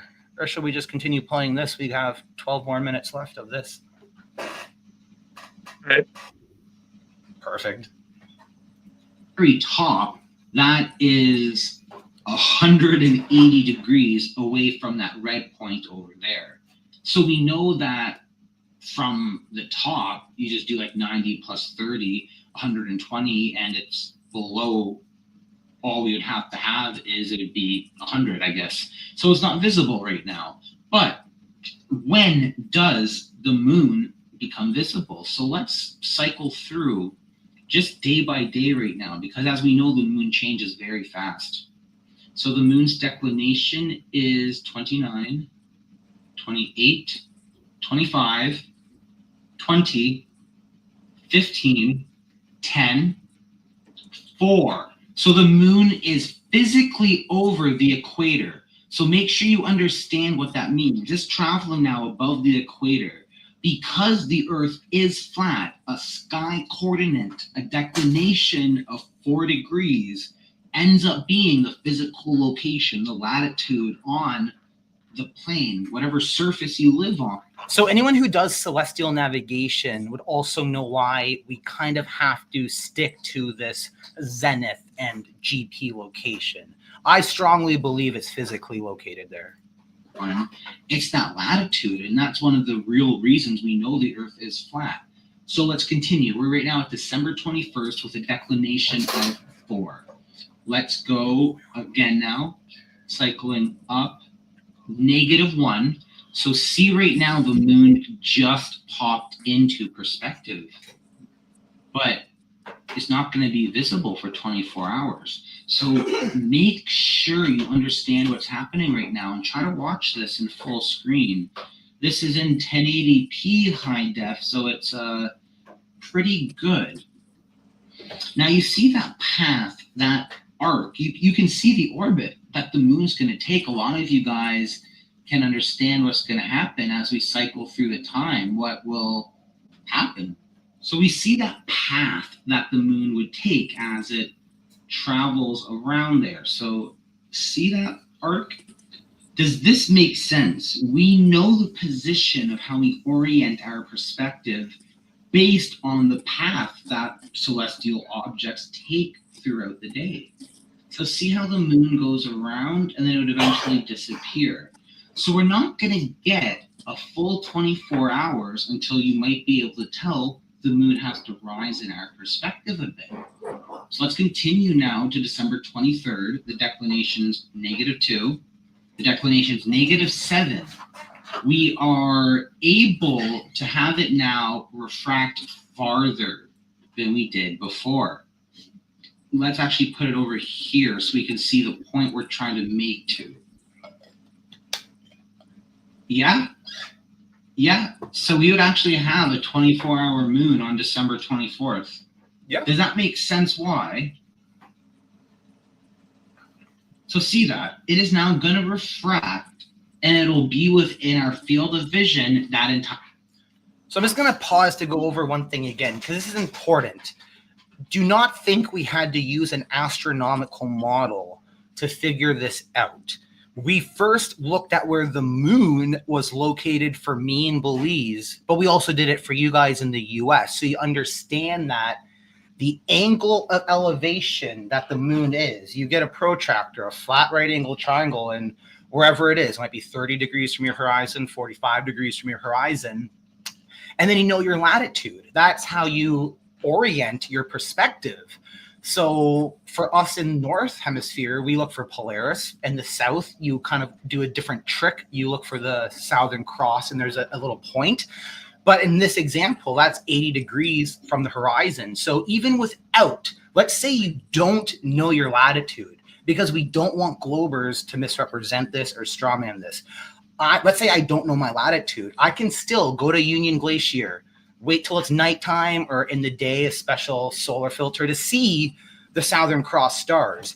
They're going to be circling around a center point. And that center point, if I look at it, it will be 80 degrees. 80 degrees on my compass. We're not even talking about latitude at this point. So I want to emphasize that we're doing observer-centric calculations. We know the declination of the moon. It's negative 10 degrees. I showed you how we calculate that.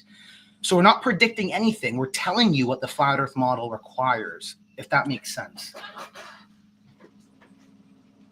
Higher time. So then watch, let's cycle through this. And you see now how just like we had a 24-hour sun, we have a 24-hour moon for that exact same reason.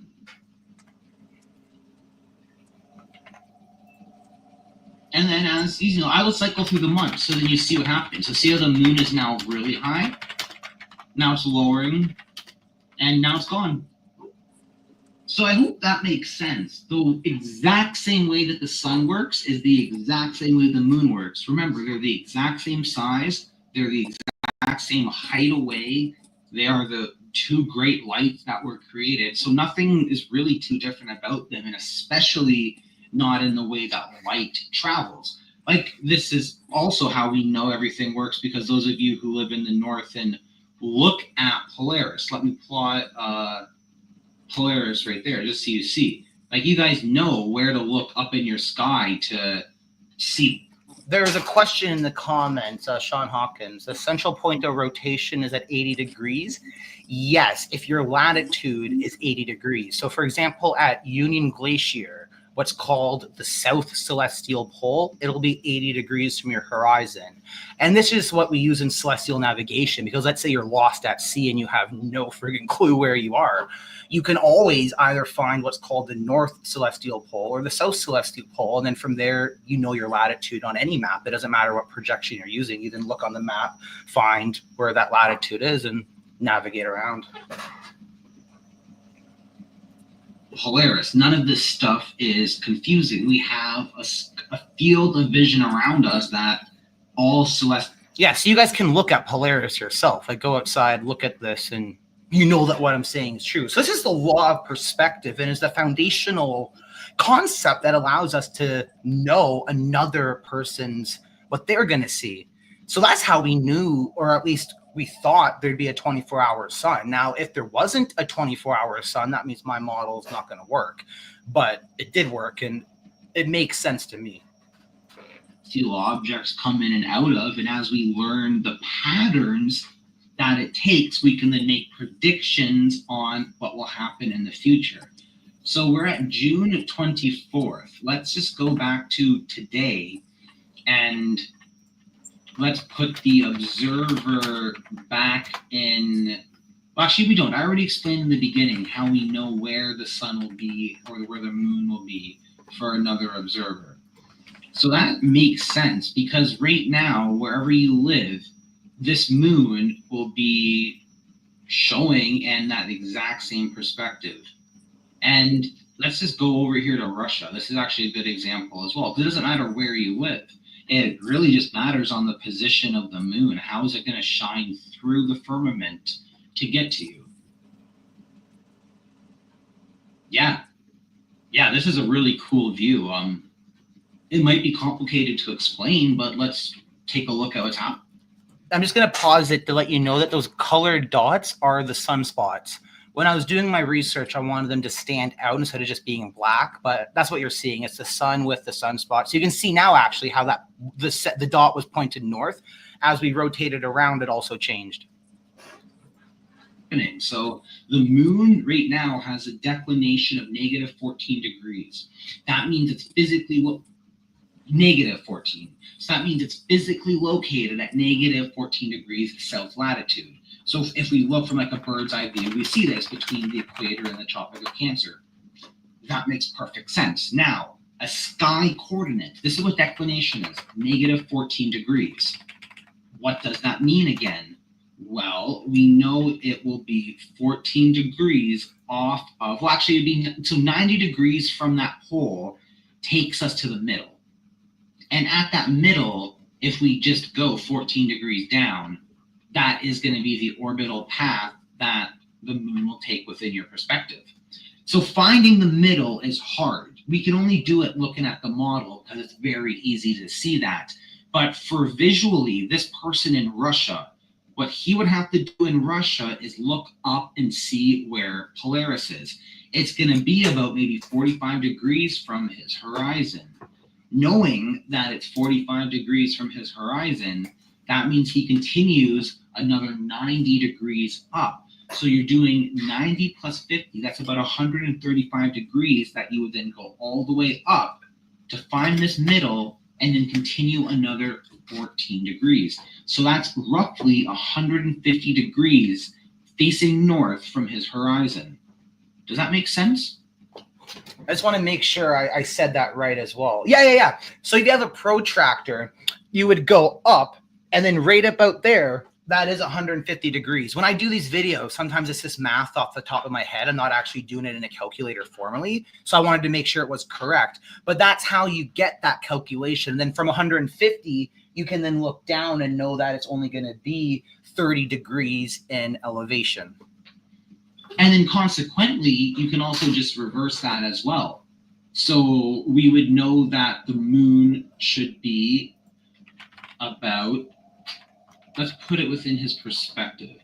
So how high from the horizon would that be? If I said you'd have to go 150 degrees, so actually it would have to be facing south. So let's put the moon facing south. Now, how high is that? Well, we know the difference. On a flat Earth, you have 180 degrees to work with. That's looking up and behind you. You know, like that's how a protractor is. You have 180 degrees on your protractor. 90 degrees is straight up. So if we're on a flat Earth and making a flat Earth prediction, and we know that we already went up by 150 degrees, well, that's 50, 60, 70, 80. It's only 30 degrees more. So we know right now the moon is 30 degrees in elevation above the observer in Russia. But we know that living anywhere in the world, as we've shown earlier, this is true no matter where you are. So that same middle can be found in Union Glacier. You point to the top, do the same exact subtraction. So does that make sense how we can do this without any astronomical models? In a live chat the other day, we heard Karen B get really confused on this topic. She thought this was done using the ephemerides, but it's not. The ephemerides would be if you don't know what the declination is. In our case, we do know what the declination is. That's what makes this so different than what everyone else is used to. And she may not understand. I'm just going to pause to make sure everyone understands that as well. Don't let someone tell you these are globe models. A model, as I said earlier, can make a prediction if we don't know something. And as I said, I don't want to misrepresent it. I do not know how to calculate the position of Mars 500 years in the future. There is models that can make a claim to it. And that's a different discussion for later. But when we're talking about the sun and the moon, no astronomical models are needed because it follows the same pattern every year. In December, the sun will always, and I mean always, have a celestial declination of negative 23 degrees. It'll never change. And you don't need ephemerides. You don't need a VSOP 87. You just look outside. So that's what I went into a lot of detail in this video to stress that no matter where you are in the world, you can use flat earth math to learn about what's going to happen in Union Glacier, because all of our models, we account for zero well, actually 90 to negative 90. We all have Antarctica. Whether you believe it's possible to go there or not doesn't mean you still can't do a calculation to see what would happen if it existed, if you could go there. So I encourage you guys to try to replicate this as well. Go outside, try to figure out when the sun will be directly ahead of you, and then you know your latitude, you know the position of Polaris, and just work out the rest. It's quite fun. And the flat Earth math, and that's fun. And you can't. Adding to what you're saying, the globe don't have a model. How the people can say it's been used globe exactly? So why don't the globe show us that it's been shown on a flat map on a globe Earth with all the right positions, with all the right meridians and longitude and latitude? Why don't you do that? So a geographical model like this is called like WSD 84. That's a globe model. It tells you like whether it's like the pear shape or whatever. And there's a whole bunch. The globe has many models to explain this. It's not just a sphere. But when you get into astronomical models, those are the observer-centric stuff. So that's why I say there's only one sky. When you get into apps like Stellarium, Sky Safari, at its core, it's a flat Earth model. If you are talking about a globe model expanded out, like if you want to zoom out, there's some stuff that make good attempts, like Universe Explorer 3D.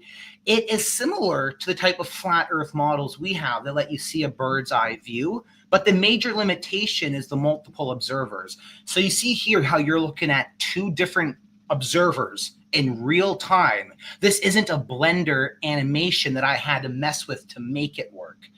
That's really important. So globe models like Stellarium, like Sky Safari, you'll only ever see the first person view looking around. They don't let you zoom out to see a globe. They don't.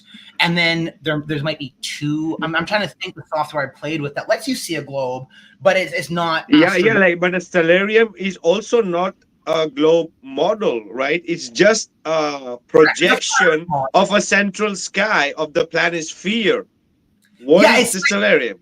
If you're looking through the eyes of this person in my flat Earth model. So Stellarium is the first person view of a flat Earth model. And that's why it's so accurate, because it's based on flat Earth. You can use apps like Stellarium and it'll be correct. At the planisphere. The Stellarium is just a planisphere projected to be look like on a globe, but it's just the star. It's just projecting the sky map above. That's what it's doing, nothing else, right? And then, as I was saying, they don't really combine the astronomical model with the physical model. You don't, because it's impossible. I believe it is, and that's why I always brag about the app I developed, the firmament trackers. I got the shirt and everything, because we allow unlimited observers at once. That's something that's never been done before. You can't get a globe model to plot two observers and then show the physical sun 90 million miles away. Have it in real time. You can't. The people will show you animations that they did on their computer. You know how like CGI, Star Wars, you can make a globe video with multiple observers, but it's not in real time. You can't slide the time bar. You can't change the date because it's not a model. You can't combine the flat Earth observer centric and put it on a globe. It'll never work. Oh, yeah. Math, because it becomes an argument from ignorance. Those of us who understand the math will call you out every time on this because we can replicate it ourselves. And I encourage you guys to replicate it yourselves. Go to wherever you live. So let's plot an observer right here in the United States. Just because I did call someone out, there's the chance they may try to get angry, or like a lot of people do feel embarrassed because of the final experiment. It separated the men from the boys. Those of us who know math and science are perfectly fine and comfortable, and those of us who don't are doing a psychological reaction to say, oh, it's all fake, it's not real, attacking other people, lying about other people. So it's sad. We don't want to do that. So in the United States, let's see when the moon comes into our perspective. So anyone in the United States right now, today, Yeah, today's January 3rd, and it's almost 5 p.m. for me here in Belize. So if you go out, face south, get your compass out, like these are all observer-centric calculations. So facing south, you see the moon is directly above you. Approximately, you see that it is 40 degrees from your horizon. Now, you know that you're in the United States. Right now, your latitude is 36 degrees. If you look up, you're going to see that Polaris is 36 degrees from your horizon.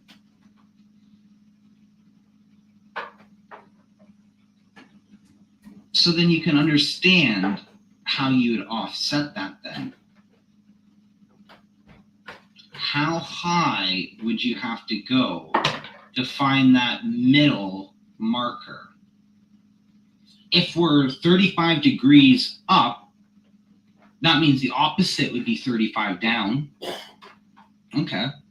And then if the moon is already about 40 degrees from my horizon, you add 40 plus 35, so 50, 60, that's 65. And then what? That's like 15 degrees to get to 90.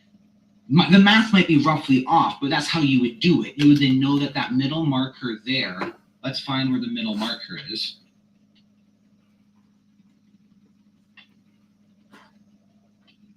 Yeah, you can kind of see where that middle marker is. So right up there, and you just go 10 degrees down, and that's where the moon is. And that's how you can reposition it for anyone. Because just like in Union Glacier, you can find where that middle marker is, and you can offset it by 13 degrees. In this case, you're just going up a little bit. Over in the United States, you're going down by 13 degrees. And Union Glacier, you're going up by 13 degrees if you're locating it by the middle.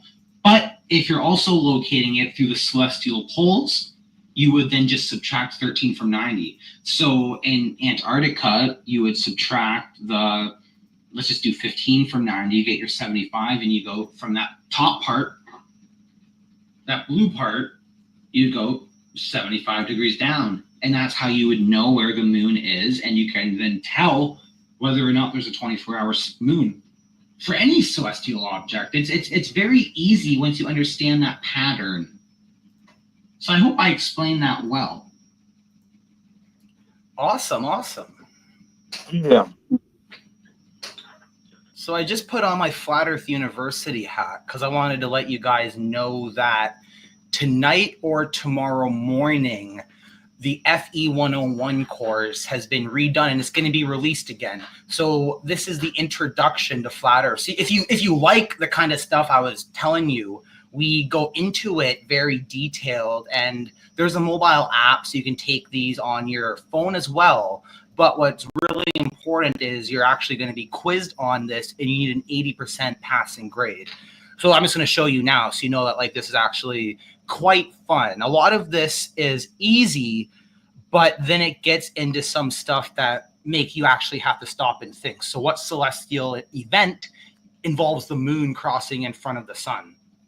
That's going to actually stop a lot of globers as well, because we got to actually think, okay, where's the sun and moon for a lunar eclipse? Where's the sun and moon for a solar eclipse? And I'm not going to tell you the answer. I want you guys to think about that. But this is free to enroll, so I'll drop the link in there. It's a beautiful platform, and yeah, I encourage you guys to give it a look. Yeah, and also give it a look to the Gloves on Ice movie. That also opens a lot of rabbit hole, and a lot of thoughts could be connected. Yeah, absolutely. Amazing callers today. Yeah, we could uh, put out some things out there, right? So that it goes in the ether and that the people open their ears, right? So, yeah, we are, as I said, we are almost 5 hours. We will start wrapping it up. So, any last idea, thoughts, guys? No, I'm quite good. I'm glad I got to join in at the end. I'm glad you guys had a wonderful start. It was a pleasure to present the 24-hour moon, and also good to introduce myself to some of your audience that may not have got to see me on my last show. So I encourage you all, if you like my type of content, search up the Journal of Geocentric Cosmology, enroll in the Flat Earth University. It's free, and my background's in IT. So we actually have a really powerful platform. You can take quizzes on your phone and learn all this type of stuff. I think everyone should learn about flat Earth. So thank you, Vika, for having me on. Oh yeah, absolutely. Today was supposed to be a call-in show, so everybody was welcome. And we had some good conversation. We got some point out there. So absolutely, Kim, you have anything last to add? Yes, thank you. Thanks for allowing me to be here. I just wanted to bring up a couple points from earlier. When Duffy was talking about he would prefer so and so to be the lead for the flat earthers or the top guy or what have you. I'd like to shy away from any kind of collectivism, because if, as we mentioned in the globe community, they all think one way and that's it. And as what you said here, we think differently. We don't all know everything, and we have different thoughts. So we're not a cult. So I think he might have been wanting to get, to get us to say, oh, here's our guy. So then they only have one guy to focus on to try to knock them down like a bowling pin. So I don't think we want to ever do that in our community. And we call it a community, but we are all individual people all over the plane, and we're all coming to this truth. So we don't need that. And lastly, I just wanted to bring up the point about his biblical stance about lying. And he brought up Rahab, saying that she lied. Yes, she did. But the Bible, just because it recorded that she lied, that was a description, not a proscription to lie. Because, of course, there's one of the 10 Commandments says you're not supposed to lie. So that's a little underhanded, I think, for him to use Rahab. And there's also midwives that lie. It's a recording of what happened, just like a recording of King David committing adultery and murder. Does that mean we're supposed to commit adultery and have murder? No. So anyways, those are just 2 points I wanted to mention. So thank you. Yeah, I really appreciate that, Kim. Yes.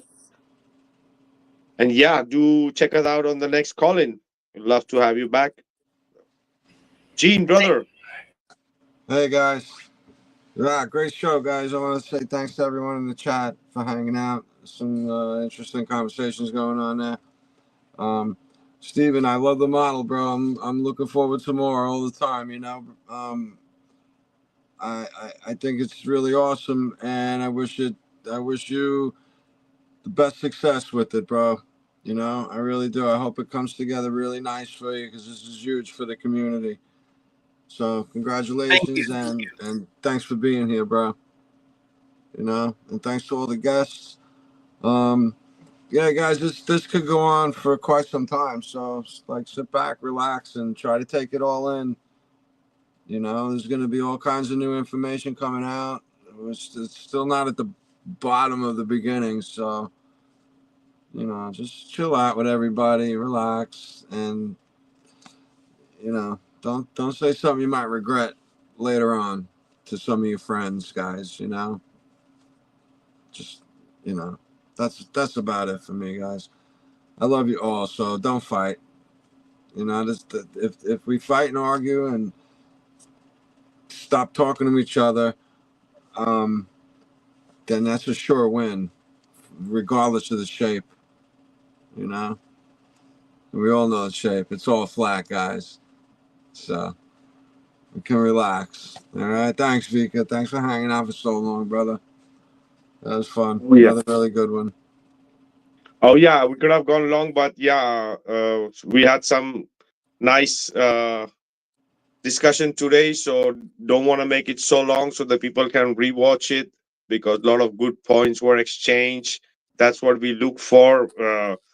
As we say, we are open for everything, so that's the best part. And yeah, people, we're gonna continue. Yeah, as Gene said, we should respect, even though we have differences of opinion and words are spelled. So make sure you use it properly with your community, even if you're not resonating right now. But time is gonna solve everything. We have more opportunities to get in more deeper as a team. But yeah, keep it open, keep it respectful, and take it as a lesson to evolve, right? Because everything happens for a reason and for good. So amazing. I want to thank everybody who was here today sharing their time with us as callers, and everybody in the chat. We look forward for our next episode of what is happening. We will see what is happening. Sure, we're gonna have new updates and more stuff next week. Um, that's all we have today for you guys, and we will check out next episode of Heliopsychosis podcast. Thanks, Steve. Thanks, Gene. Thanks, Kim. Thanks, everybody who was here today. This is Vikadari signing out, guys. See you soon next week. Bye. I love everyone. Bye. Night, everyone.